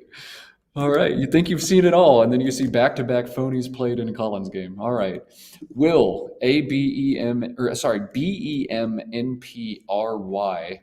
has a very fun turn here. He would love to obstruct the S in diaries that is floating out in space. He has no good plays that do that, and he has great plays elsewhere on the board. Will has 48 in the bottom corner of this board with Ambery, A-M-B-E-R-Y, holds NP, which is nice balanced, but does nothing about the floaters in space when Will has a lead. I wonder if Will's going to make a huge sacrifice to play something like Spry from that S, but he has no good options there. What do you think, Robin? Do you have to board control here, or are you scoring points?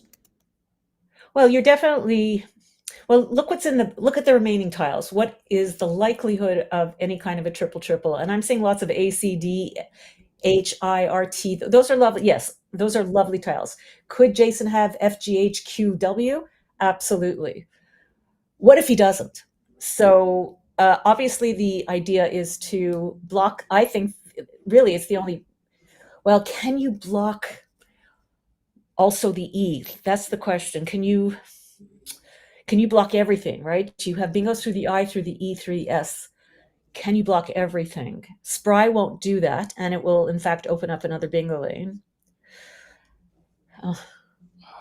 Will has one play that's odd, but I actually like more and more the longer I look at this position.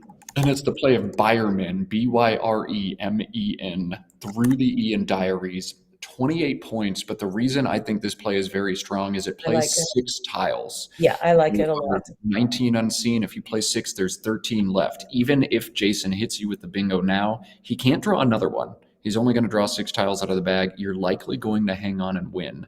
Yeah. So the bingo bango is the worst thing that can happen for you if you're Will. You can survive most bingos as long as they're not triples. So Byremen or any other 6-tile play, if he's got any. He has something else that's really good. So Byremen I like. So when you're in a situation like this, when you're up 74 points in this case, so you're up by a bingo, what you want to do is end the game as quickly as possible. You don't want to give your opponent a chance to play off 1, 2 tiles and bingo twice. So Byremen blocks the triple and achieves that beautifully. It saves, I hate the P, that your thing is the G, mine's the P, but it does everything you want it to do. It hastens the end of the game. It plays off a lot of tiles. It scores and it blocks the triple. Check, check, check, check.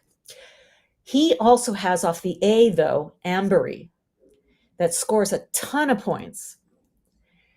And 6, 9, 10, 11, 12, 13, 48 points, puts him up by 2 solid bingos, which a triple might evaporate. So I think I'm going to go with Byremen personally.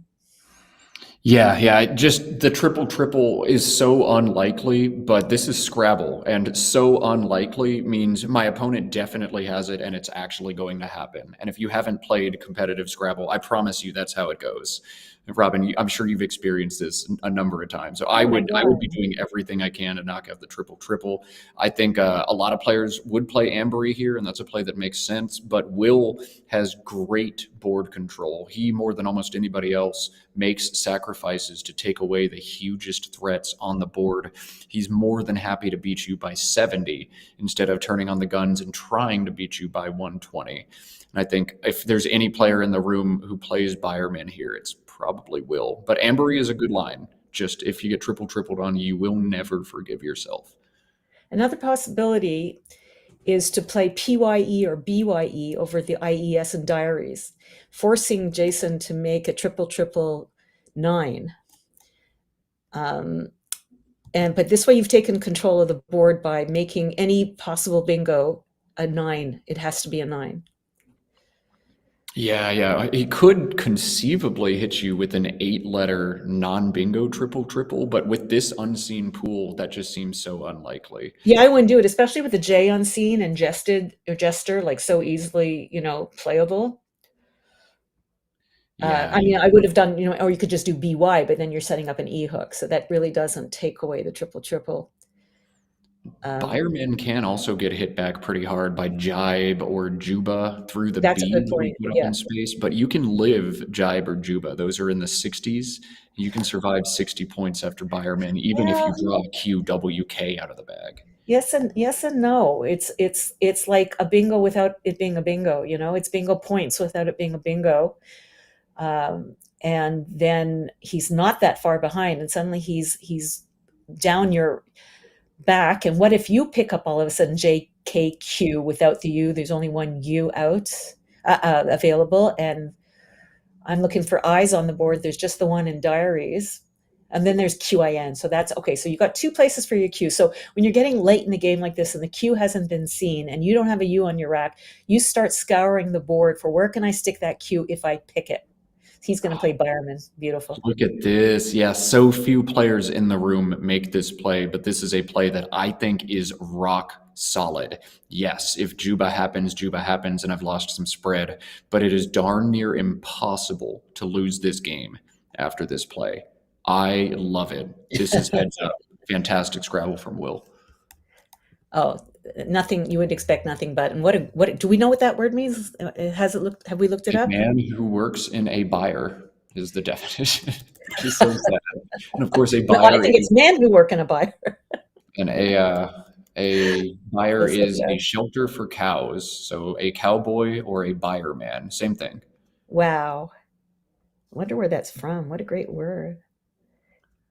Yeah, Collins But only. how deep are you stunning that you have this word in your head? I mean, that's pretty. A farm servant who tends cows. Yeah. Wow. I think Will knows all of the words, and I think Will went ahead and started studying 9s because he's learned everything 2 through 8 already. So how Right. deep are you studying? Well, all of them is the answer for Will. Don't ask me how deep I study. I'm a washed up has-been, but that is You're impressive. not. You could say that about me. I've been playing for over 40 years, but I still intend to come to nationals and try not to embarrass myself. So look what Will has done. He's avoided everything bad. He's picked up a beautiful balanced rack. He's picked up that last U. He hasn't picked up the F or the Q. And he's got a nice, lovely rack. So I think he's knowing that he's in really, really good shape. Yeah, Jason's got to feel pretty sunk here. I think the one saving grace is I see some clunk. I see F, H, K, P, Q. If I could throw a Hail Mary out, hope that the Q is on Will's rack and that the U is in the bag and Will doesn't have it, and things might get kind of spicy for him here. I might try to play underneath the IN in Ullaging or something and take away that QI spot, but maybe you play for a Q stick here. Maybe that's your last shot. I don't know. Grasping at straws here is Jason. No, what Jason needs is a huge J play followed by a Q stick, followed by picking up a balanced rack, followed by, like it's just too much with too little time left. But he's keeping the B open for the J. I have no question about that. Yeah, exactly what he needs to do, but he needed to draw the U for Juba, and it needs to not get blocked. Neither of those is going to happen. Will's got the Q, and he's got a very strong play at the top of this board. KIBE is 45, and basically a slam dunk game over from Will. Right. So, and then the question does become, yes, you have the U, but what good is it? Let me see what's on the board. What can I do with it? I'm giving up my I. Oh, he's got quid if he has to off biz. So, and then he's got QIN. So there's no problem. The Q is not an issue for Will whatsoever. For Jason, he has to just completely forget about the Q. He's just got to, can he make the board volatile at all? And there's so few tiles left. I think.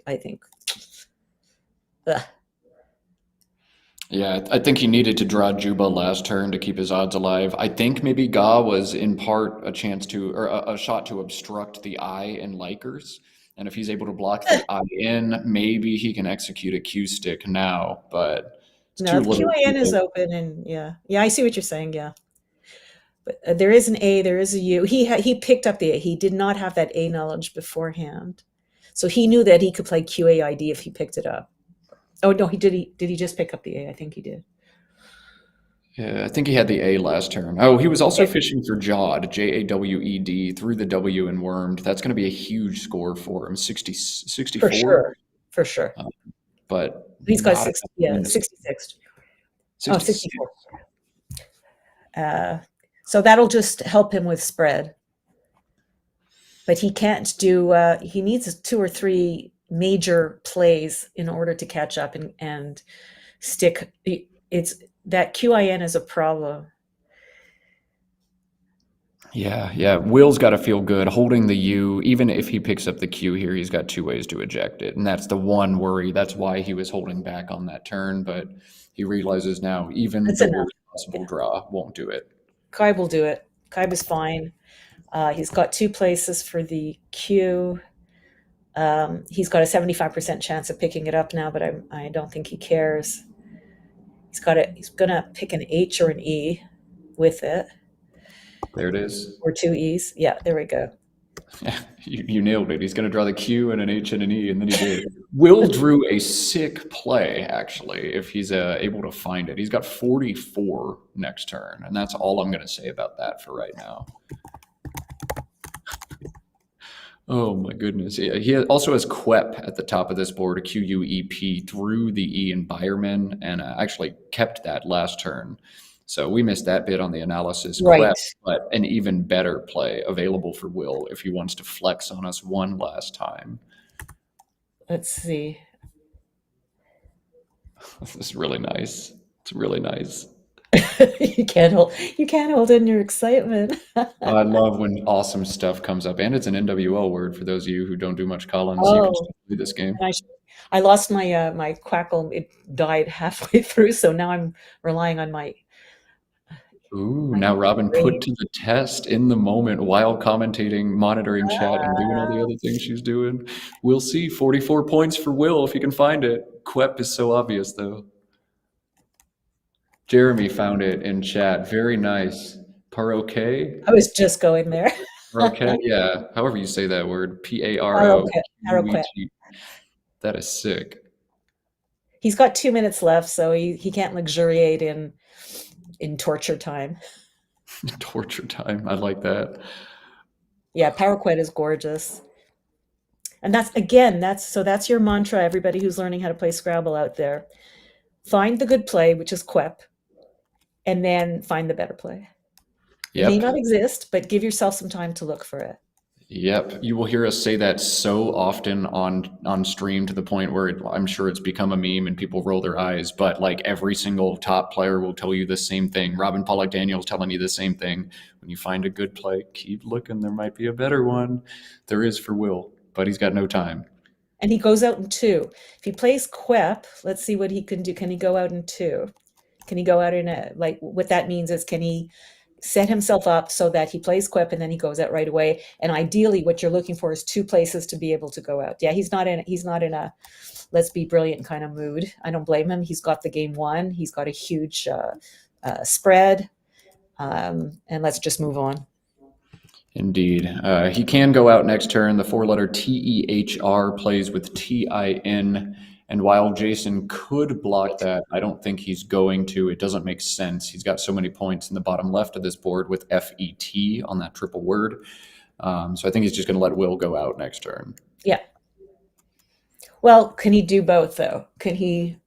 The trouble is the C. I mean, he could play Tech and Finn first. I mean, it's something worth thinking about. There's, he's got lots of time. He's got 9 minutes. Is there anything else besides Tear that there is. There's Dearth, Okay. DERTH from the D and Jod. So he's got 2 outs in 2 separate spots. Right. So now he just has to go for points. That's all you do. And you pull down the top mask in a sign of a white flag giving up.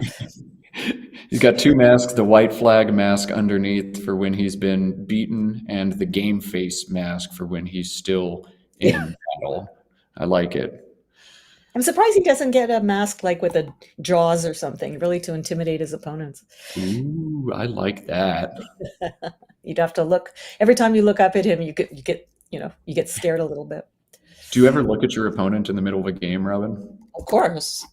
I'm trained as a clinical psychologist. I need to know what's going on in their head.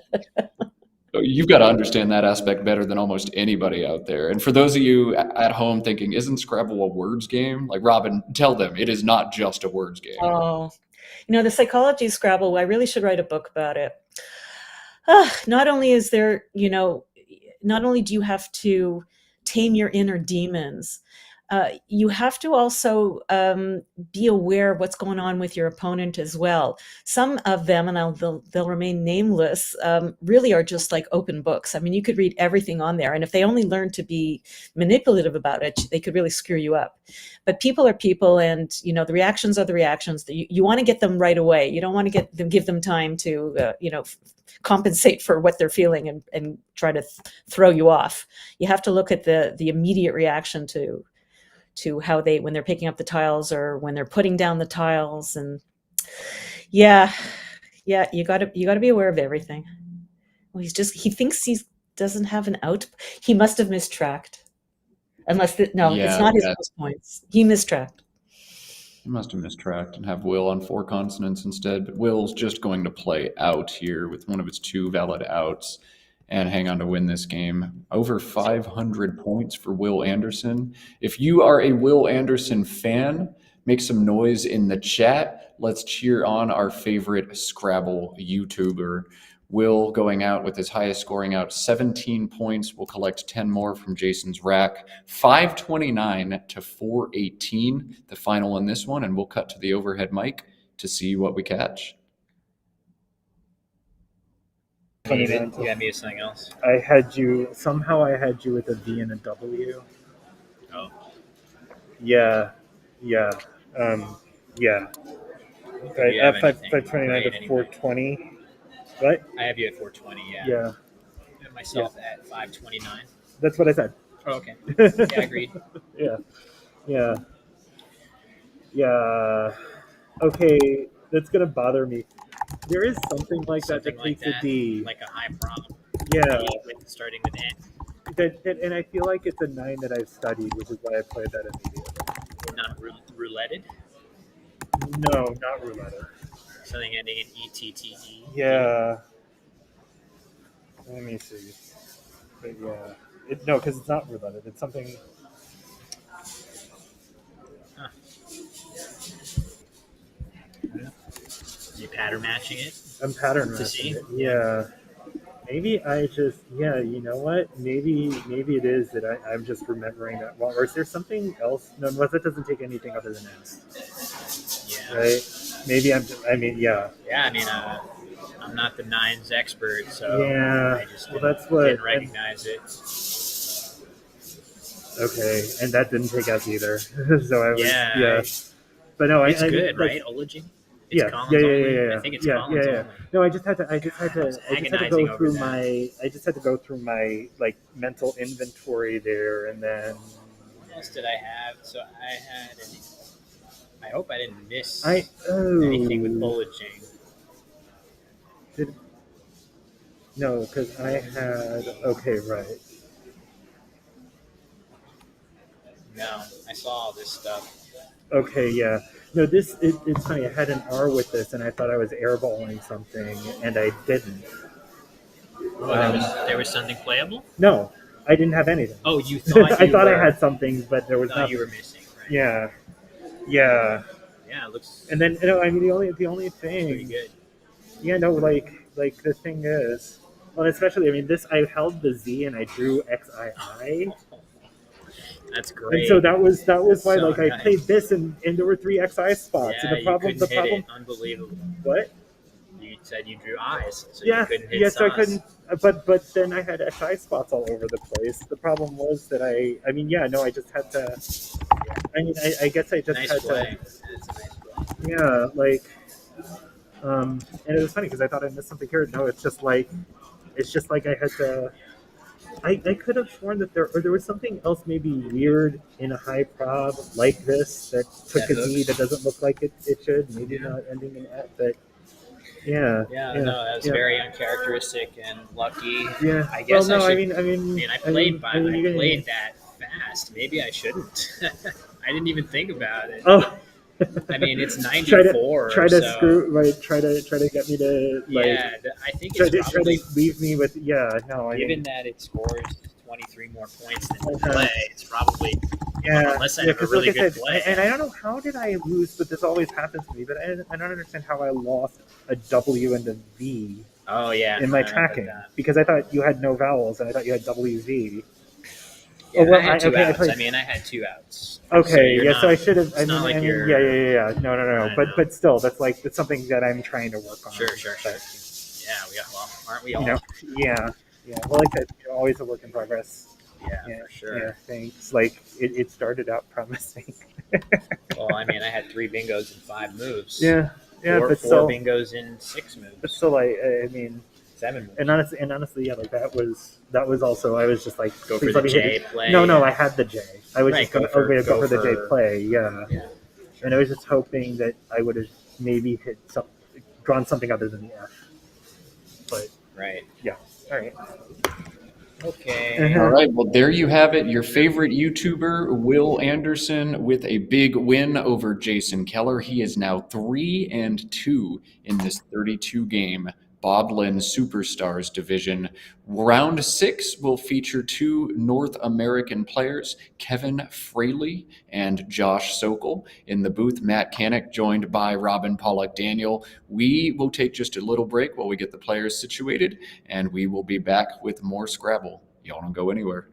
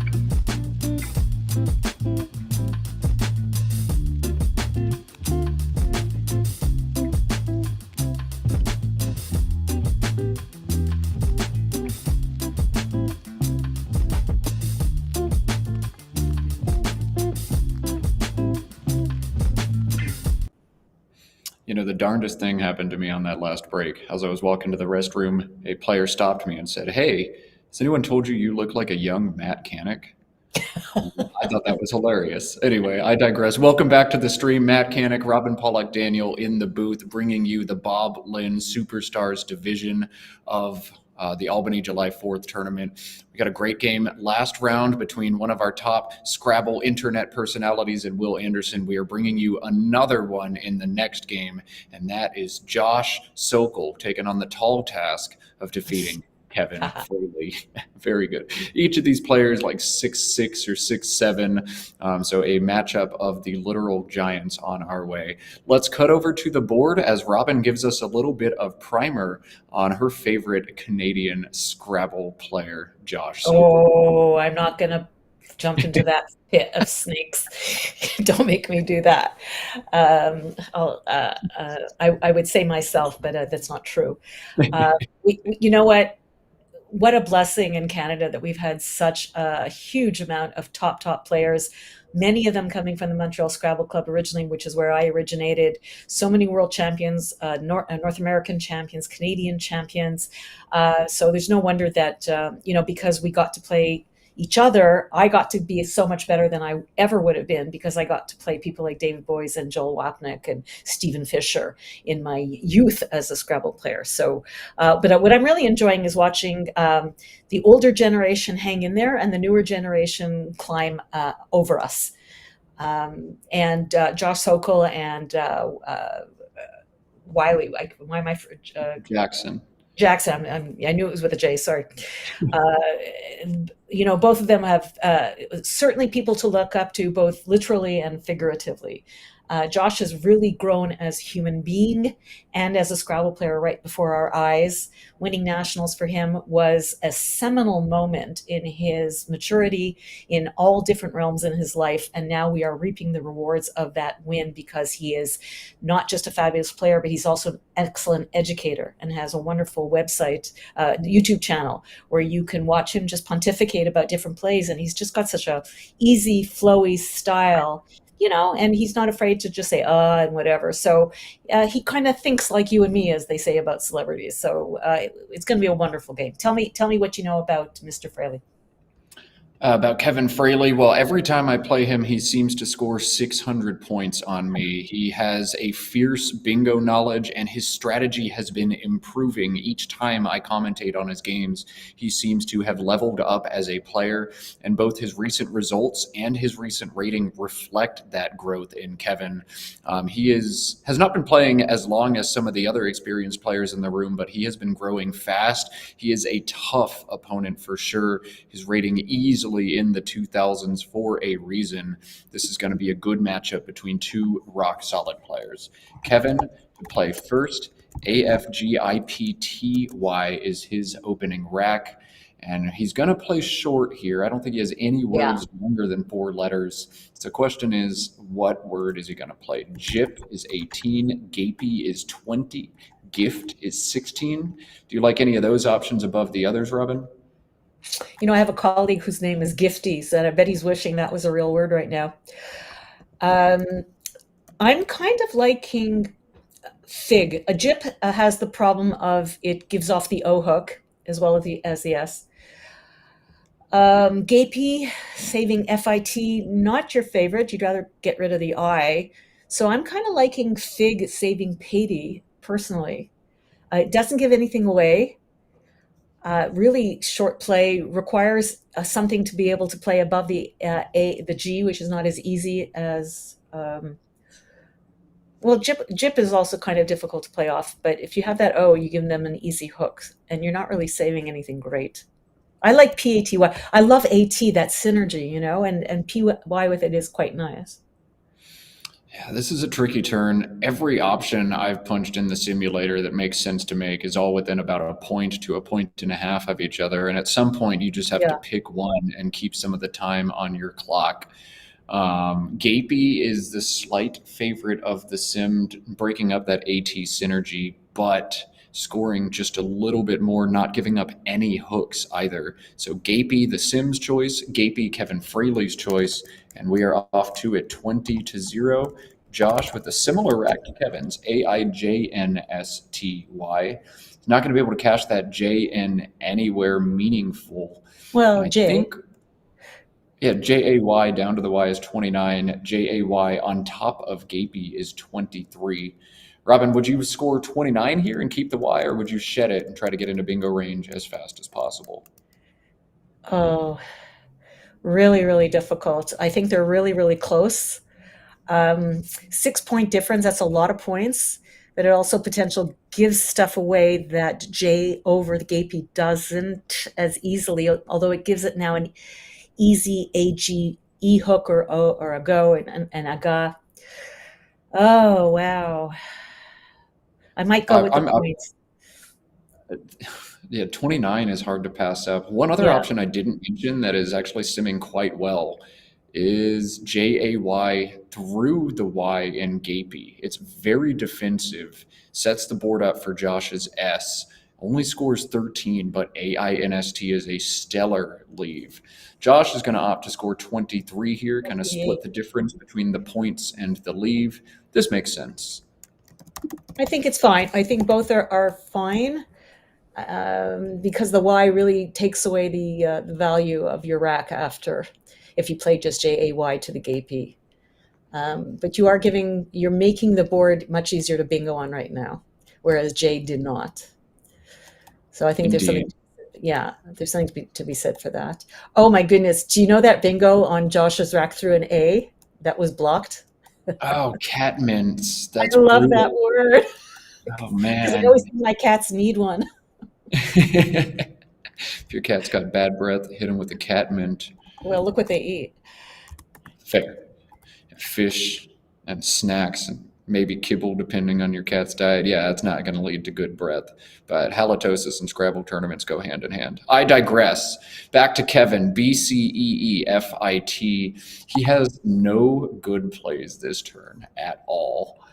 Everything is pretty sad. And I mean, part of that is because Josh chose to play J where he did.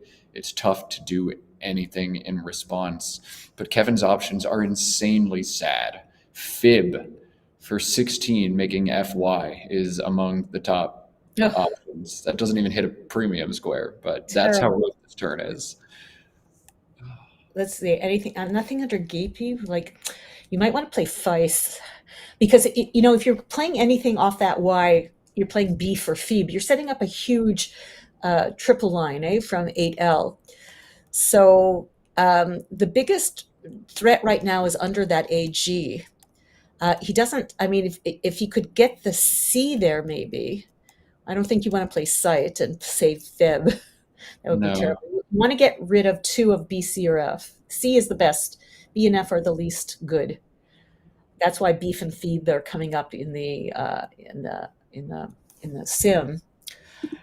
You could play just FEE underneath, making Age and Yay is one possibility.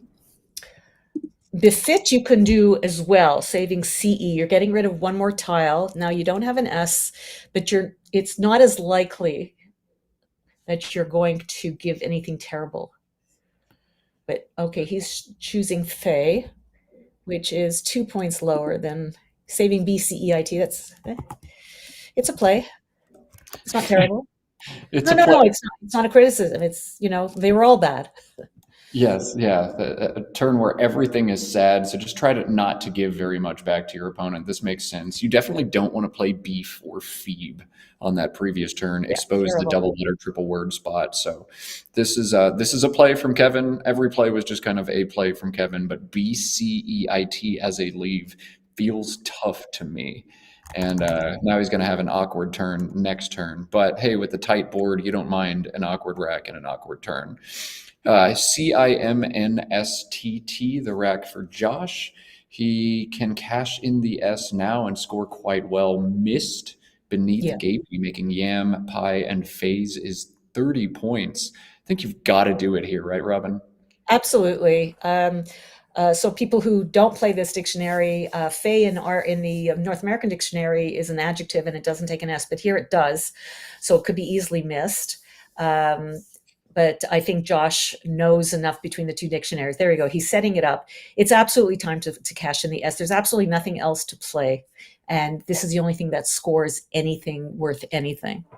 The other possibility is simply just passing 2 tiles like CT, for example, or even CTM. But I think you need to take the points and go with Mist. And all the Ys are gone. So the Y hook, Misty hook is gone. Oh, that is huge as well. Yeah, no Misty. So both Ys played just 9 tiles in. The top play for Josh that does not burn the S is just MI, Yam and MI. And that holds CNSTT. You just can't do that. So Josh needs to cash in the S. This sim's far and away his top play. And he's not going to get bungled down in a time trap here. He's just going to pull the trigger on it. Thumbs up from this guy. BCEIOTV is Kevin's rack now. And kind of like last turn, you have 3 clunky letters. Last turn it was the F, the B, and the C. This turn it's the V, the B, and the C. You can't play all 3, but you want to try to play off at least 2. We might see Vibe, we might see Civet, we might see Covet, we might see Voice, but we're going to see Kevin play 2 of these clunky consonants. How would you attack this turn, Robin? So I'll tell you what. I've been playing a lot of games on Woogles because I don't get a chance to play live people anymore, or I don't give myself a chance. And I'm finding the CO so beautiful together that Vibe is vibing with me right now. I'm seeing in the sim that Civet and Covet are coming up higher. I'm just doing a championship player. I'm not going very deeply, and you might be doing that. But that CO is so nice together. You pick an N, you pick another vowel, like you're in play, baby. You're going somewhere. And also putting a vibe out there rather than a C and an I to play through is, I think, to Kevin's advantage when you're playing Josh, who has a huge word knowledge. Yeah, the sim is shocking to me. I would have played Vibe pretty quickly here, just as you would, Robin, and yet the sim loves Covet or Civet in this spot, has Yeah. it 8 points higher than Vibe. These do score better, but I feel like the leave is worse. The B instead of the C. Sim feels otherwise, and Kevin Yeah. feels otherwise as well, crushing this play. He's also playing one other tile and he's scoring 4 more points. So those are two things in its favor. We're early in the game. We've only seen one S, 3 to come, 2 blanks, lots of yummy stuff in the bag, giving yourself just more and more chance. You're not, except for the H hooks, you're not giving yourself any dangerous, so you have a C and a V sandwiching that O. So you're not giving away almost certainly a cheap 40, 35 point play parallel to it, to the right of Covet. So there's something to be said for it. Because of that V, it saves it, Yeah, it's tough to get hit with a hard hitting overlap. Kevin would need a C to hit CH, and that's quite unlikely. And yeah, playing another tile on this board where S's are huge. Whoever can play with yams or mists is at a big advantage in this game. Go digging into the bag. Let me just ask you, tell me what you think about playing Covet versus Civet. I know when I play Woogles that its computer far prefers the I over the O. My thinking is I could do a lot more with 2 O's than with 2 I's. So I personally would have played Civet. What do you think about that? I hate O's. I really hate O's with fiery passion, and I would play the O if I could, even if it lets Josh play Vlog. I don't care. I hate O's, but you're totally right. 2 I's versus 2 O's. I'd take the 2 O's, but if I have the choice between just one, I'm going to keep the I and hope I don't draw another one. All right. Josh had the option to hit Covet back with his own Covet for some content. That was not a great play, but it would have been funny. But Vlog is definitely Josh's top option there. Sad, just 16 points, but hey, on a board where there's not really a lot of options, sometimes just to play is the right play. And Josh did what he needed to do, reaching in and finding that crucial S tile. That's going to help Josh have a lot more fun in this game. Yeah, but he also picked a W. The W sucks, yeah. And the X, it's going to be a spicy turn for him. ABEEITT, the rack now for Kevin, and we're going to see more of nothing on this turn. Kevin doesn't want to open this board, so I think we're going to see one of two things, either TAE, making FET and ETA, or if he spots it, we might see be missed, just extend the mist with the BE in front. But I can't see playing longer on this turn. If the board's tight, keep it tight, unless you've got good stuff. I don't know. This is a tricky one. What do you think, Robin? I am looking at. I'm loving the mist. I got to tell you, I don't have an S. I need to open the board. 2 T's are not terrible. I'm loving the mist personally. Let's see if there's any. I mean, ideally you want to get rid of 2 vowels. I understand that. TIE. I don't mind the B as much as you maybe, especially if you pick an L and there's only one out. But the mist is just stunning me with its beauty. Yeah, on a board where there's not much to do, try not to give anything to your opponent. After Bemist, Josh averages just 30. If you make some other plays that open the board up a bit more, you're increasing that number nearly up to 40.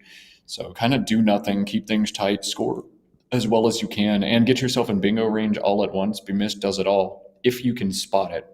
That is a weird play to make. It's a weird, and when you're looking at 4 vowels, you're really looking to try to, double your consonant vowel ratio. But he's passing. Whoa. Wow. Unexpected. I mean, just playing to the right of FE and ET would have done that, like tie or tay or, wow. Okay. It's a choice, as they say. On a board where there's nothing that excites you, literally do nothing, taking it all the way to the extreme. I thought just make a little dinky play, but Kevin choosing to throw it back. I would say if I exchange there, the reason I'm exchanging is because I need an S. The E and the T are not helping me. I have them already and they're not doing anything for me. So I think I might have actually thrown back 7 and just gone digging as deep as I can on that turn. Right. But Kevin doing what Kevin does. He's found a blank anyway. We'll see if he takes it and makes it no longer sideways, or if he gives Josh some free info. Nope, sideways blank alert, sideways blank alert. And sorry, I stopped. CENSTWX, the rack for Josh. I think next and yams is 37. And while you don't want to cash in the X, that makes sense. West in the same spot sets up the X for underneath next turn. But I think you just want to cash it now and score. I don't know. This is tough. Next is, I totally get what you're saying, but puts the E next to the double letter word. It saves CW is really the problem. Yeah. And he's just past 5. You've got an S. Maybe he does too. But the only way you're really bingoing on this board is with an S. I might trade in a few tiles as well. I wonder how horrible it would be to just play PIX for 12 right now and just end the game. Kevin, I guess we saw it a little bit more than Kevin, but I think Kevin's last turn was a board shape induced error. And if you can keep things tight and continue to induce errors, maybe that's what you want to do. Pix sure keeps things tight, and you don't have to worry about the Pixie back hook, as both Ys have already been played. Then you get to be patient. Then you get to wait until you draw an S bingo and bingo with mists or vlogs. That seems kind of insane, but also makes just a little bit of sense.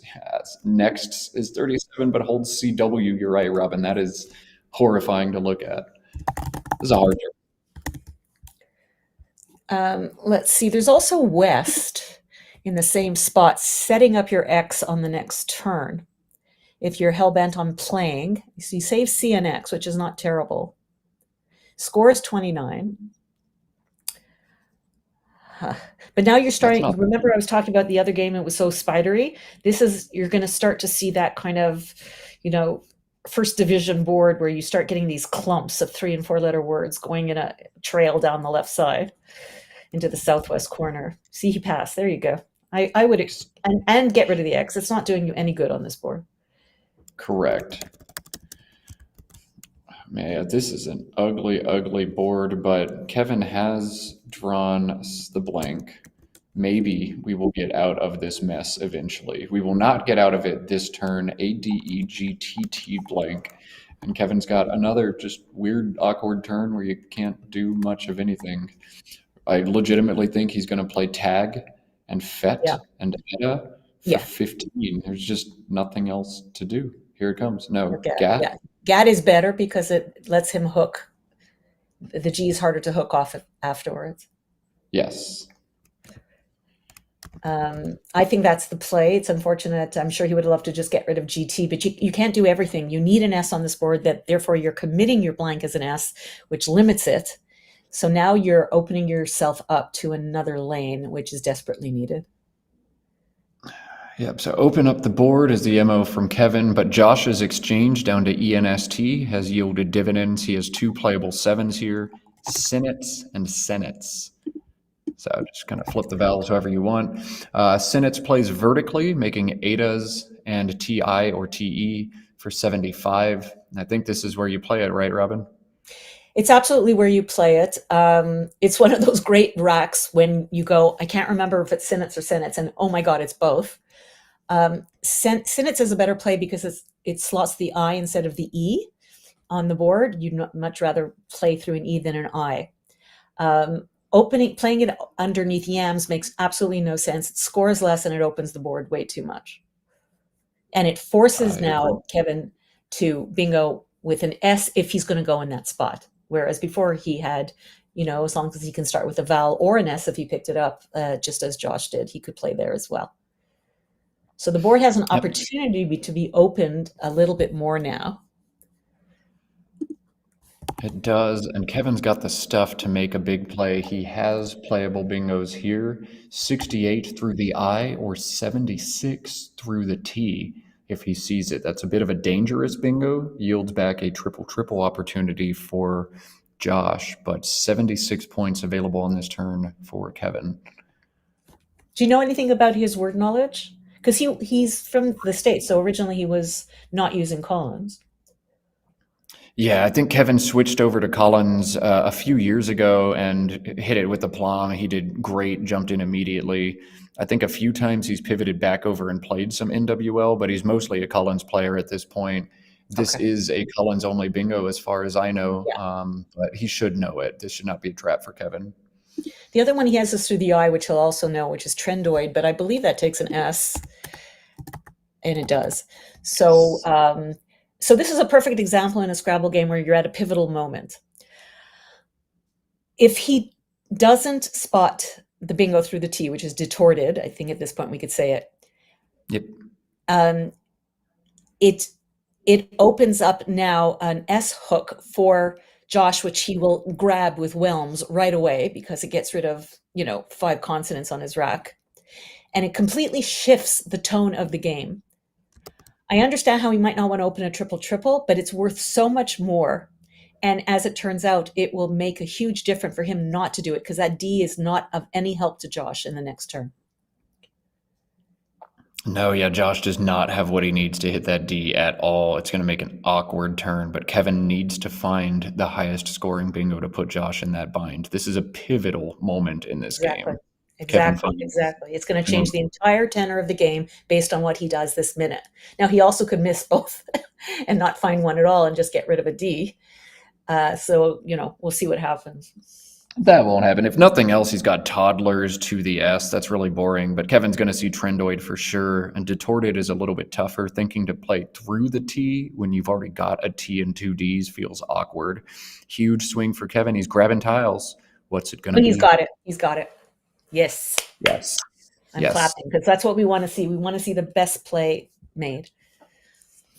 Indeed, we do. I want to give props to Kevin's shirt real quick while we've got a moment. Kevin sporting his King of the Hill shirt. And if you don't know, I'm going to brag about myself for a minute. I recently won the Texas State Scrabble Championship and immediately thought of the King of the Hill episode where Peggy Hill wins the Texas State Boggle Championship. And the parallels were uncanny. Her opponent, Sissy Cobb, and some of my opponents in Texas, I'm sure you know exactly who I'm talking about. If you haven't seen that episode, it hits weirdly close to home for competitive Scrabble players, and you must watch it. King of the Hill, Season 1. Peggy wins the State Boggle Championship. Got to do it. Nice shirt, Kevin. Well done. Now, he's putting the E there. I think that's a mistake. So see little nuances, everybody. Just watch, listen to me. Putting that E there gives the person that he's playing against, it's not hitting anything double. So there's no reason for him to put that E there. He should be switching the blank so that whoever scores underneath it is not getting that one extra point. I know it seems like nothing, but you lose games by 1 point. What do you think? You agree with me there? Matters every game. Yeah, I'd switch it around. And Josh, I think, is about to show us why. He threatens HEW above the ETO, and it's 35. It would have been 34 the other way. Yeah, there you go. Oh, and you're saying, it's 1 point, it's 1 point. Who can listen? I believe me, there are people who've lost out on hundreds of dollars of prize money because of 1 point. It's happened. Every percentage point matters in every game, all tournament. You think, 32 games, it's a long wash. No, you got to grind out every point, every turn, because your opponents are grinding out every point, every turn against their opponents. You never know. Oh, boy. Josh has a spicy turn, so I'm going to walk us through this. HEW is a ton of points. It's 35. Holds pretty abysmal, LLMS. Josh has the opportunity to do what Josh does best, a patented Sokol setup. And he's got the last S. He does. Yeah, he's drawn all 4 of them in the first 6 turns, but HOWL through the O in Detorted sets that S up in a pretty devastating way. And he just gets to sit there, roll the dice, eventually cash in whatever he wants. Howl is an awesome play for Josh. And kind of like we saw with Will, if there was one player in the room who played Bayerman last round, it was Will. If there's one player in the room who goes with Howl here and can assess how good that is, given the case S in his hand, That player is Josh Sokol. I expect we're going to see hell here, and that play dominates on a simulation.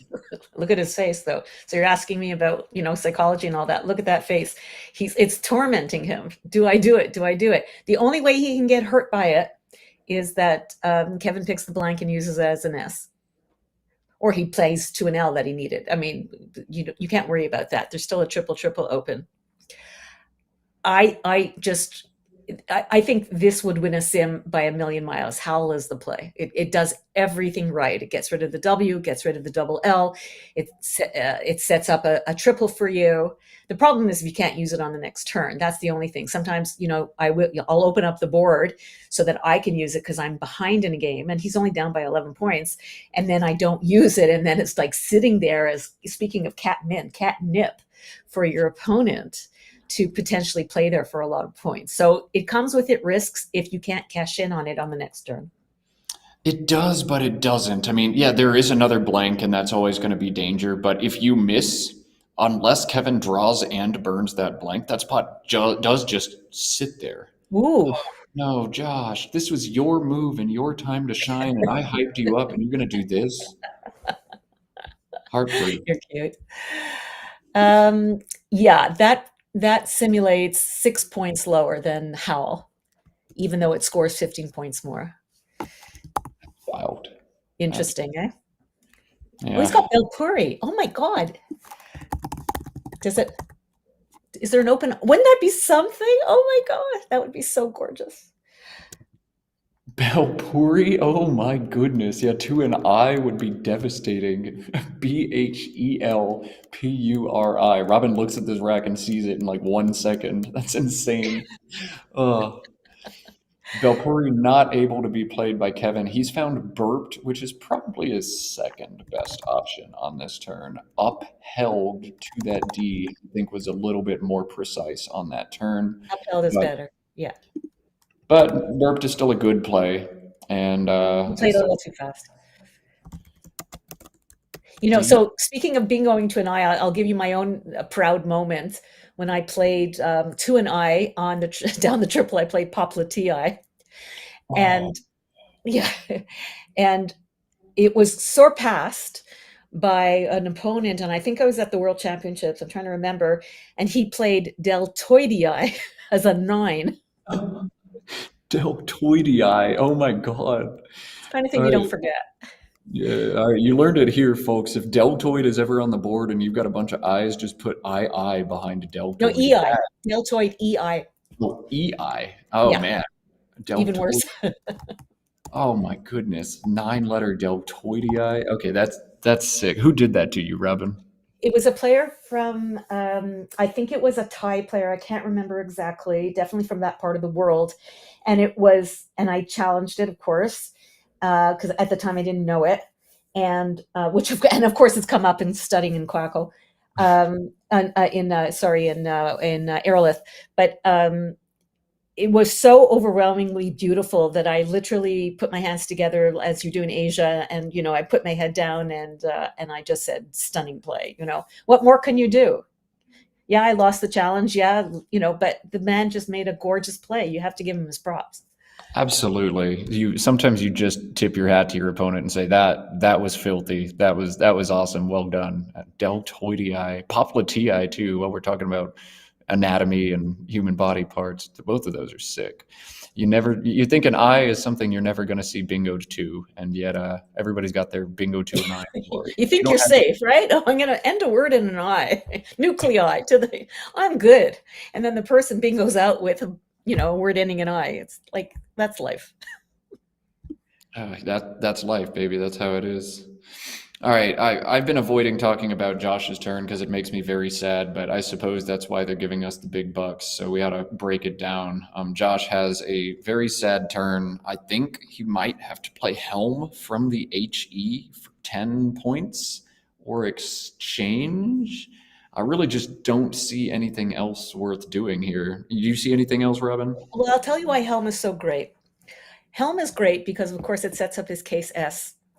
It also blocks almost the only bingo lane, unless you have an S.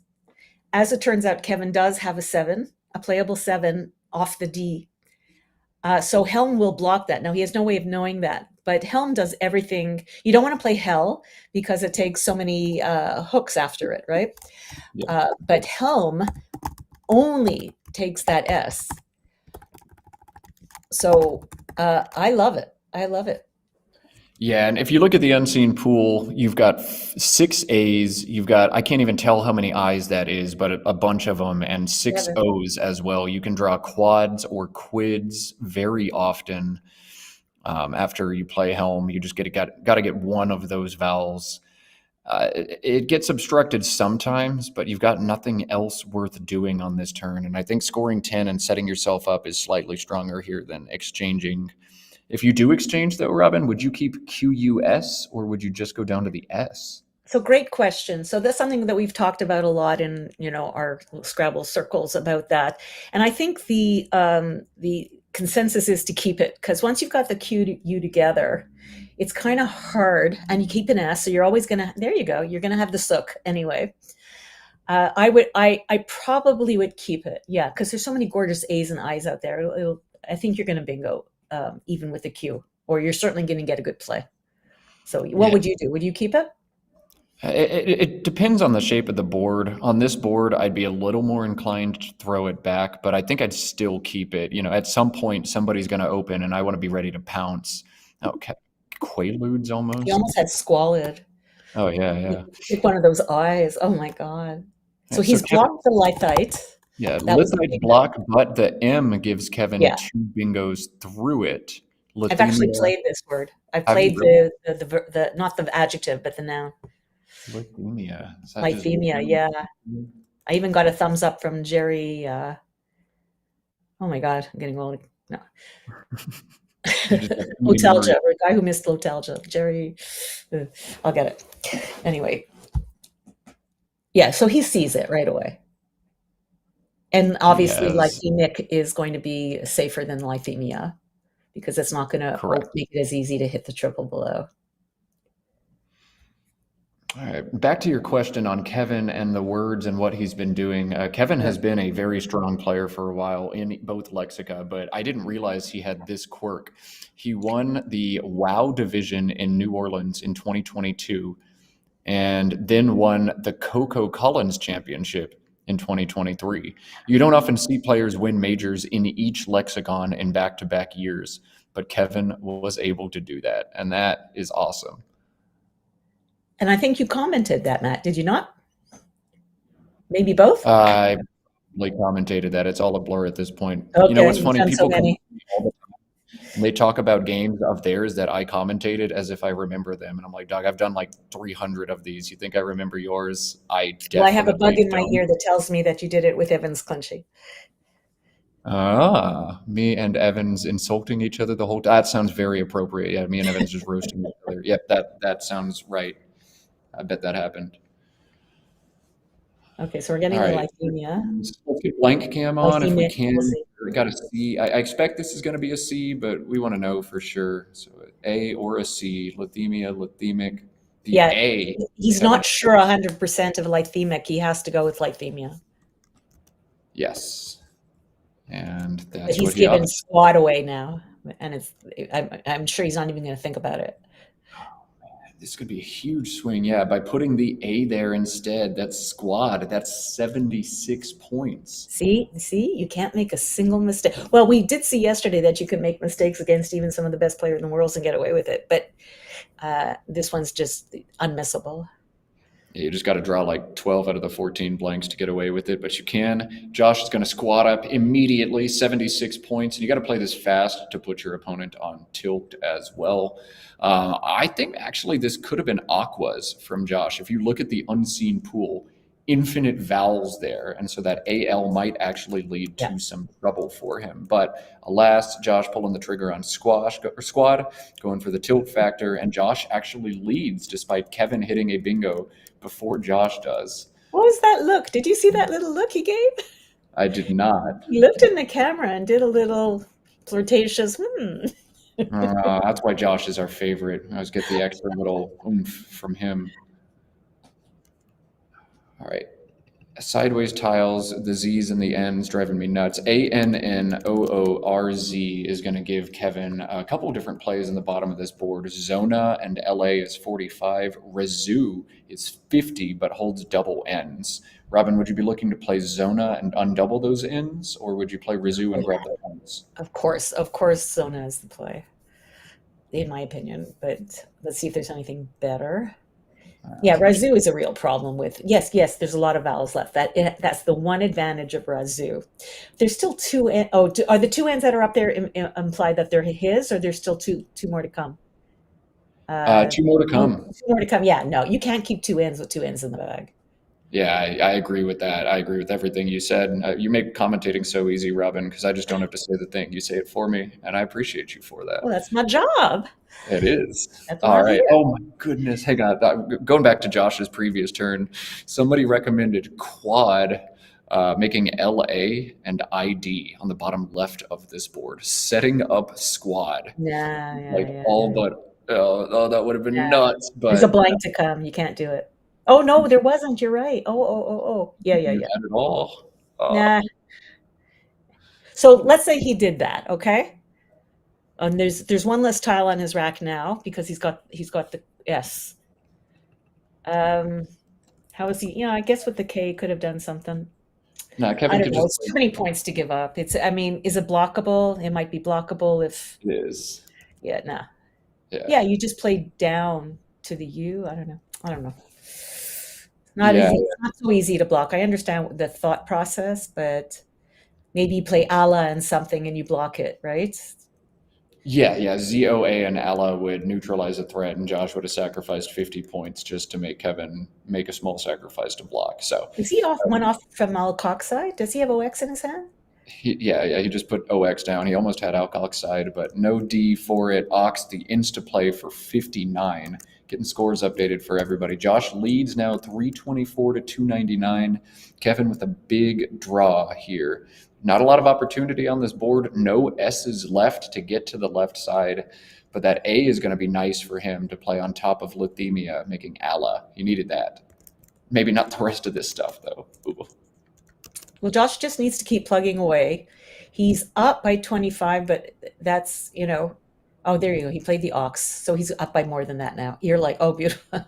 Nowhere to put it. It's so annoying on these boards that you intentionally block up that you can't then bingo with your good word knowledge.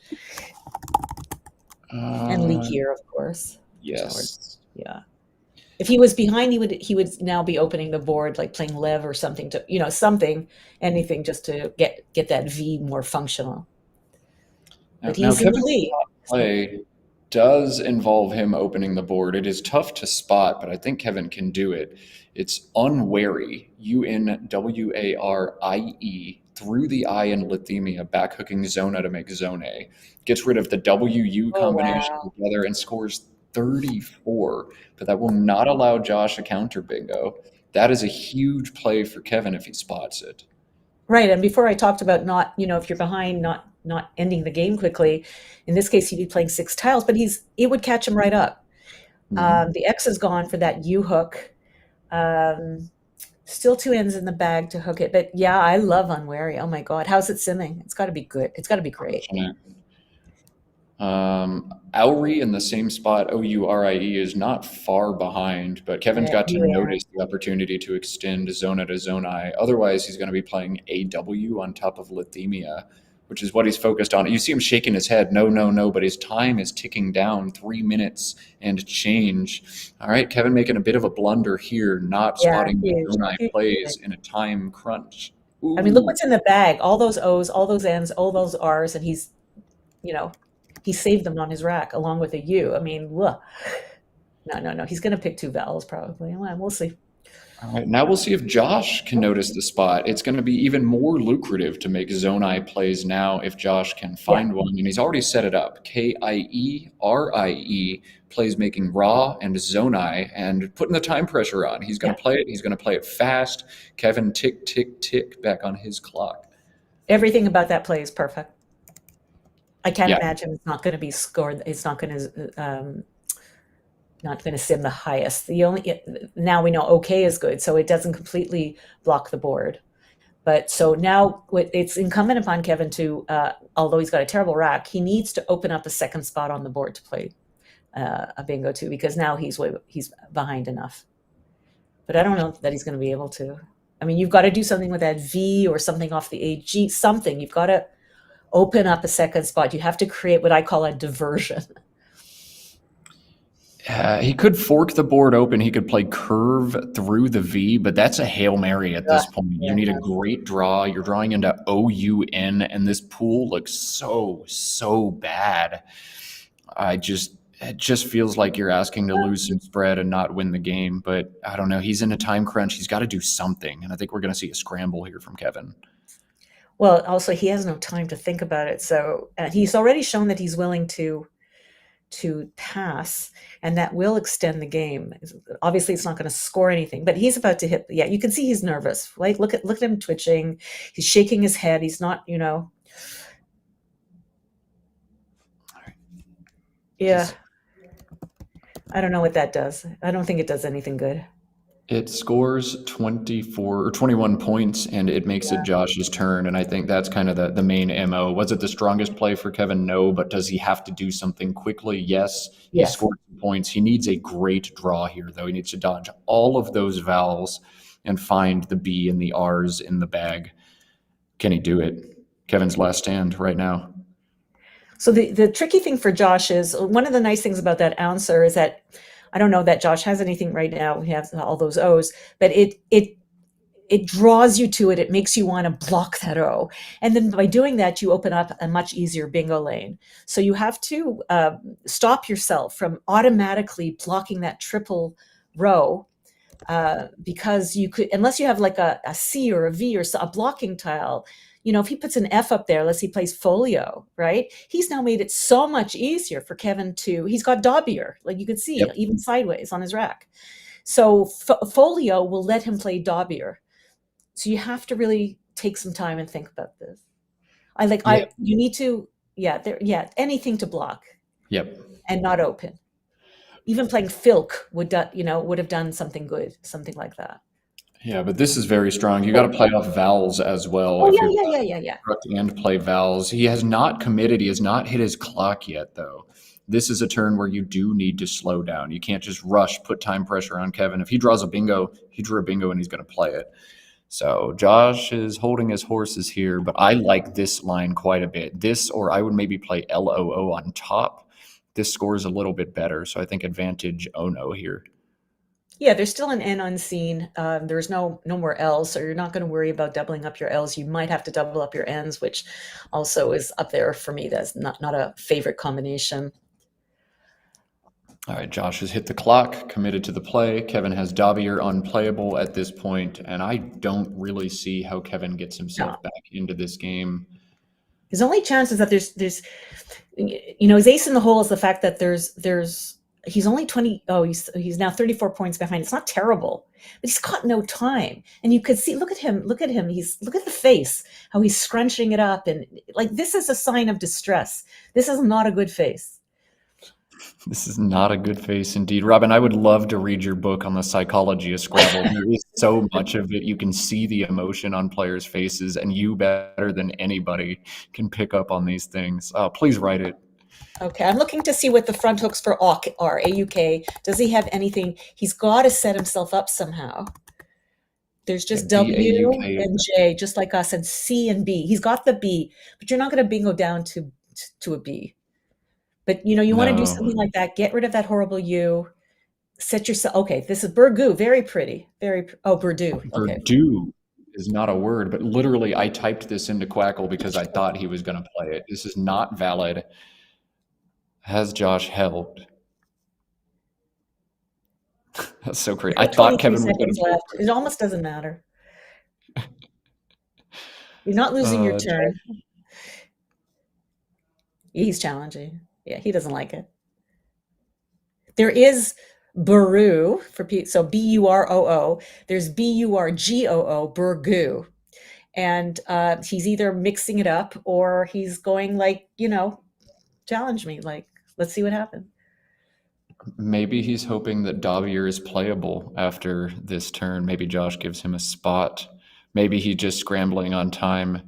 Who knows? But the red screen from our wordjudge.me coming up. Thanks again, Art Moore. We appreciate Artmore's you. looking fine there, I gotta say. He's always looking fine, even in the middle of a nationals where he has organized 7,000 people doing 7,000 things. He never loses his swag. Appreciate you, Art. Oh my God, do we ever? He's also a big cruiser, and we Yes. get regaled by him and his wife on Facebook with all his pictures. Yes. He is always going places and doing things. So, is there a possibility that Kevin did that, knowing he's got a bingo on his rack, that that Josh might open the board for him and play 5 tiles? And I mean, Josh, to do everything wrong would be to play 5 tiles, empty the bag, give him a spot to bingo out. But that ain't happening.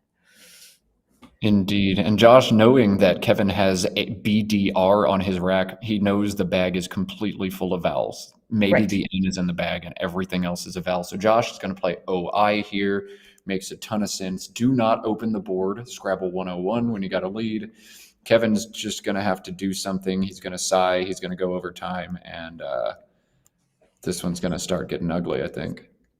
And keeping the F is really smart because it's a score, just over squad, you can get 23 points. Like you need to keep a scoring tile that's flexible, and F fills that bill perfectly. I'll tell you a funny story about, don't do anything to lose the game. So our beloved Chris Cree, I remember him teaching his wife Carla, when she was learning how to play, and he goes, "Secure the win." Easier said than done. People love to get cute for one reason or another. No, just secure the win, block the spot, just make sure nothing bad happens. I like secure the win. He also knows that Kevin cannot bingo off the K because all the O's were gone.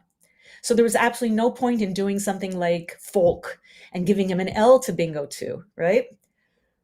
So you have Correct. to have everything. You have to think every single turn.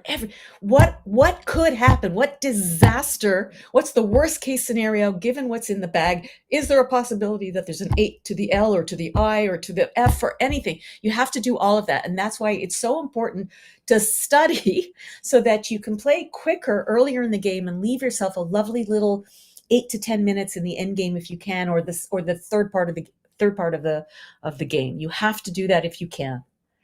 The day that I got from I'm scared and there might be something, but I don't see it, to I am confident looking at the unseen pool that you cannot have anything, is the day that I really turned a corner as a Scrabble player. But yeah, you've got to study a lot. You got to have a lot of confidence in your word knowledge, what can bingo, but also which racks don't. If you do get to that point, though, that is exactly what you have to do in these endgame situations. Catastrophize, find every nightmare scenario, and then make sure they don't happen. Right. So Josh has the, luckily for him, he's got a hook for rag, which is frag, because Kevin left himself the D and the B. So the worst thing that he can do is play to let's see what he's going to do. He's going to play to the left. Oh, but there's only 6. He can't bingo. He can only make a 6-letter word. So he just scored, put him play pretty quickly, and he knows he's won. Yes. And he's given himself a nice arena to go out. Indeed, he has. Josh doing everything he needs to do. He's now up 414 to 348, and it's really more as Kevin now 20 points of overtime penalty coming his way at the end of the game. He's just going to do a thing. Abide is that thing. That's all you really can do when you're out of time. Abide, 20 points. Josh has arena, and while that won't go out, he is going to score some points and maybe even stick Kevin with some of these tiles. Well, yeah, there's he's got 4 minutes to think about it. There's can we see any UI, Dewey, Tui? I think he's U-stuck. Yeah, he might as well, take a few seconds. Yeah. And play KA right now. U-stick, Kevin, and then you can plink and plunk if you want. You've got the U-stick, Josh. Insult to injury. Is there anywhere else to play the U? Wow, wow. There's nowhere. And KI for 8 is easily the best I spot. There are a few others, but So for people who out there who are learning how to play, and there's all these penalties in sports for bad sportsmanship. It is not bad sportsmanship to take, even though he's already secured the win. It is not bad sportsmanship, but take your time to find the best sequence to maximize your score. Because as we said, you can lose first place, second place, third place, whatever, because of few spread points. So don't be embarrassed. Don't think that you're doing something nasty to your opponent. You're not. You have every right to maximize your score. Every right. Don't feel bad. in fact, it might actually be poor sportsmanship if you don't try super hard at the end of the games. You're supposed to give your best effort from beginning to end in a game of competitive Scrabble. Everybody knows spread is the tiebreaker. If you've got the time, go ahead and use it. Josh can wield this advantage and milk some extra spread here, and he's going to. It's really interesting. No place for a U. Even in this Collins dictionary with so many more two-letter U words and across the pond, it's really something. Well, it's just, it just goes to show you. There you go. Well, you know what? He did it to himself. And even though Kevin did the right thing by playing Detorted, that worked out really well.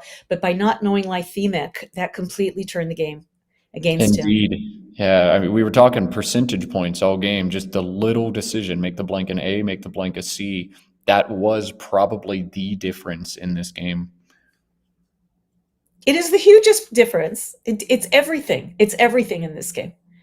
Because Josh really didn't have any great plays. Like, yes, he had nice rack with the QU and all that, but he had nothing he got more points than Kevin did for his bingo burning a blank.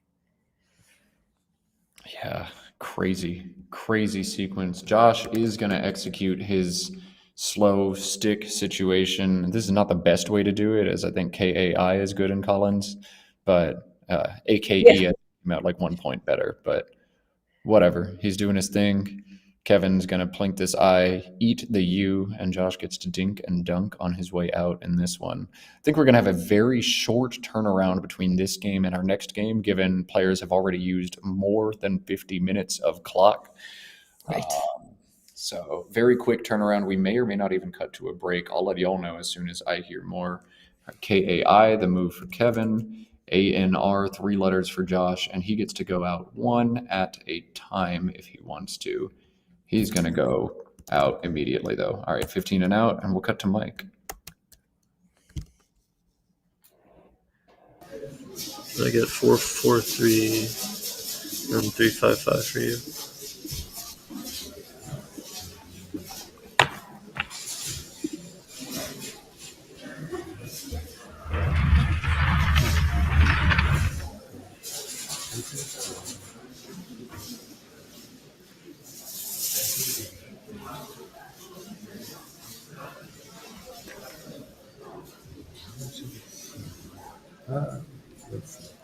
Did you have me at 344?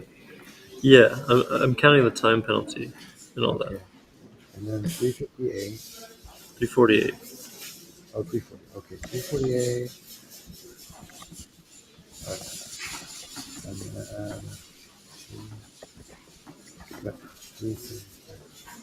So you said 355? Yeah. And then 4-3.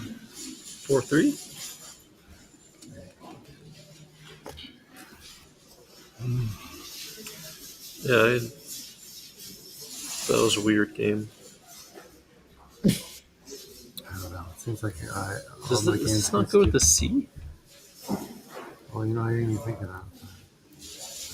That would have made things a lot weirder. Is it? I don't know. That sounds hard, right? I wondered it. Yeah. Oh, I might have played like quad. Set up the S if you'd done that. But it seems a bit dumb. You can just overlap here. Yeah, that would have changed a lot. This is a bad play. This was a bad play. I just did not. I was thinking too hard about Detorted. And I just didn't see anything. Like I should have played Howl instead of my S. Even still, if I can, when you play this, you don't have the X, right? Right. Yeah. If you could have drawn the X, So it was like it was a coin flip after this. It looked like whoever draws it. So, having not drawn the S, I think I might have messed up. Like maybe I just have to block that. Do I have to block that block? Here, I don't know. I'm not sure what you have. Well, I mean, I could have played just something like noon. Noon. I don't know. I mean, because you get this, it's hard. I don't know. I'm sure I'll rewatch the game and see it in a new light. It seems like maybe things work out better if I play noon and you don't get that play. But yeah, that's hindsight, right? Like, I don't know. And something else bad might have happened. Just kind of. Yeah, I mean.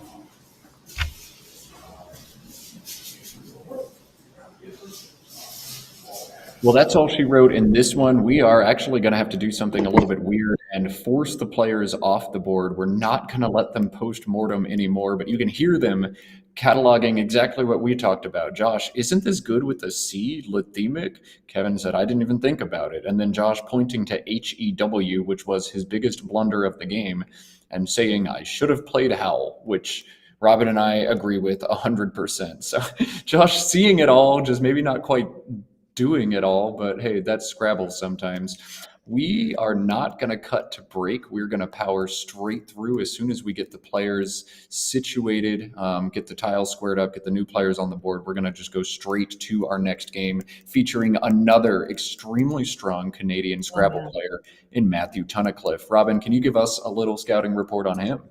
Matthew, well, I mean, I don't have the words to convey the gushitude of my feelings about Matthew.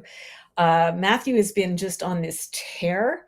I think he's faltering a little bit in this tournament, which is like shocking, which is why I said to Josh Greenway, let's get him on here, because this man is not just hungry, he's ravenous. He has just been tearing up the competition. I remember I went to Niagara Falls a year ago in May, and he was just so far ahead. And I think it was like his second or third tournament in a row where he was just cremating the entire competition. So he is a thoughtful player. He is an informed player. He is a calm player.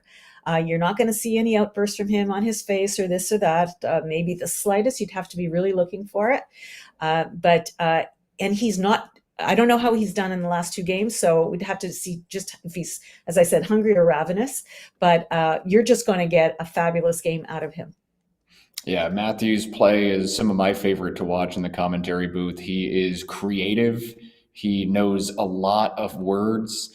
He's not afraid to try stuff, to play phonies. I don't know. He's just fun to watch. And he has won major championships in North America before, winning in Reno, I believe in 2019, 2015, one of those years. No stranger to success. Matthew is at 4-2. His opponent is going to be Samuel Anico of I'm not sure where Sam's coming from actually, but Sam is a player I don't know too much about. Sam is sitting at 3-3. Sam also coming from Canada actually, so two players who know each other perhaps rather well. I'm going to pull up head to head against them. I would ask you where from Canada, but I know the Americans seem to think we're just this one landmass. So. You're not so bad, Matt. I know you have a big affinity for Canada. So Canada in general. He is from Vaughan, Canada. Oh, so that's here in Toronto. Wow, I told you I don't play a lot. So he might come to the club and I wouldn't even know it. All right, well, Sam versus Tunnicliffe coming your way shortly. We are super excited for that one. Man, I'm looking at the results, and some really strong players are off to slow starts, but I guess that's just what happens when you have a field as stacked as this.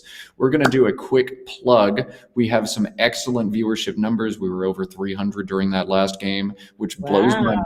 We never thought we'd get 300 people watching Scrabble on the internet live, but here we are. It's only going to grow, right? We're going to grow from here, and it's not going to grow without your help. Our viewers at home, if you have not yet hit that thumbs up button, please do us a favor. Do it. Let's bump this video up the algorithm as we got 2 more games today.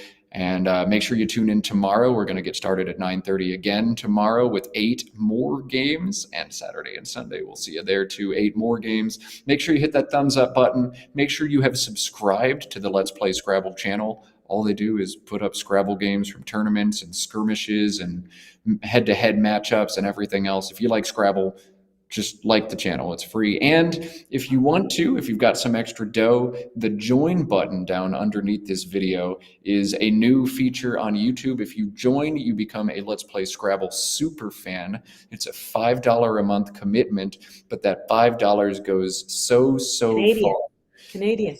Canadian dollars? That's like 8 cents. That's what I was charged, $5 Canadian. It's $3.58 American. It's not even a cup of coffee, and it's for a whole month. Not even a cup of coffee. And Josh Greenway, Kieran O'Connor take that money and just use it to reinvest in their setup to make Scrabble bigger and better. If you haven't heard me say this yet, what we're going to be doing with that money is expanding the stream. On Saturday, in fact, we're going to have 2 setups at once. If we see a blowout on one board, we're going to jump away to the other board. We're going to be able to give you live score updates from board 2 while we watch board 1. It's a little bit of an experiment, but it is only made possible because of the donations of Let's Play Scrabble superfans. If you become another superfan this weekend, who knows what Josh and Greenway will build in the future, but it will be awesome. So consider doing that. Definitely subscribe. That's free. Definitely hit the thumbs up or we're not friends anymore. And consider hitting the join button as well. All right, Robin, I'm ready for some Scrabble. Are you ready for some Scrabble? I'm just telling you, this morning I said I wasn't available because I had a class, and I had one eye on my class and one eye on the game. So I'm not leaving the screen for the next 2 days, 3 days, however long this tournament is. I'm here. Yeah, whatever you are doing this holiday, make sure you got Scrabble tucked away on that side screen. You know, seeing your family, well, get some Scrabble on the side as well. Cooking something nice, keep some Scrabble on the side. Making some barbecue, keep some Scrabble on the side. Fireworks, Scrabble. All right, let's cut over to the board. We've got players situated. Matthew Tunnicliffe, Samuel Anico, both from Canada, both above or at 500 in this tournament. Sam rated 1858. Matthew rated in the 2000s, as we always expect. I've got to get scores updated, but we are just about underway. Sam and Matt, let's play Scrabble. Alrighty, and we see that Samuel, very dapper in that hat, my goodness, is getting to go first. We see that he's 3-3 minus 86, and Matthew's at 4-2 plus 137, which is so low for Matthew to have a cum, but he must have had a couple of blowouts, which is, I mean, to me, it's almost the only way he can lose is if he's just blown away, and I think that low cum confirms it, but I'd have to check on the score. All right, GIOTXWV is the opening rack for Sam. This is where we pass. I don't know, Vox keeping GITW is sad, but it is 26. That's better than 0. How about Gelf? Oh, he doesn't have a V. Oh, he doesn't have an F. Sorry. Yeah. Oh, man. Oh, it just got worse. Yeah, it's just terrible. Terrible. Yeah, Vox saving Twig is not terrible. It's not terrible. And look at Matthew. Oh, my goodness. Vox. Oh, yeah, look at Matt. Jeez. Well, he's going with Vox instead. He's going to keep the V, play off the W. So 3 equivalent plays to one another. In what green world is that happening? Yeah, Robin, tell us a little bit more about how you feel about the V. Oh my God, I used to love it. And then someone told me, no, it's terrible. And then all of a sudden I realized they're right. It's incredible how players' relationships with letters do change over time. I used to love the G, thinking, hot dog, ING, awesome, let's do it. It's a bingo tile. And now the G is one of my least favorite tiles out there. But yeah, someone told Robin the V was bad and planted that seed, and now she loathes it and laughs out loud when she watches a player willingly keep one on turn 1. Oh, there's nothing, I'm sorry, there's nothing correct about not playing Vox. I mean, especially when you're playing. And he knows, if he's from Canada in Toronto, he knows that Matthew knows a crap ton of words. The V will slow him down a little bit. That's what you got to do. And unfortunately for Matthew, he's got absolutely nothing. And so here's the age-old question, Matt. Matt, what do you do when you have this almost perfect bingo rack? How do you, 2 R's? Of course, you're going to think, I want to get rid of one of those R's. If you're Matt, you're Canik, you want to get rid of the G. How are you going to do that? He's looking at different like stems. He's looking at, if I keep AEGIRS, how often am I going to actually hit here? But he has the 26-point re-rig underneath walks, and that play is very strong. Very strong. It doesn't allow huge overlaps. It sets up the S. You'd be tempted to play something like just rig and keep a bingo prone leave, but I think 26 and muck up the board is pretty strong here. Yeah, but you're also giving up the E that goes under that R. I'd probably do rig and rue the day that I did, but I definitely see the intelligence behind re-rig. Yeah, rig is very strong. AERS is never a leave that you're going to sneeze at. 17 points is about as good as you're going to do outside of plays that blow it up completely. Rig or re-rig are pretty close to one another. He set up Rager right now, which is just a much weaker version of re-rig. If you're going to stack, you want to stack at the bottom and make XI, not on top and make EX. Rager gives back so many counterplays for Samuel, and for that reason, we see Matthew backing out of it here. Yeah, it's at the bottom of the sim. Rig is now at the top by about a point over re-rig. Just to highlight the difference, let's do another thought exercise for those at home. Look at re-rig below walks. Look at Rager above walks. And think about the change in Samuel's score from next turn. Clearly, re-rig is more defensive, but I challenge you to quantify it. How much more defensive is re-rig over Rager? The answer is 12 points. Wow. You got to play underneath here. Whether it's rig or re-rig, you've got to play underneath. You still give him cat back, though. Caught, as you pronounce it. Oh, yeah, caught's going to happen either way, right? But that happens. Well, I'm just doing a 2-ply, and it's saying rig by 1.5 points. So Yeah. Eras, Ars, Rays, Sira, Seer.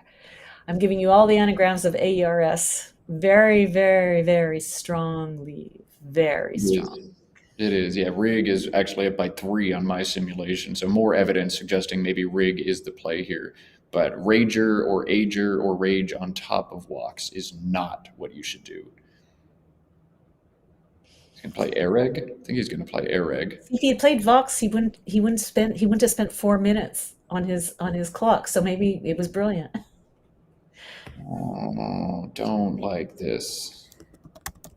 Oh, now he's saving the R for. Don't like this at all. It's not going to happen. Well, he will play. Yeah, he's going to play Awa, Cat and Got and all that.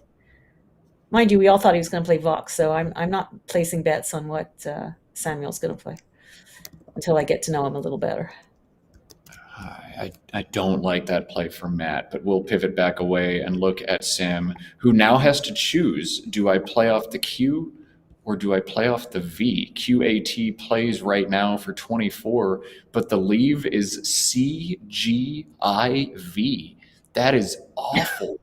So perhaps playing something like VAG on top, making Vex for 26, holding CIQT is actually better for him. If he draws an N, he threatens Vagi and Sonk next turn. I don't know, Robin. Are we playing the Q or the V here? Normally, I would say, as you did very eloquently earlier, if you can you have an opportunity to play the Q, play it, especially if you don't have a U on your rack. But the leave is so heinous, the VICG. Have you done, what's the point difference between Cot underneath Awa and Got and versus Vag? I think Vag is going to score a lot more, right? Vag is 2 more. Just 2? Just 2. And you're getting rid of your A for Cot. I'm not too worried about the Vagi hook because IR is not that easy to do. I would probably just get rid of the Q because I'm saving an I to go underneath it. Look at this. He's thinking of playing Tav, making TAW, AGO, and Vex, and playing just maximum defense. I don't hate that. Yeah. There's the defense part of it, but Cot is also pretty. Like Got doesn't, as far as I know, it takes an H, but Okay, that on top is the play. If you're going to keep a terrible leave like CGIQ, do it in a way that destroys the board completely so you can exchange guilt-free. That is actually simulating very that a little bit unconventional, but I like it. better than VAG? Yes. I don't know why. Do you know why? Just the sheer defense. Like if Matthew doesn't have an S, he's almost forced to exchange on this turn. Now we know Matthew does have an S and a bingo and is going to smash this spot, but if Matthew doesn't have an S and he doesn't have a T, he's just dead. He's forced to exchange. Alrighty. I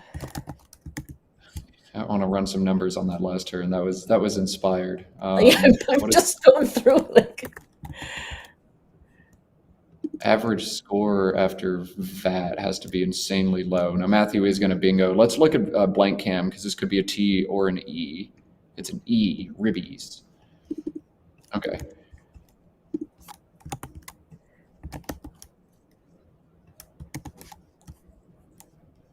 Oh, I just broke my quackle crap. So he's going to play ribbies. That's a nice one. Does it mean RBIs? I hope it does. Could have been ribbits. Did he? But we saw it. He made it an E. A ribby is indeed a baseball run batted in, and it has an anagram in Collins as well. Oh my God, ribibes! What a word. Ribibes. All right, ribby's the play for Matthew. Puts him ahead 102 to 55. Sideways blank alert, and there goes QI. Yeah. No analysis. I'm too busy yelling about sideways blanks. Oh man, I'm teaching everybody here. The blanks need to be put up and down. Otherwise, it's like such obvious free information. I guess if you put the T sideways also, then maybe less so. But another sideways blank alert. I'm hearing from Josh on the ground. We are going to add a sideways blank alert graphic for future streams, and I'm so stoked for that, honestly. But still sideways. Still sideways. You straightened the T, but you didn't straighten the blank. Come on. Yeah, I saw that this morning too, and I couldn't. Obviously, I was listening to my class, so I couldn't tell if you were commenting on it. So I guess you were, eh? Yeah. Indeed. But it could be any tile too. I mean, anyone could turn the other any tile sideways, but yeah. Yeah. All right, we're looking at Matthew now. A-E-E-E-I-U-Y. You would love to play I-E, A-I-Y-E-E, but it doesn't fit. You could play Beau, B-E-A-U, from either of those B's for 12, holding the abysmal E-E-I-Y. I would rather exchange than those, but there's one sick play that might just be worth making, and that is Eutexia through the T-E-X. 15 holds E-E-Y, but gives a lot back. Robin, would you play Eutexia here, or would you throw back like Matthew just did? I would give back because it makes two. It opens up an E on a board that's kind of dead, and it opens up next to the triple the A. Yes, it's 15 points, but Matthew knows he's the stronger player. What did he save? He kept AE together, which is a bit unconventional.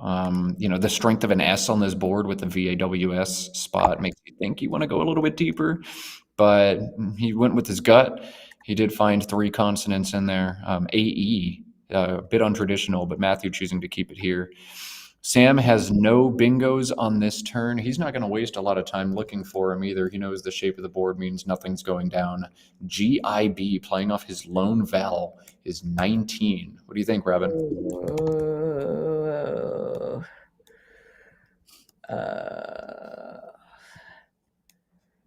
Oh, he played ribbies. Okay. What do I think? I think that was dangerous. I understand why he did it, but I've got bingo prone tiles, and I'm gonna start doing something to, you know, like pick or something just to open the board a little bit, saving a perfect rack. Yeah, I wonder, maybe I would have just played pagers there, just plunked a consonant, or CAGOT if I know that word. I don't know. Playing off the one vowel that I have, though, is tough to do. In any case, we're back on Matthew now. GIB puts Sam at 105 to Matthew's 102. AEIILLN on Matthew's rack. You don't want to open the board up, but you do need to do things. You can't just sit there and do nothing the whole game. And Matthew has 26 points on this turn. EINA is a quadruple overlap on the right side of Ribbies, but it keeps ILL. Otherwise, he's got plays that open the board. One that doesn't do so in a crazy way is Ghibli, GIBLI. Just extend the GIB. What do you think, Robin? Are you stacking for big points with INA, keeping those double L's? Are you playing Ghibli, or are you looking for a totally different line here? Yeah, Ghibli is a really, really nice thought. It's possible that with Samuel only playing 2 tiles, that he's looking to balance his rack.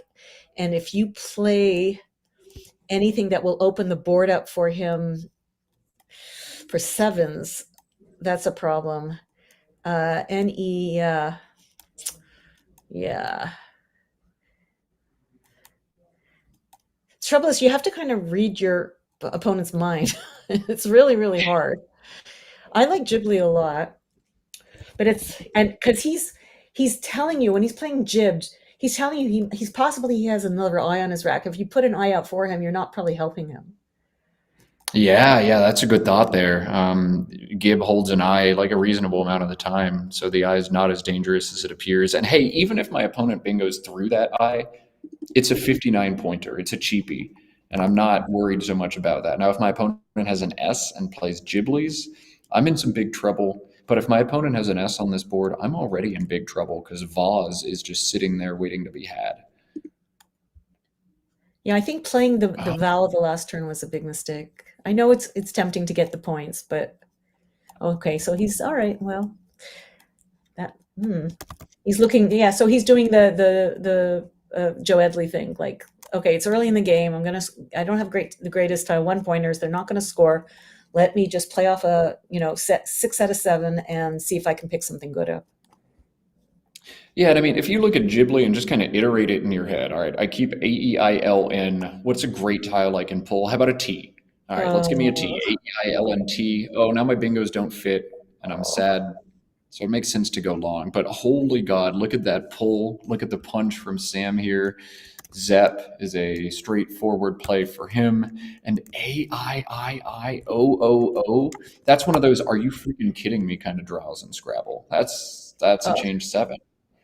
Now, I said that you're not going to see too much coming out of Matthew, but you see how he's getting out of your picture frame.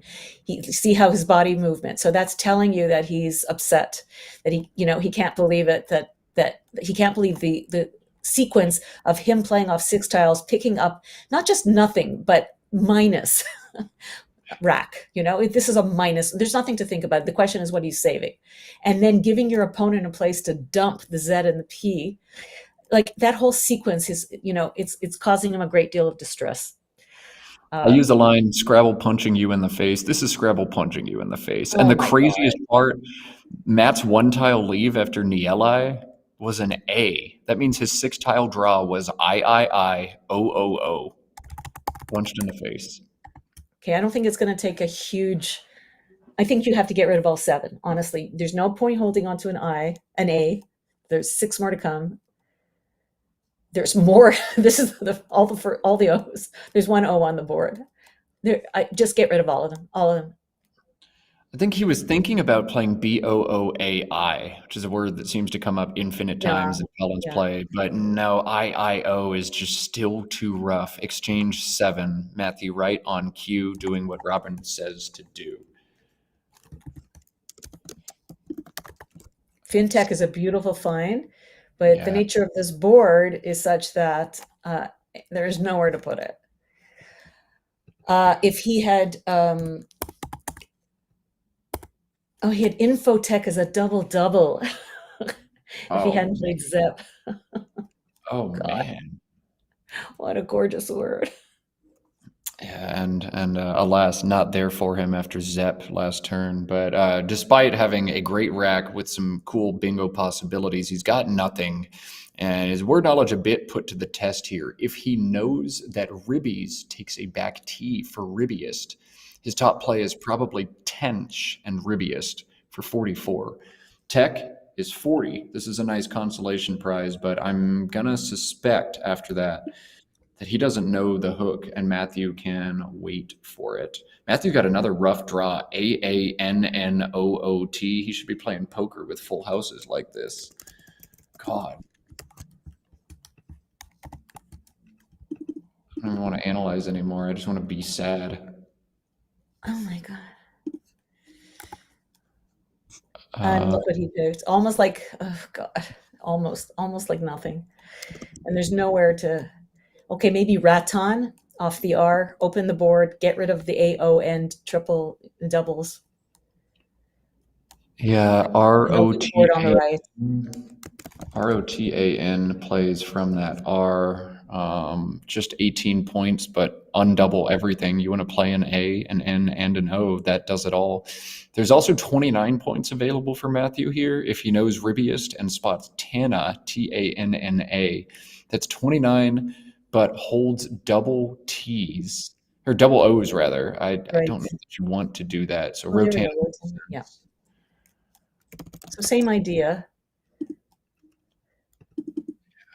AEFFNO blank now on Sam's rack. This looks bingo-ish, and an R or a T or a B or an E would have given him 8s, but no playable bingos on this turn for Sam.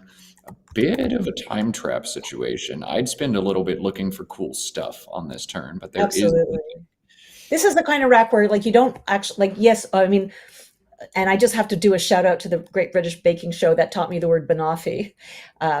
Banana toffee pie, or so that off a B he had that.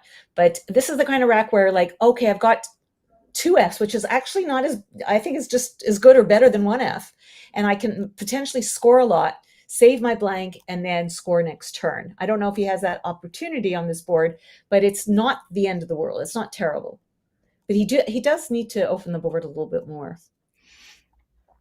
With the lead, though, I don't know how much opening he needs to do. I'll get that score bug updated with Matthew's 18 points from Rotan, but I don't know. You've got the blank. You'd like to open to bingo, but Matt's going to have to open this board at some point, and I'd like to just stay in range. OFF next to Ribbies is 35. There you go. There you go. Looks like Sam's cool with that, too. There you go. And it's easy. It's an easy find. There's a lot of points. It saves a perfect rack. That's exactly what I was saying. This is exactly what I was saying. The 2 Fs together are so synergic. You can score a lot, keep a perfect rack, score next turn. Love it. Love it. Love it.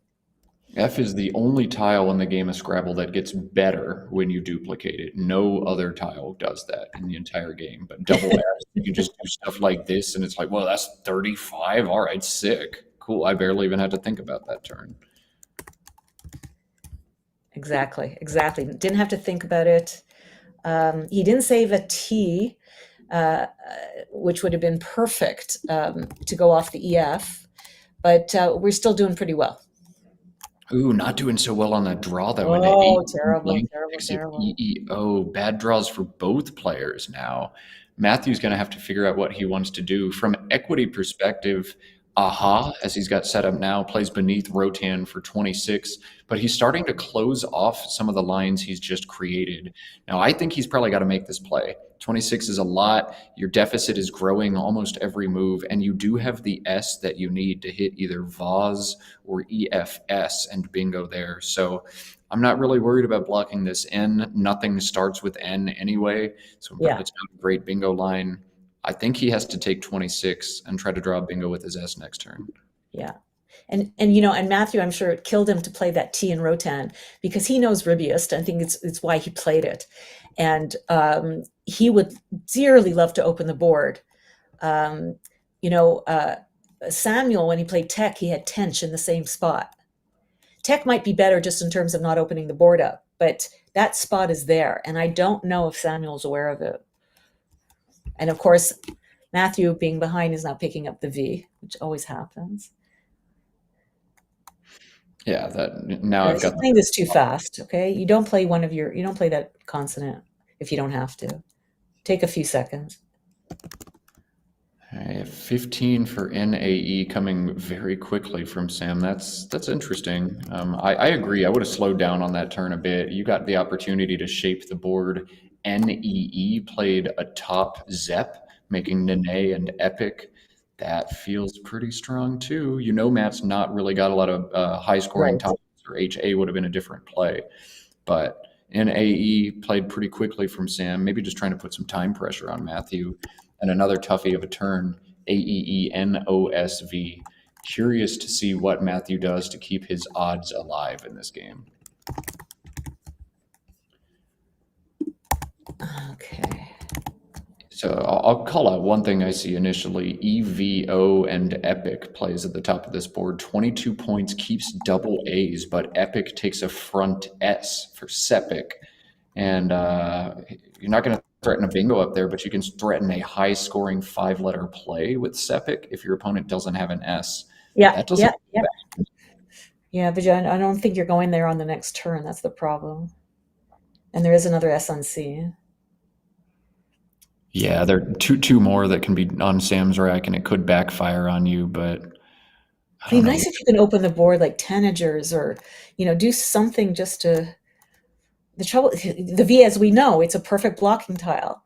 So, you have, I think there's Tava, right, in this dictionary. So that Tava wouldn't work, but it would work great in North America, except for the S, of course. How do you get rid of that? Let's see the tile pool. So there's more consonants than vowels. So getting just rid of VA is probably what he wants to do. And he needs to open the board. He has to open the board. He's got to do something. So how does he do that? That's our puzzle. Yeah, I think there are players here who will play AVO and TO or OVA and TA exactly like Matthew's doing. I wouldn't play this fast, but it does kind of feel forced. The nice thing about this play is your opponent can't just stack 3 or 4 tiles underneath and close everything off. Because of where that V is, they can really only make vertical plays through the O. The other nice thing about this play is Sam has just played NAE. He likely doesn't have tiles that score a lot of points. Okay. So you're not going to get thwacked super hard.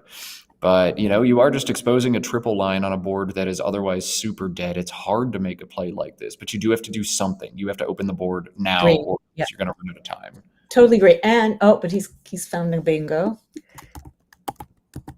Oh, my goodness. What is Aerotone, triple.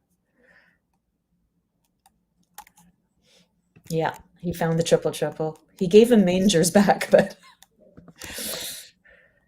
Ow. 122. Okay, look at Matt. Look to the side, kind of pursed his lips. I don't think it, makes it feel any better that he can get his bingo down. No. Sad. That is big, sad energy right there. I finally opened the board, and that's what happened. Oh, and with a mitt full of vowels on my opponent's rack, and he still managed to bingo a triple. And the thing is, the other trouble with OVA, I'll tell you this, really, Matt, because Matt had the S, he needs to be able to triple from row A. And if he's going to block it, Sam, he's almost certainly going to go to 8A, right? He's going to block any 7 anyway, unless he opens up something for Matt going down row B. Yeah, I don't know. You have to do something if you're Matt, and Ova's makes sense. But wow, that backfired spectacularly on him, and now it's big sad energy. Ingram's is 80 points. This is his highest scoring bingo, but man, he's still down by 100 after the huge triple. No, that's a killer. Yeah, there's just no coming back with 4 U's. Look at the pool. You thought the previous game's pool was dreadful, and I was looking at it and going, I could work with it, but like this one, whoa, just vowels and D's. It's interesting That's that it. he didn't play mangers, which would have. Oh, I guess the G hitting the triple makes it a little bit more. Yeah, there's a little bit higher scoring. Alrighty. I mean, they're both dangerous in terms of going to the left. Yeah, it's 2 points more engrams, which he immediately figured out. Now, hang on. Matt's just drawn another bingo, and it plays on the board, and it won't get blocked. This is not... Ooh, talking about toddlers. Yeah, It's not going to get blocked. It can be. He's got a T. Does he have something else besides toddles toddlers? and EFT. Is that what you're talking about, or something else? No, just toddles and EFT. I don't think that's going to get blocked almost ever. Yeah, but it could. Theoretically, it could because he does have a T. It's not like he can't. Correct. Yeah, if Samuel could look at Matthew's rack, realize he had exactly toddles, he might go over there and block it. But there's so much else to do with the A and Ingrams. You know, I think we're going to see WAUR on the left side of the board. Sam's forced to play there unless he has, you know, a perfect knowledge of the rack or invisible AirPods in listening to the stream. War seems to be the play. Could toddles theoretically be blocked? Yes. Will it be blocked? Absolutely not. And Matthew's going to get a bingo down as Sam works through some awkward tiles. This one's not quite done. So in terms of the UUWY situation, definitely YU is better to keep than WU. He does have was, there is an out, but you can work with CUTY, you can work with UI. It's very hard to work with WU. It is, even with the addition of Collins's new UWU, UWU. WU is still a lucky you. Wow. 2 more U's to be drawn in this bag too. They've just left them in there all game. That's wild. But I think you have to play WAUR here. I think just obstruct some of the big floaters, obstruct some of the lines, get rid of one of the U's, get rid of the W. You're right. WU is so horrible together. So play off what you can. Is there anything in Scrabble more obnoxious, Matt, than your opponent playing 7 tiles for a bingo and then picking a bingo right out of the bag?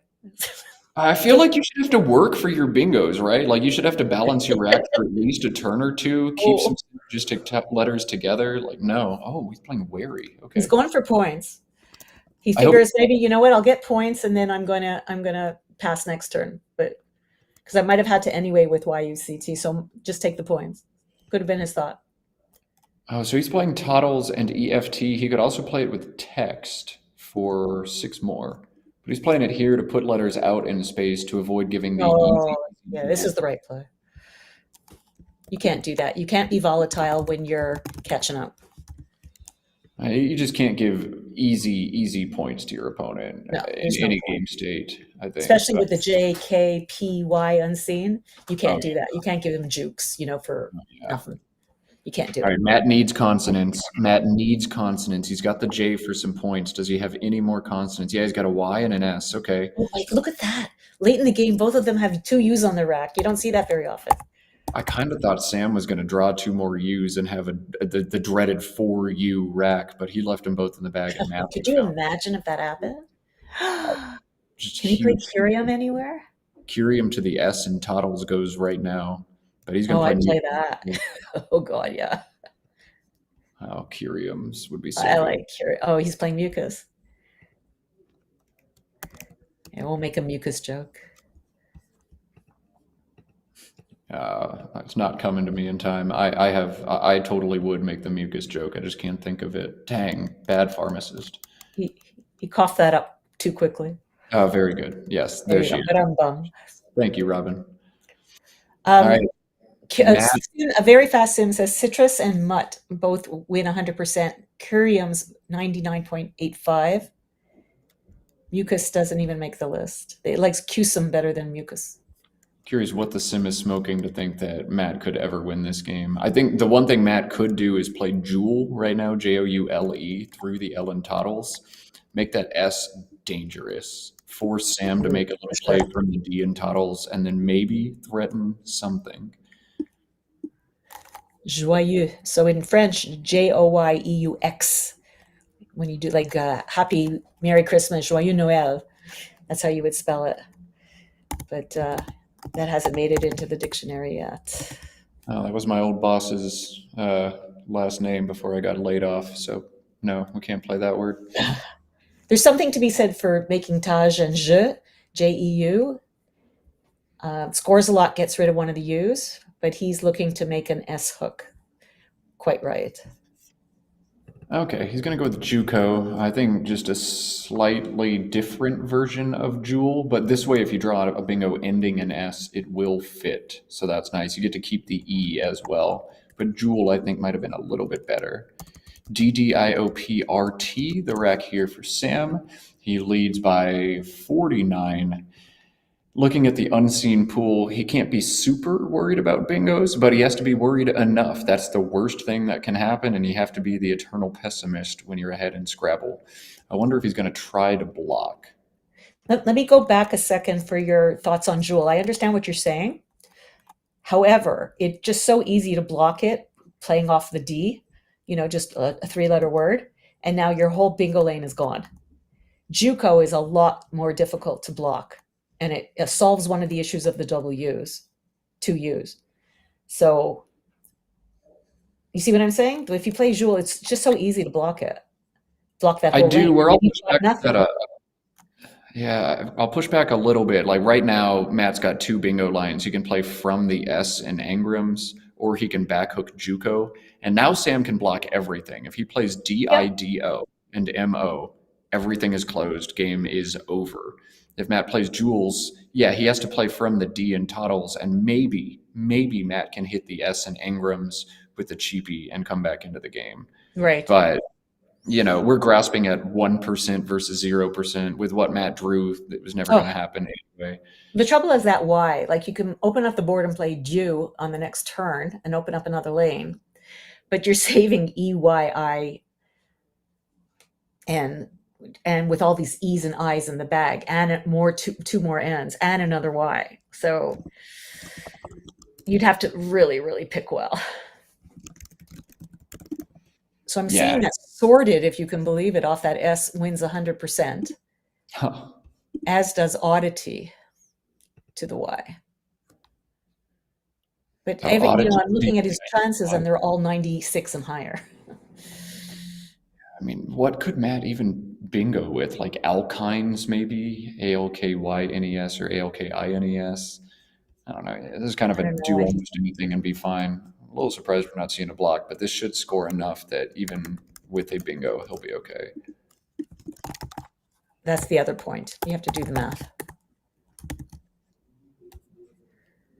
So 13G UE, there's no point in that. You have to create lanes. So Dew will do that, but I guess you can play DYE as well. Oh yeah, DYE, just get into that space and pray you draw two consonants here. That's it. That's it. Yeah. Oh, and look what he picked, 3 eyes. Yeah. Well, then he's got a greater than nothing chance that, all the eyes are gone. There's only an A and an E in the bag. Well, there's only 4 tiles in the bag too. Maybe DUE over DYE. I still think YE is better because there's still. There's no more Y's left. I thought there was a Y. Okay. I think, I'd have to consider every possible bingo that could play. I think you need to open a second lane. I think there's no question about that. The question is, do you play Jew or do you play Die or something else? Can you do something through the JL? That's what I'm looking for, yeah. I don't see any options through the JL. That's what you would want to do if you could, though, if you could script it any way you wanted. Right. But is there any way we can set something up? No, that unseen pool just has all the good stuff in it. I don't think that's in the cards.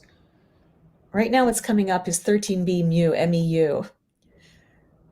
Saving EINSY is giving him a 5% chance to win over 3.5 for EMU in the same spot. Oh, MEU. What does that draw? EINSY. I guess if you pick up like a T and an L, you tinselly, and maybe that actually does it. He's looking at UE, which came up before I did a sim, this is what came up first, 13D UE. I don't know what that does for him. Can you see another spot for UE? I don't know. If I do 13G, yeah, just underneath mucus. That doesn't do anything. It blocks your S hook. There is the G to play through. Oh Thought yeah, about that that G one. up there. Engrams and G. What can he pull from that after Yui though? And like, why would Sam not just block the one remaining line? I think you have to open in some way and just pray. Yersinia is possible if he plays DEY. I love that. Then he I has to learned that's somehow get the it. bubonic plague, I believe Yersinia is the bacteria that caused it. Yeah, You're Yersinia the pharmacist. pestis. Yersinia pestis, indeed, named after Alexander Yersin. That's your whole legacy. You discover what causes the plague, and then they name it after you. It's a bittersweet legacy, but I digress. Yersinia, not quite possible because he would then have to play the U and then draw what he needs. Yeah, I love the yeah. thought, but doesn't quite work. Yeah, but that's the kind of thing when you're lying in bed at night, right, Matt? And you're imagining being at a tournament and you get to play this really obscure bingo in front of everybody and just like, where did that come from? It does feel so good when it works out like that, yeah. Yeah, I think he's got to open a second line. I think there's no question about it. Yeah. But based on what's left, Quackle is showing that MEU is still the best play by a lot. Quackle's so in situations like this. It just doesn't block when it's supposed to. It's not the strongest pre-in-game player, but there's got to be some bingo that he can pull into after that Tinsley is what I'm thinking. But a real human opponent is probably going to figure that out, sniff it out, and block it in situations where the duck likely doesn't. Well, the trouble is he couldn't play off 3 tiles and then put Samuel in a position where he either passes or he, empties the bag. That would have been ideal. Now he could just play off 1 tile. Yeah, I don't know that he wants to, though. That allows Matt to fish one more time. Oh, my goodness. Okay, you got to look at the unseen pool if you're Sam and think about threats Matt could have. I didn't think there were very many. There's actually a lot more possible in this unseen pool than meets the eye initially. Matt has nothing, but Sam can't know that. The sickest option is 85. Matthew could have a rune-like from the R and Engrams, stacking on top of a bunch of stuff and making EM on mucus. But there's unlikes, alkynes, alkenes, insulae, egg-like, A-G-U-E-L-I-K-E, through the G is there. Unseelie, U-N-S-E-E-L-I-E, and dies stuff in a lot of lines that Matt could have. And if you get bingoed out on, you are going to lose this game. Well, it's too bad we're not playing clabbers and need to have uneasier through the R and all sorts of combinations. Oh, yeah. Yeah, clabbers would make this crazy. Would you like to do the commentary on that one? No, I would need a massive pay upgrade in order to even attempt clabbers. You need one of the super freaks out there like Mac to handle that.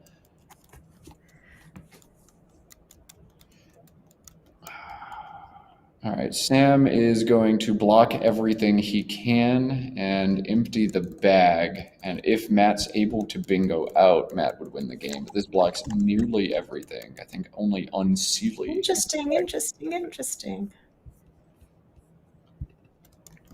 I think I would have been chicken and played 1 there, but hats off to Sam for just doing it. It's interesting it didn't come up in the sim. That's what's interesting. Oh my God, Matt has just a ludicrous, insane, ridiculous play right now. It's not a bingo and it doesn't win the game, but Matt can play a 10. A 10-letter non-bingo for 30. Oh, God. I love Scrabble. I love Scrabble. I love computers. Wait, can he go out with the U in 2 places? Oh, yeah, would he U-stick himself after he makes that play? No, he's got 2 spots for it. All right. Yeah, I would just scrap it if I couldn't go out in 2. I could go out to go off the board and play Eugenia's through the G. Now, that is something we didn't consider because it's illegal, but he has set it up and he's spending some brain power on it. And where is he going to play that? Through the G and Engrams. He's just got to go off the board a little bit. He has to go off the board. Oh, I'm sorry. I wasn't thinking outside the box. He's letting us know he found it. And that's fine. Our unnamed overlord has found Matthew's 10. It is Epicedians through that disconnected PICD. Epicedians, 30 points, holds the U. That's insane. I love Scrabble.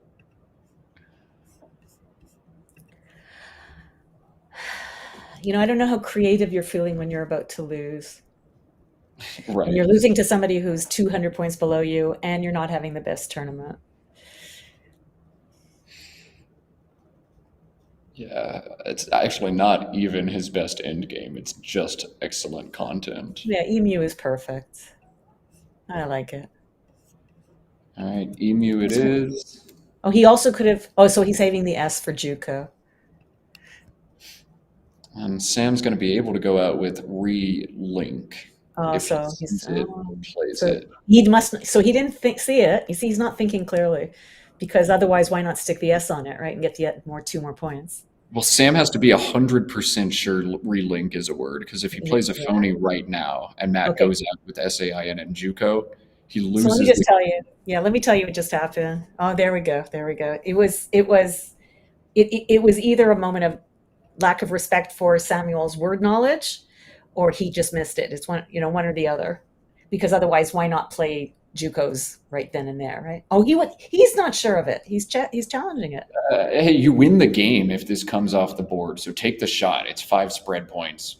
I would absolutely challenge this, even if I were 99.9% sure, because if it comes off and I play sane and I go out, I win. So oh my God, is that right? Yeah. Yeah. Wow. Sam had to be 1,000% sure this was a word to play it, but he was, and he played it. He almost played Kiln elsewhere, but no. All Kiln right, probably we'll would have won anyway. So he should have. We have. I hope we get to ask him. Did he know 100%? Because he would have lost, and he had time. He had 6 minutes to do the math. That's wild. Wow. All right, we'll get that overhead mic going, Josh. I didn't know what else to do. Yeah.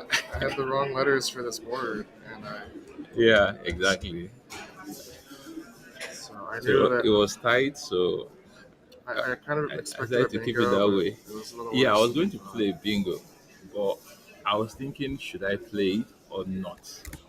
So when you did this, I was like, okay. Yeah, I think you should play it. Yeah, I was going to play Tolerate, but I was like, would I want to play it? Because I think it comes 3, 4, 5, 6, 7. Yeah. Oh. Would you play it? I mean, on this board, maybe not. But Yeah. So I was a bit. The way you did this, I was like, okay. Yeah, that's But you made it scary, man. not that scary. You did. I needed bingo number 4 to make it Yeah, scary. you didn't go on 4. Well played, thank you. I need to take a picture.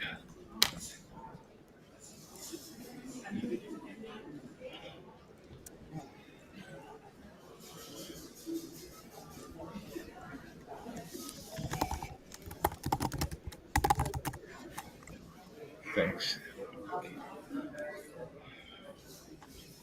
I'm guessing Ribbits is good. Ribbits? Sure, like a With the frog. T? Why not? Yeah. I'm not quite sure. I don't know. Yeah, I'm more sure of this. Of but this, yeah, I would play Ribbits. All right. No, this is for memories. I don't think this is the first time you've beaten me. No, that's true. I've beat you before. Yeah. But the last few times you've beat me Yeah, it's nothing special. People beat me. Yeah. Add this to your collection of wins against me. You'll have a whole collage of beating me selfies. Okay, I think I've beaten you. Yeah, actually, I've beaten you once or twice. Belleville or something. Yeah, I remember beating O'Connor. I can't remember beating you. Yeah, I think I probably beaten you once. Thank you. All right, well, a career highlight now for Sam as he's knocked off Matthew Tunnicliffe. That feels great. He is grinning ear to ear, and hats off to him. He found Aerotone as a triple to send an emphatic message. Matt, you want to open this board I will crush you. We have one more game for our coverage today. That game is coming in a few short minutes. That is Nsikak Etim, who we saw all day yesterday on stream, against Austin Shin. That one is going to be freaking awesome. Yeah, Robin? Haven't we said that all day? Like every single game is freaking awesome. And we're not, this is not hyperbole. Like we're fangirls too, right, Matt? Like this is to start the day with Joel Wapnick and who beat him? Sammy, how he came back after 3 bingos. Like usually on day one, you're feeling, you're getting your feet wet. You're going to work your way up to the big guns. There's big guns everywhere in this room. I'm getting goosies. Like it's unbelievable. It's unbelievable. It is absurd. And here are some of the players we have not yet seen on stream. Wellington Jagere, I think we know who that guy is. Ben Schoenbrunn, Chris Leip, world champion runner-up. Rashid Inaknwali, Edgar Odonkara, neither of the brothers from Pakistan, Carson Ip from Hong Kong. None of them have been on stream yet. And we've had superstar after superstar after superstar. This field is so stacked. I am getting too excited and need to go step away from the screen for a minute before I start yelling real loud. But we have just a short break, one more game of Scrabble. If you haven't yet, like and subscribe and do all that stuff. We'll see you soon. $5 a month. Do it. Do it. Do it. Do you want to be able to break to another game if the game we're watching is a blowout? That takes money. So give Josh your money and Josh will make you happy with Scrabble. Short little break. Matt's got to pee and we will be right back. Players are already bagging, so it will be short. See you soon.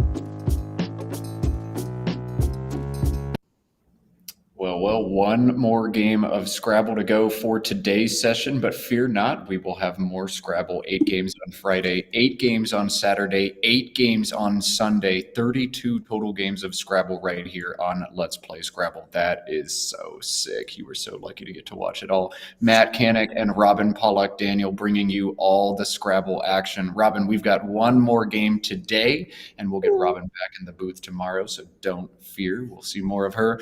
But this last game is featuring 2 superstar players. We say that every game because it's true every game, but these guys are really awesome. In CCAC, a team of Nigeria, Austin Shin of the UK, who now lives in New Orleans and has been for a while, but 2 extremely strong players. Robin, do you have familiarity with these guys? Well, I do because I watched yesterday, and I watched somebody decimate somebody who Wellington Jigare that I didn't think could ever get decimated. It wasn't decimated; it was 4-3. But to hang in there and win 3 and then come back, I mean, they weren't the evenest games. Let's just put it that way. There was a bit of lopsidedness, but he had the goods to beat him, and he did it. Austin, I've known for many, many years, has always been a lover of the Collins Dictionary, and been to New Orleans, where is he living there in New Orleans with? Yeah, and just a private, unassuming, quiet guy, and he's just like deadly across the board. So it's a lovely juxtaposition of the two, and the game is going to be it's going to be deadly. It's going to be fantastic. It's going to be awesome. A great way to end an action-packed day of Scrabble. We want to give a couple shouts and plugs. First to Josh Koff. He's been tracking every single point that has been scored at this tournament across all divisions.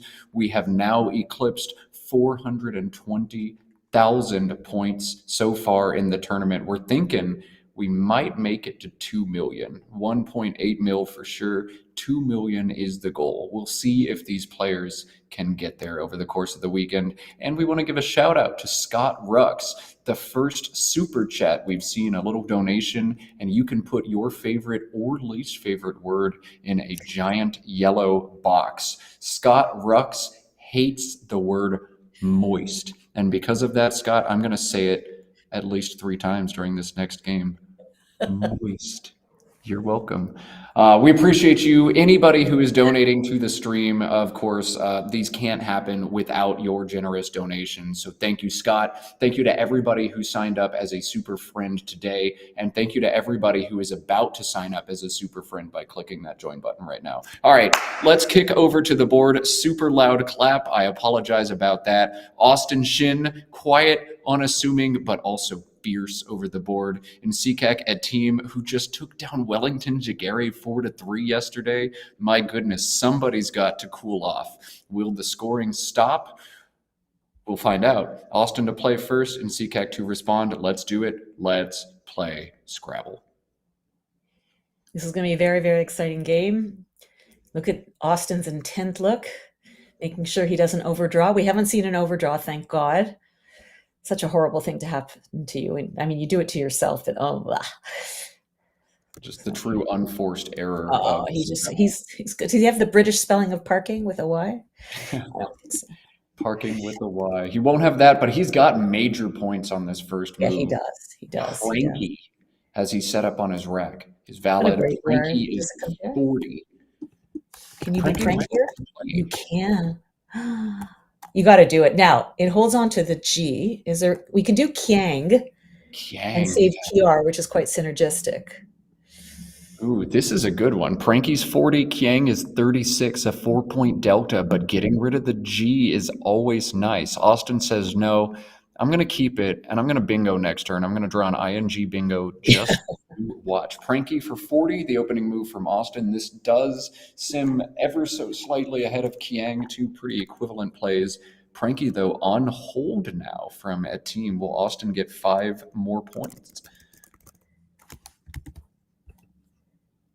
He's thinking, the eyes are moving, and he's challenging.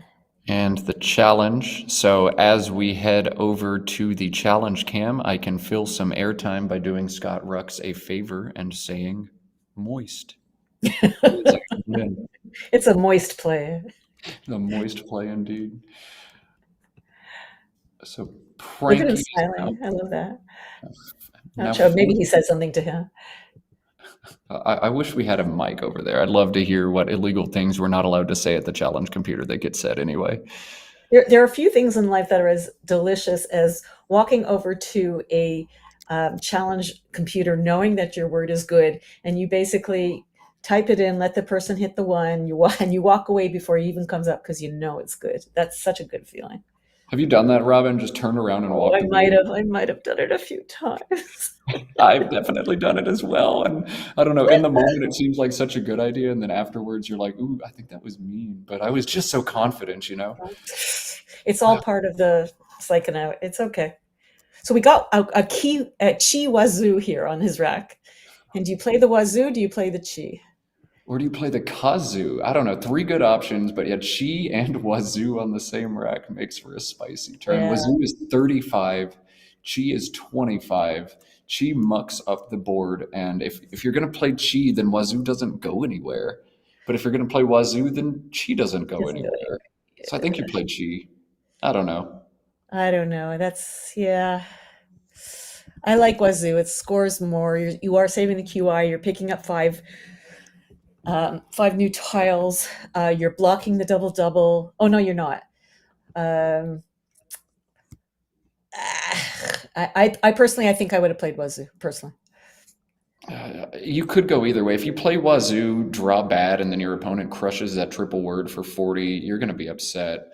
She just goes wrong a little bit less often. I think either play makes perfect sense, and you just kind of ride your gut. After what Adzikak did yesterday, I think his gut intuition is what he should be listening to right now. Yeah. Yeah, I was watching this morning when I wasn't on the stream, and do I play Zounds? Do I play Zoe? I personally would have played Zoe. I did see Zounds. To me, it wasn't worth it for 25, 30 more points. It wasn't worth it. And then he gives him the U for equaling. And it's just like, how do you recover from that? Right? It's very, very hard. There's so many positions where you just look back and kick yourself. Harshawn, after the game, pointed straight to it and said, it might have been an error. I think it was an error, actually. Is that what you said? I wasn't able to listen. Yeah. Yeah, that's exactly what he said. I mean, even him, it felt bad, and it's tough to recover. We'll see. I don't think Chi was an error, but we'll see how the rest of this game unfolds. It's at least something to think about. He saved scoring tiles. He saved vowels that go very well with the Z. So the Z, the Z, whatever. I'm seeing cat dogs. Do you see anything better than that? 2 bingos play for a 68. Cant Dogs is one of them. The other is Dotings, Doatings. Okay. Both use the N that Austin said he was going to bingo through last turn. I might have actually said that for Austin, but thank you, Austin, for capitalizing on my plan that I forced you to follow. Okay. All right, Dotings, Cant Dogs, 68. He could also play Goadster for 60. That is a 3rd playable bingo down to the R in Pranky. You shouldn't do that. You got to play through the N here.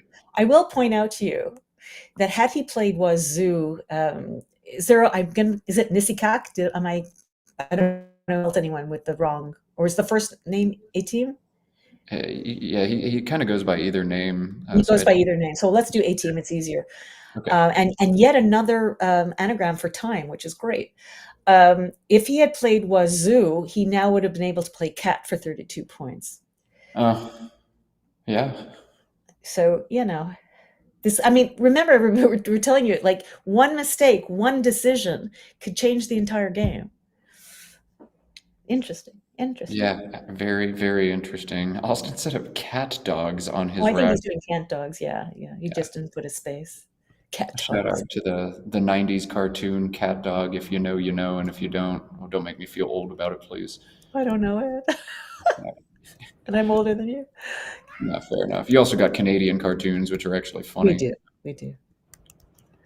All right, Cant Dogs the play, 68 points after Austin scores 45 on the first move. He's got a big lead early, 25 to 113. ACOOTWZ for a team on this turn. He can score huge because he's already even set it up on his rack. Like, he probably already counted. Woots. Wow. What a great word. 67. Can you hear my cat? Better let her in. Wish I could see your cat. You're gonna have a cat and not bring your cat on the stream at any point, Robin? That's unacceptable. Unlike dogs. Oh man, hang on. This is actually nuts. Does he play Woot or does he play Woots? If No, he no, leaves he's gonna Z play off. Take the points. Take the points. Take the points. It is 40 more points to put it now, but if it doesn't get blocked, you're gonna score 100 next turn. Okay, here's what it means, and never in a million years would I have thought. Do you have an imagination of what it might mean? It's got to be an interjection of like an exclamation of celebration, right? No, it's actually a noun. It's a tough, sharp steel made in southern India by fusing magnetic iron ore with material containing carbon. No, that's a lie. Pluralize it. That's not true. Woots is not Indian steel. Are you kidding me, Robin? Yeah, no, it is. Okay, you're right. Never in a million years would I have guessed that Woots is steel. I will also point out that he blocked a word that we could have played last game, which was trendoid.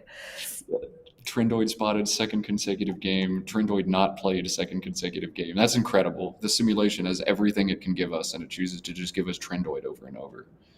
I love that. But he does have nerds, which he might be saying out loud to himself right now after blocking trendoid. Oh, nerds. Yeah.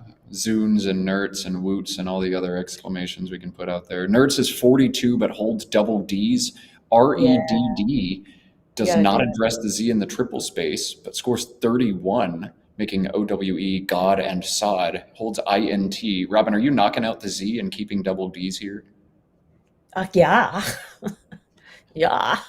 Yeah. Oh, I mean, well, you can't get rid of it, right? Through the Z, the Z, you can't get rid of the D's. So go for the points. There's red REDD to the right of Woots, which will score 31. That's another possibility. It's 11 points less and saves NIT. I mean, I think it would be between those two for me. Yeah. It's nerds or red. I don't know. Red is actually simming fine, but it seems nutso to me to leave that Z on a board shaped like this. Like, I want to make it go away. I'd play nerds, even though it's a sad leave. I think you got to do that. Nerds is definitely coming up stronger valuation by about 5-4 points right now. Win percentage is not that difference, just 2 or 3 points. But I think you got to go for the points. Go for the points. Because the last time I heard, tell me if I'm wrong, Matt, the person with more points wins the game. Did I get that right? Expert analysis from Robin Pollock Danial. Scoring more points than your opponent helps you win. Yes, that is actually how it works. I nailed it. And that is correct. Awesome. Yes. So scoring points, generally a good idea. That is in fact why Austin's slogan is #scoring never stops. Okay, stop meowing because you're in. Don't stop meowing. More cat action, please. Austin's at 155 and CCAC at 92. ACEFISU is the rack for in CCAC. FIE is 30 points underneath QI, but it keeps the CU combination together. FICE is 35 in that spot. Robin, you're going to grab these points, right? FICE? I'm all about grabbing the points. You know that. Okay, I got it. Cat situation. Is it dinner time? It must be dinner time. It's always dinner time. If you're a cat, yeah, you've never been fed even once in your life, even if you were fed 5 minutes ago. I know how they work. All right, Feist to play, 35 for a team. Feist, yeah. You just got to pray. Oh, look, he saved USA, and it's 4th of July tomorrow. I mean, what more could you ask? Awesome. You guys doing? You're going to have fireworks, eh? You're in the nation. You're in the state capitol. Yeah, I'm sure there's going to be fireworks. We heard people testing them on and off last night, scaring the dog a little bit. But hey, for America, our dogs can make a small sacrifice in patriotic duty. All right, so not much going. Let's see what's going to happen now. I think it's time to start getting rid of a D, but only if you're going to score. You got a lovely 4-letter overlap to the right of Woots, which will not get rid of a D. Yeah, LATI or TALI, both 26 points, quadruple overlap. They're stylish, but you're keeping double Ds for a second turn. I might be looking at a longer option here if I'm Austin, something like Tidally down to the Y and Pranky. That's 22, holds AD, goes digging into the bag a little bit. I think I prefer that play, but we'll see if Austin chooses to keep double Ds or try to shed one of them. Well, if you're not going to do moist jokes, I'm not going to do double D jokes. Just lobbing them up for you, but Robin showing remarkable restraint on the chat. I am not above those jokes, but alas. I like Tidally a lot. I like it a lot. Yeah, you just I would love to play off a D if I can. I don't want to hold duplicates like all game. Those are the games that make you sad when you look back at. Obviously it sets up an X hook, and the Q's gone, so that's good. Okay.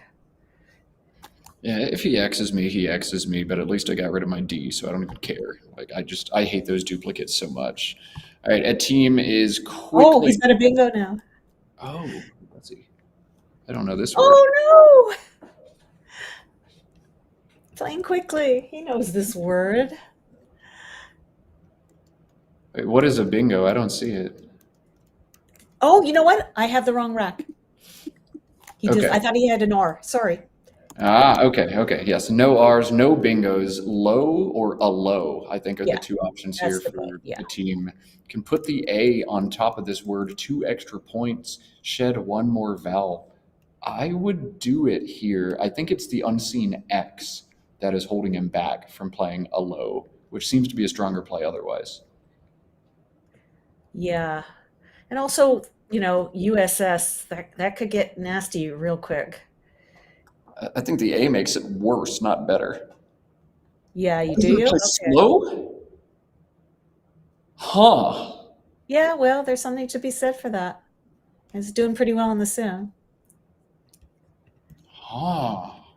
Well, it could get very cumbersome on your rack. I know that the tendency is to hold on to the S, but I think a sign of a really good player is not afraid to get undouble that S, even for just a couple of points, because it really can be a problem.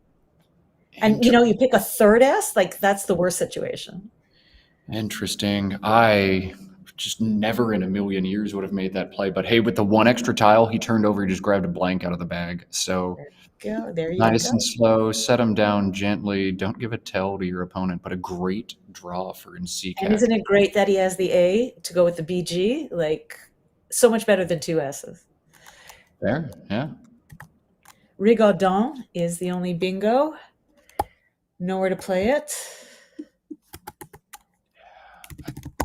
I'm curious to see how Austin's going to play out of this. He's got GUID set up on his rack. That's going to play on the top of this board, making IT and DI. 24 points, opens things wide open, doesn't keep the best, AOR. I kind of like the option of Guiro down at the bottom, above Nertz, GUIRO for 20. I like it too. I like it too. It blocks the board up from easier bingos, but we know that a team is going to bingo underneath Chi, but he will open a triple if that's what he chooses to do. Can he avoid it by making a 4-letter overlap? Let's have a quick look. And is there now a triple? Burgages is the first thing I think of. No triples available on this turn for a team after the G in space. And Gwyd is simming about 4 points ahead of anything else. Austin has never really been scared of opening the board, and he's going to play right on brand here, grab some extra equity in the process by not being paranoid, and he won't be punished with a triple. So the question is he going to play Burgages or is he going to play something like Cubages? Cubages plays with QIS for 85. Burgages is 83. And if I'm in CCAC here, I'm down, but I'm about to pull slightly ahead.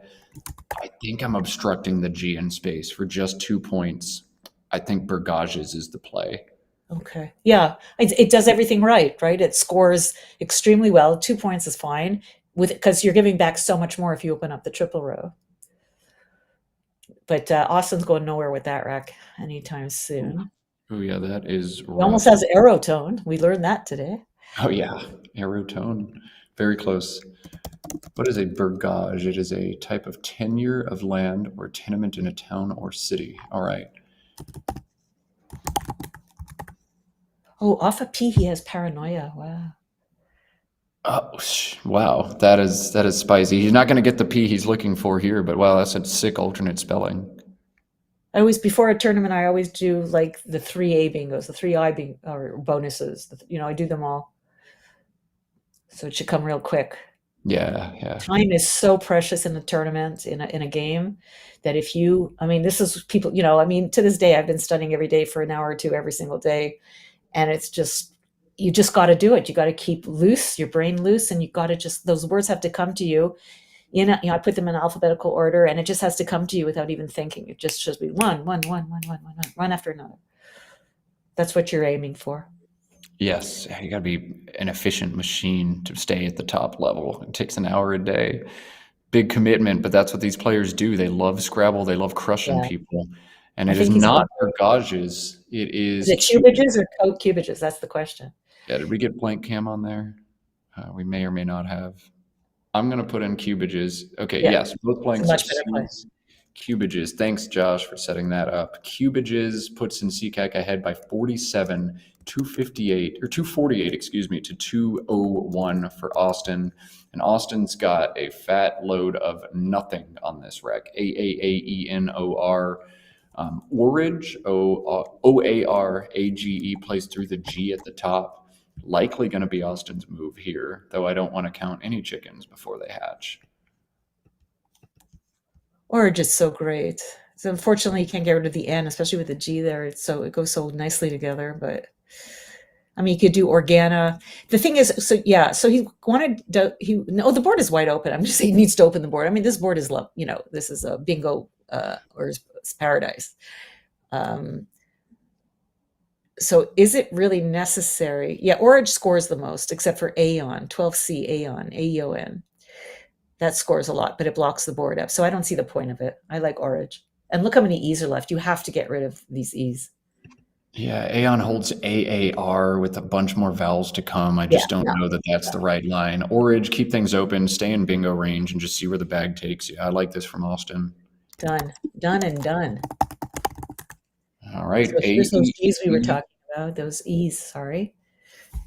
No, you're good. Yeah, there's all the E's on the CKX rec. AEEEJOR, and I think this is going to be a G, but I don't know where it's going to be. A G plays for 31, 29, and 29 on three completely different areas of the board. Up top, making OE, making Epic and ER, or on top of Nerds. Do you have any reason that jumps out to you, Robin, to play in one of these placements over the other? Orage is the easiest one to do a 7-2. Pick requires an E. Is the slur still good here? No. It is not. So I would do it exactly there. Exactly. It does open up the possibility of a 6-letter word to the A, however. But it scores the most. You're going to score the most anyway, and it does open. The Z is gone. That's good. It's real. Yeah. Oof. As I say. Where would you put it? I think I would put it there because Orage is just so much easier to bingo too. Yeah, I would also put it up on the top of this board. I'm playing a little bit of defense at this juncture in the game, but in CCAC, doing what we saw him do yesterday, put the word down, visualize. He did not hit the clock again for about 20 seconds, just thought about what might happen, and then went ahead and pulled the trigger on Aji here. Interesting. Very interesting. So Austin continues to have very bad stuff. The X is going to unleash some points for him. Tax beneath cubages is 44, but DNNU is not the kind of leave you want to be keeping on a board with a lot of bingo opportunity. You always want to be in range, so if you grab a couple E's, you're right there. But I think 44 points tax is going to be something he's got to do here. I'm just wondering, do you have the same score on your Quackle? Because I'm getting 217, but here it says 222, so who breaks the tie? The 5 points for Pranky. There you go. I missed that. Okay, perfect. All right, so 222 for Austin, 279 for NCCAC, but Austin with big points on the way. I think it's going to be tax. If he's really scared of this U, he can play XU and GU beneath cubages. That's 39 instead of 44, but keeps an A. With a bunch of E's to draw, ADNNT, I don't think it synergizes that well. I'd just take the points. I'd score 44 here. I would totally take tax right now. Also gets rid of another consonant. Actually, once you put tax on the board, it's so easy for NCCAC to hit you back with a 3-tile play on top of it for like 1,000 points. He doesn't. Oh, look, he's got Shoreman. Oh. You got to play there. Sorry, I just looked over. So Shoreman plays through the A and a G too. In CCAC with the Spidey senses once again. That's unbelievable. Put the A in a weird spot and then immediately draw a bingo to it. Well, he took away the double-double. I don't think, was it a double-double? No, it wasn't. But it's still a bingo. It's still crazy. Yeah, he's still going to get, it's just not as much points. Croman and N. It doubles the H, it doubles the M. Somehow Choreman, despite barely hitting any premiums, is 79 points. This is nuts. And here it comes. Oh, God. Let's watch Austin's reaction. Probably nothing. Nothing at all. Just write down the score and try to figure out how to swing back into this. Little side eye there for a second. I think he's checking the clock. Oh man! All right, 358 to 261, a 97-point delta now between the players. Austin on turn, but doesn't have a lot to do on this turn. ADFNNST. He can cash the S and play funds in the bottom left of this board, but that shuts a whole lot down in a situation where he's feeling pretty desperate. He can open some new lines. Fantod through the O in Shoreman is another option for him. I love that. Except for the fact that it plays a lot of tiles towards the end of the game when you're losing, and you might need 2 big scores. I love Fantod. I love everything about it, personally. Yeah, could play Fend, F-E-N-D, through the E and Shoreman. Holds the very synergistic A and ST, but I think you got to score a little bit more now. Yeah, and it blocks the R. It blocks too much. If you could do it somewhere else on the board, I would think about it. Yeah. Well, I think Fantod is going to be what Austin has to do here. You can't play funds and knock out the bingo line on top of nerds. You've got to keep that open for the long term in this game. The C in a triple line is also huge for you right now. You want NCCAC to have a headache of a situation trying to figure out what to block or if he should block at all. Fantod, open some new space, score some points. That's what you got to do here. Well, let me throw something into the... Throw it. Fan and self, setting up your S, your case S. Ooh, now that is pretty awesome. And there's a lot of vowels. South has 2 hooks, another F or an S, but you've got the last one. You've got the case S, the other F has been played. That is interesting. You're basically going to force NCCAC to make a little play in the bottom right corner. That's pretty sick. You've got to draw some vowels, but this pool, I feel like all day we've had a bunch of vowels left in the bag late in the game. That is a really fantastic option. But Austin's going to play Fantod, which also makes a ton of sense. That's good too. If he doesn't pick up I, which he won't. He doesn't know that yet, but that's... Alrighty. So we have an alibi and then some. Now I'm curious to see what NCCAC does. There's one tough to spot word that does a lot of what he wants to do. That's Iliacai, I-L-I-C-A-I. But there's also billion here as he's starting to set down B-I-L-I-A-N to the N in Shoreman. I think knocking out the C is definitely something you need to do, but perhaps you block a little bit more. C-E-I-B-A down from the blank C also takes out the line above nerds. Yeah. But you're going to play off all these I's at once, which is pretty sick. Iliacai, 18. He also could have played to the N, billion. Yeah, he could have done that. That would have been nice too. because cubages is in the way, so you're blocking all these lines. I like billion a little better, but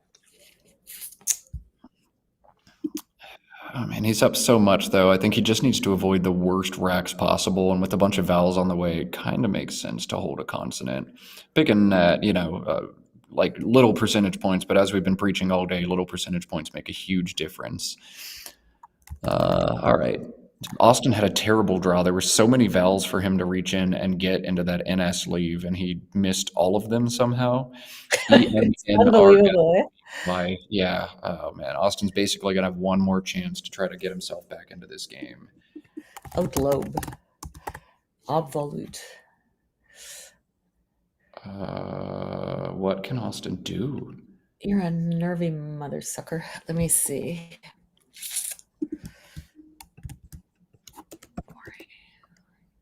Well, he played very under Fantod. I love the NY in Collins. God, I wish we had it.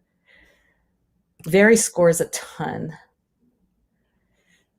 Yeah, the problem with Very is there's just one bingo line left on the board after you make that Yeah, play I know. of Nertz, and it's gonna get knocked out. But I mean, it scores so good. I think though Austin's in Hail Mary mode, and maybe the best Hail Mary mode, if I can steal from your idea last turn, is to play Yeah. NYM and SOWN. SOWN does not take a back S, but it does take a back D and a back E. And with a bunch of E's to be drawn, maybe you draw a bingo ending in an E, maybe you draw reserve or reverse or something in that vein. You at least make NCCAC think very hard about which line to block. You give yourself another chance. What word would you play? MY? Is that what you said? NYM, NIM. Oh, NYM, okay.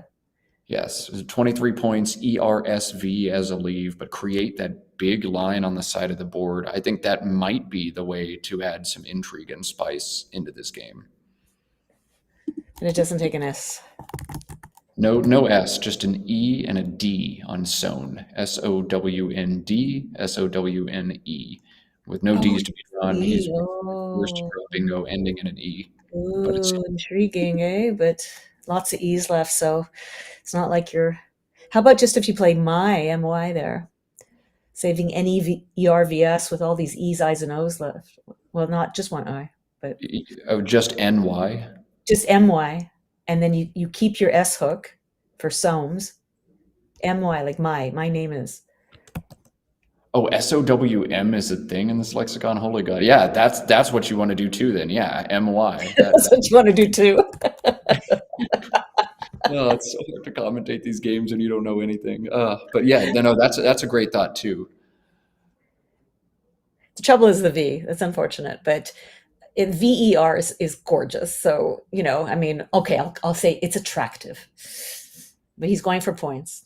Points. Yeah. I just don't see how you ever win the game after this, unless you draw 9 through AR or something. Like your opponent just blocks the bottom of the board and you lose. But well, of course he's going to block the bottom of the board. He has to.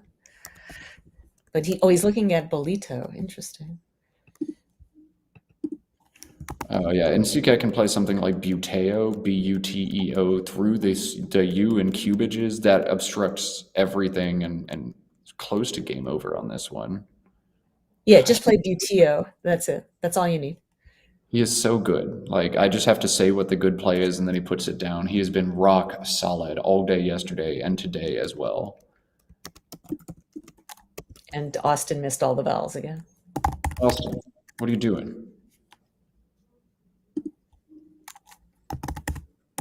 Yeah, with 2 in the bag now, I'm trying to figure out what Austin could even do. Maybe he plays Goon, just plunks an N, but I feel like NCCAG will be able to obstruct whatever he draws in some way. I think he's done.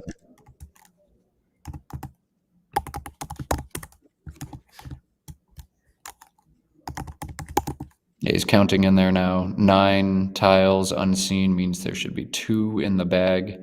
He's probably taking a look at his paperwork and seeing, ooh, there's a lot of vowels, which would help me right now. I can't believe I didn't draw any of those vowels. That frustrates me a little bit. All right, recenter Austin. Figure out if there's any Hail Mary I can throw. Well, he could just play Chin and Earn, undoubling the N, only taking one of the 2 in the bag, and hoping to bingo through that O or through the AR. Let's see. I'm trying to figure out if there's some Hail Mary he can draw through the E and Shoreman, underlapping NY. NY takes an E, an M, and an S, so it's actually somewhat possible. Let's see. Pre-names is not going to do it. Spearman is not going to fit. Spermine is not going to fit. Proseman. You know what? I think based on the playable bonuses, Max is coming at the top of the list very strongly. So there might be a possibility of a bonus through the O with 2 N's. We'll have to check that out. All right. Nothing. Oh, through the O, perhaps. Okay. Yeah, it has to be through the O. You don't have a choice. No, there's nothing through the O. After Max. Really, eh? No, there's nothing. So I don't know why it's saying Max is best. Now I'm curious. I gotta go. You need him. Yeah, right. I think sometimes the engines are just wrong in these situations too. They assume your opponent just doesn't block and sits there and has a stroke instead, and that's not something that happens in Scrabble very often, thank goodness. Yeah, I think he needed to set up that sneaky S hook off of So a long time ago. Yeah, I mean, vary is going to make the game closer and cut some spread, but I think it's never going to actually win the game for you. Now, I don't even think the other plays do. His deficit was just so big, and Sikek scored so well with Buteo that even if you draw the crazy bingo, I don't know that it's enough for him, but I don't know. So the question is there a 7 in the, there's an A and an H left. So is there a 7 in AEMMN PRS? So there's Panners, but yeah. So I think his best bet is playing Saum and hoping he picks the A out of the bag, or an I, or pinners, or penners. I think they're all good. Even if he does that though, like Nsikek can just play Sev from the S for 8. The question is, there's not 2 places. That's the thing. Yeah. Right. Can he do anything to the right of tidally? Let's have a quick look. He could play IN. He has the S. He has the N, the last 2 N's. That's not easily blocked. But then just Lev. I know. Still don't ring. Yeah, I'm trying to find something, but this game I lost a turn or 2 ago. Like the opening needed to happen a turn or 2 ago. Ooh, how about Goon? Goon is it with Sev? Right. Oh, right. He's just a second. Sev? What do you mean? Oh, I see what you're saying. Yeah. Okay. He's no good, as we say in English. You could try to play SOWN and then maybe hope that your opponent just doesn't know the hook. That works sometimes against lower rated players. Okay, SOWM. This is as you recommended, Robin? I think so. I think it's, yes, it's blockable, but it's very easily blocked. So many vowels left. Very, very easy to block it. But you also open up a triple. And he did draw. There you go. Okay, so is there a triple if he plays 2 vowels underneath M? That's the next question. Oh yeah, if he plays like MO and OE or MO and OU. He has to. Right, to block it, he has to do that.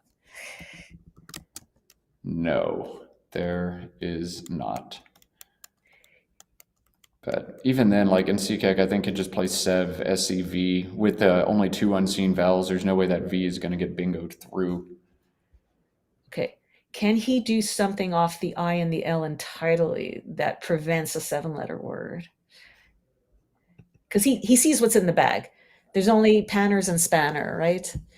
If he has a bingo. That's it. That's the only way he has a bingo. Let me see if there's an H. Sharpen. Sharpen doesn't fit on the board. So Right. So he's not worried about Sharpen. He's only worried about Panners.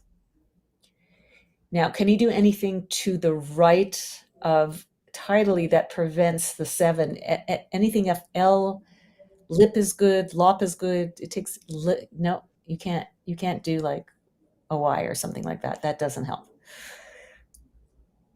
You can do Lev for 6, put the V out in space. It kind of does what it does at the bottom, but I don't think you can do any sicker blocks. Yeah, I don't think so. Yeah. he's got a lot of time, so he can figure out if there are any triples available through any vowel that he might put out. I think the other big thing he has to be a little bit spooked by is there anything he could have through the E in Choreman? Some crazy, nutso, weird fit. Oh, wow. That's what he's thinking about right now. You want to make sure you don't get hit with these insane low probability. I didn't see that. There isn't. Yeah, there's no 8s with that any of those racks. But so he can also just play OU underneath me. You're not going to triple through a U probably.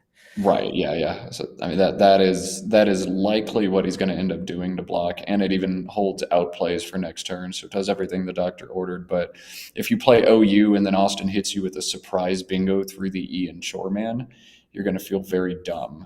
He does have a guaranteed 100-point just score so well that I win the game, even if you have Panners. That's EVOLUE. Plays with AXE and Gov. It's 28. And even if Austin bingos out with Panners and Nsekak eats the H that he's about to draw, he'll hold on to the game. Okay, I'm going to run a sim. Did you say Evolu? Is that that's the one you thought of? Yes. Or someone did? Yes, Evolu. Evolu, is that evolved, I guess, in French? What is that? Evolu. That's what I would guess it is. It is a colonial term for an African educated according to European principles. I was hoping it would mean moist. You forgot. I did not forget. I've just been waiting for my moment and it never came. So I had to force it. M-O, you know what else starts with M-O? Moist. All right, there's 3. I got them in. You are welcome. I think a team almost certainly spent a few minutes retracking, seeing the likelihood of, what Austin might have. He's very capable of figuring out if there are any triples through any of the vowels that he might put out. Really, the question just becomes like, are you 1,001% positive of your tracking?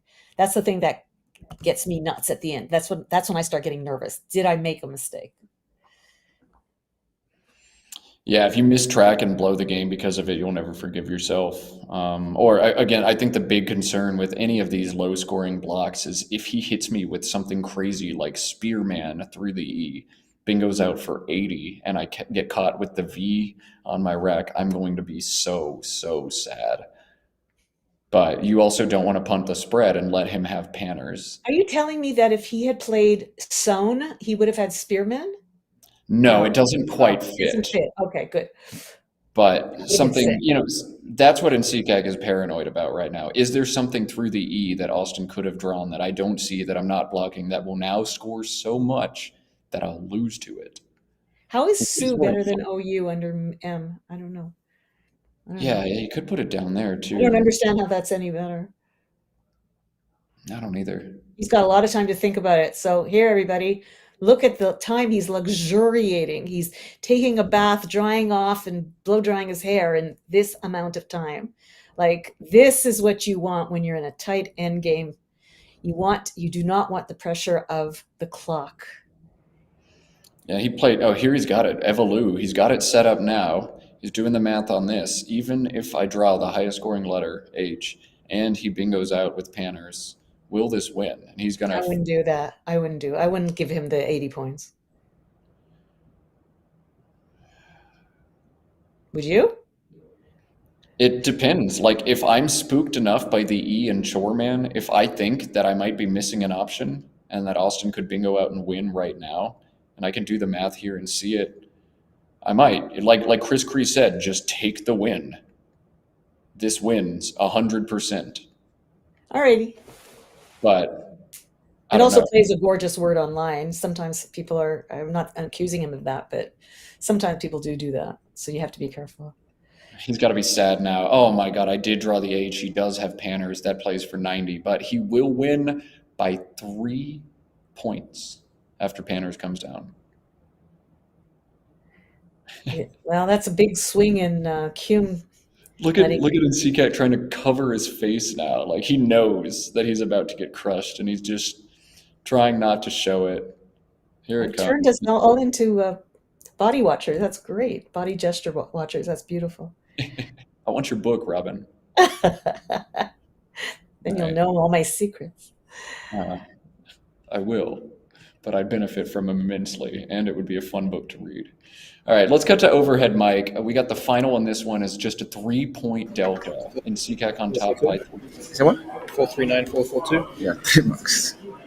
Yeah, I'm gonna do a quick recount. Okay. But yeah. So first move, 10. Well, they're recounting. Yeah. Oh yeah, this is not fun at all. We know that they're not going to find anything on the recount because we've run it through our computers and gotten the score correct. You know what? And a team gave up 5 points of spread, in challenging Pranky. But he didn't give up 10, and that's all that matters.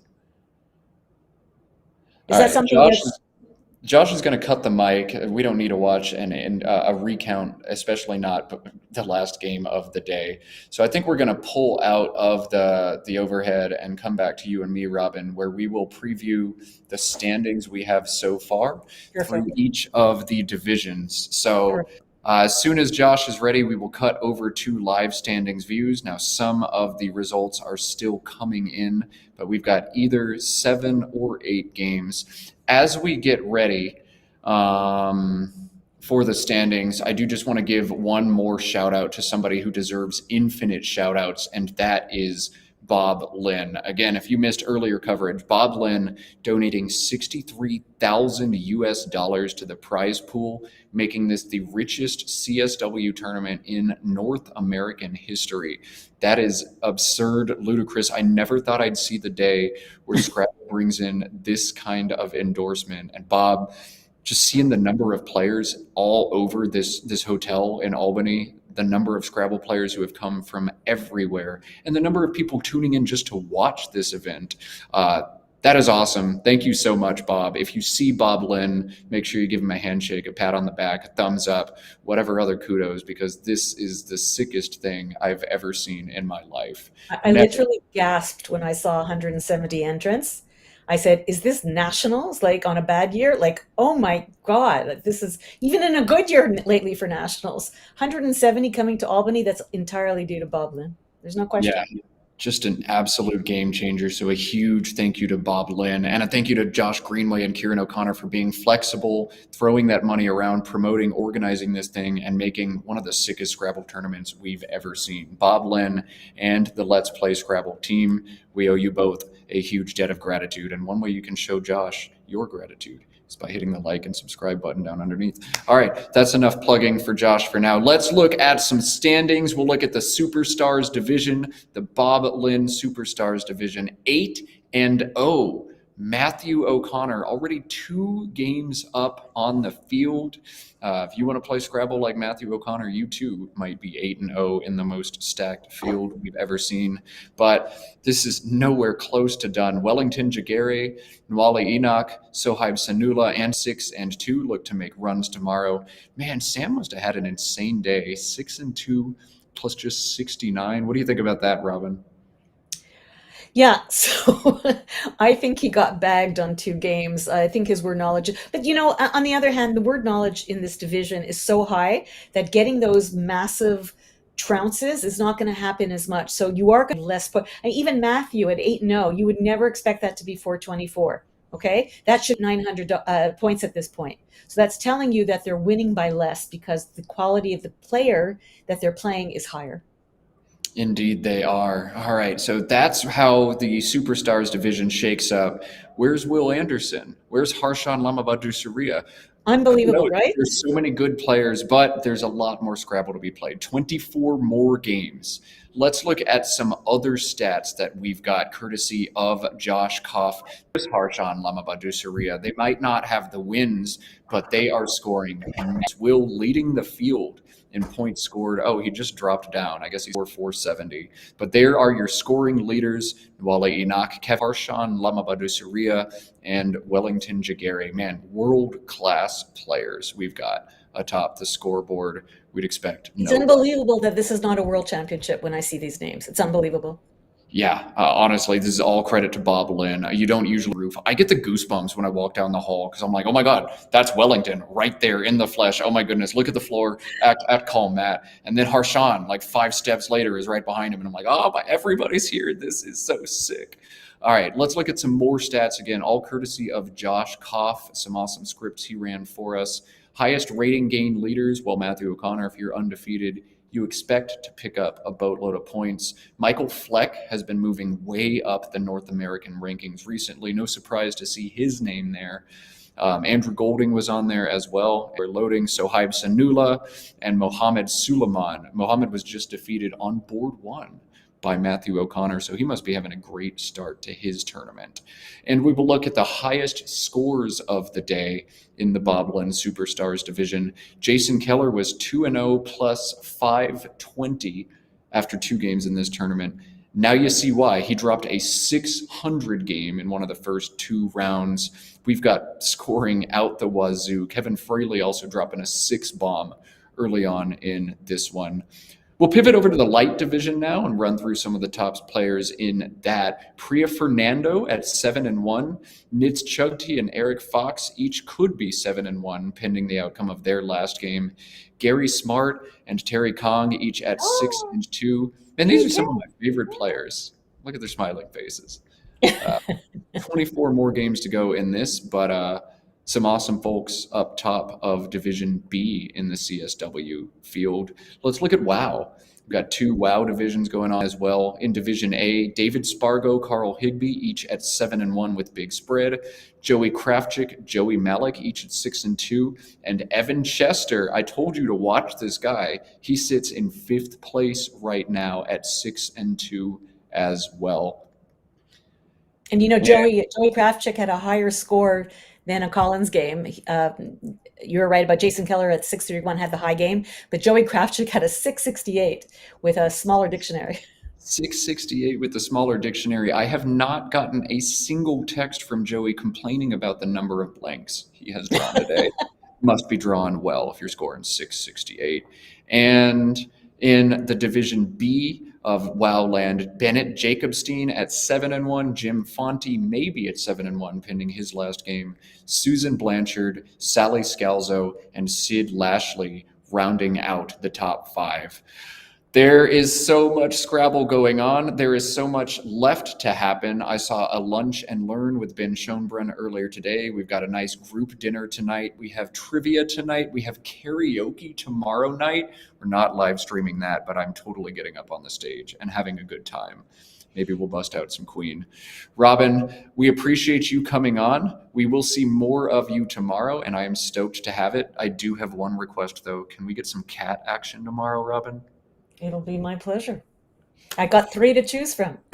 Yes. All right. You have a promise from Robin. We'll get more Robin. We'll get Robin's cat on stream tomorrow as well. We will be back on at 9:30 a.m. with more action. 9:30 Eastern time. Don't miss it.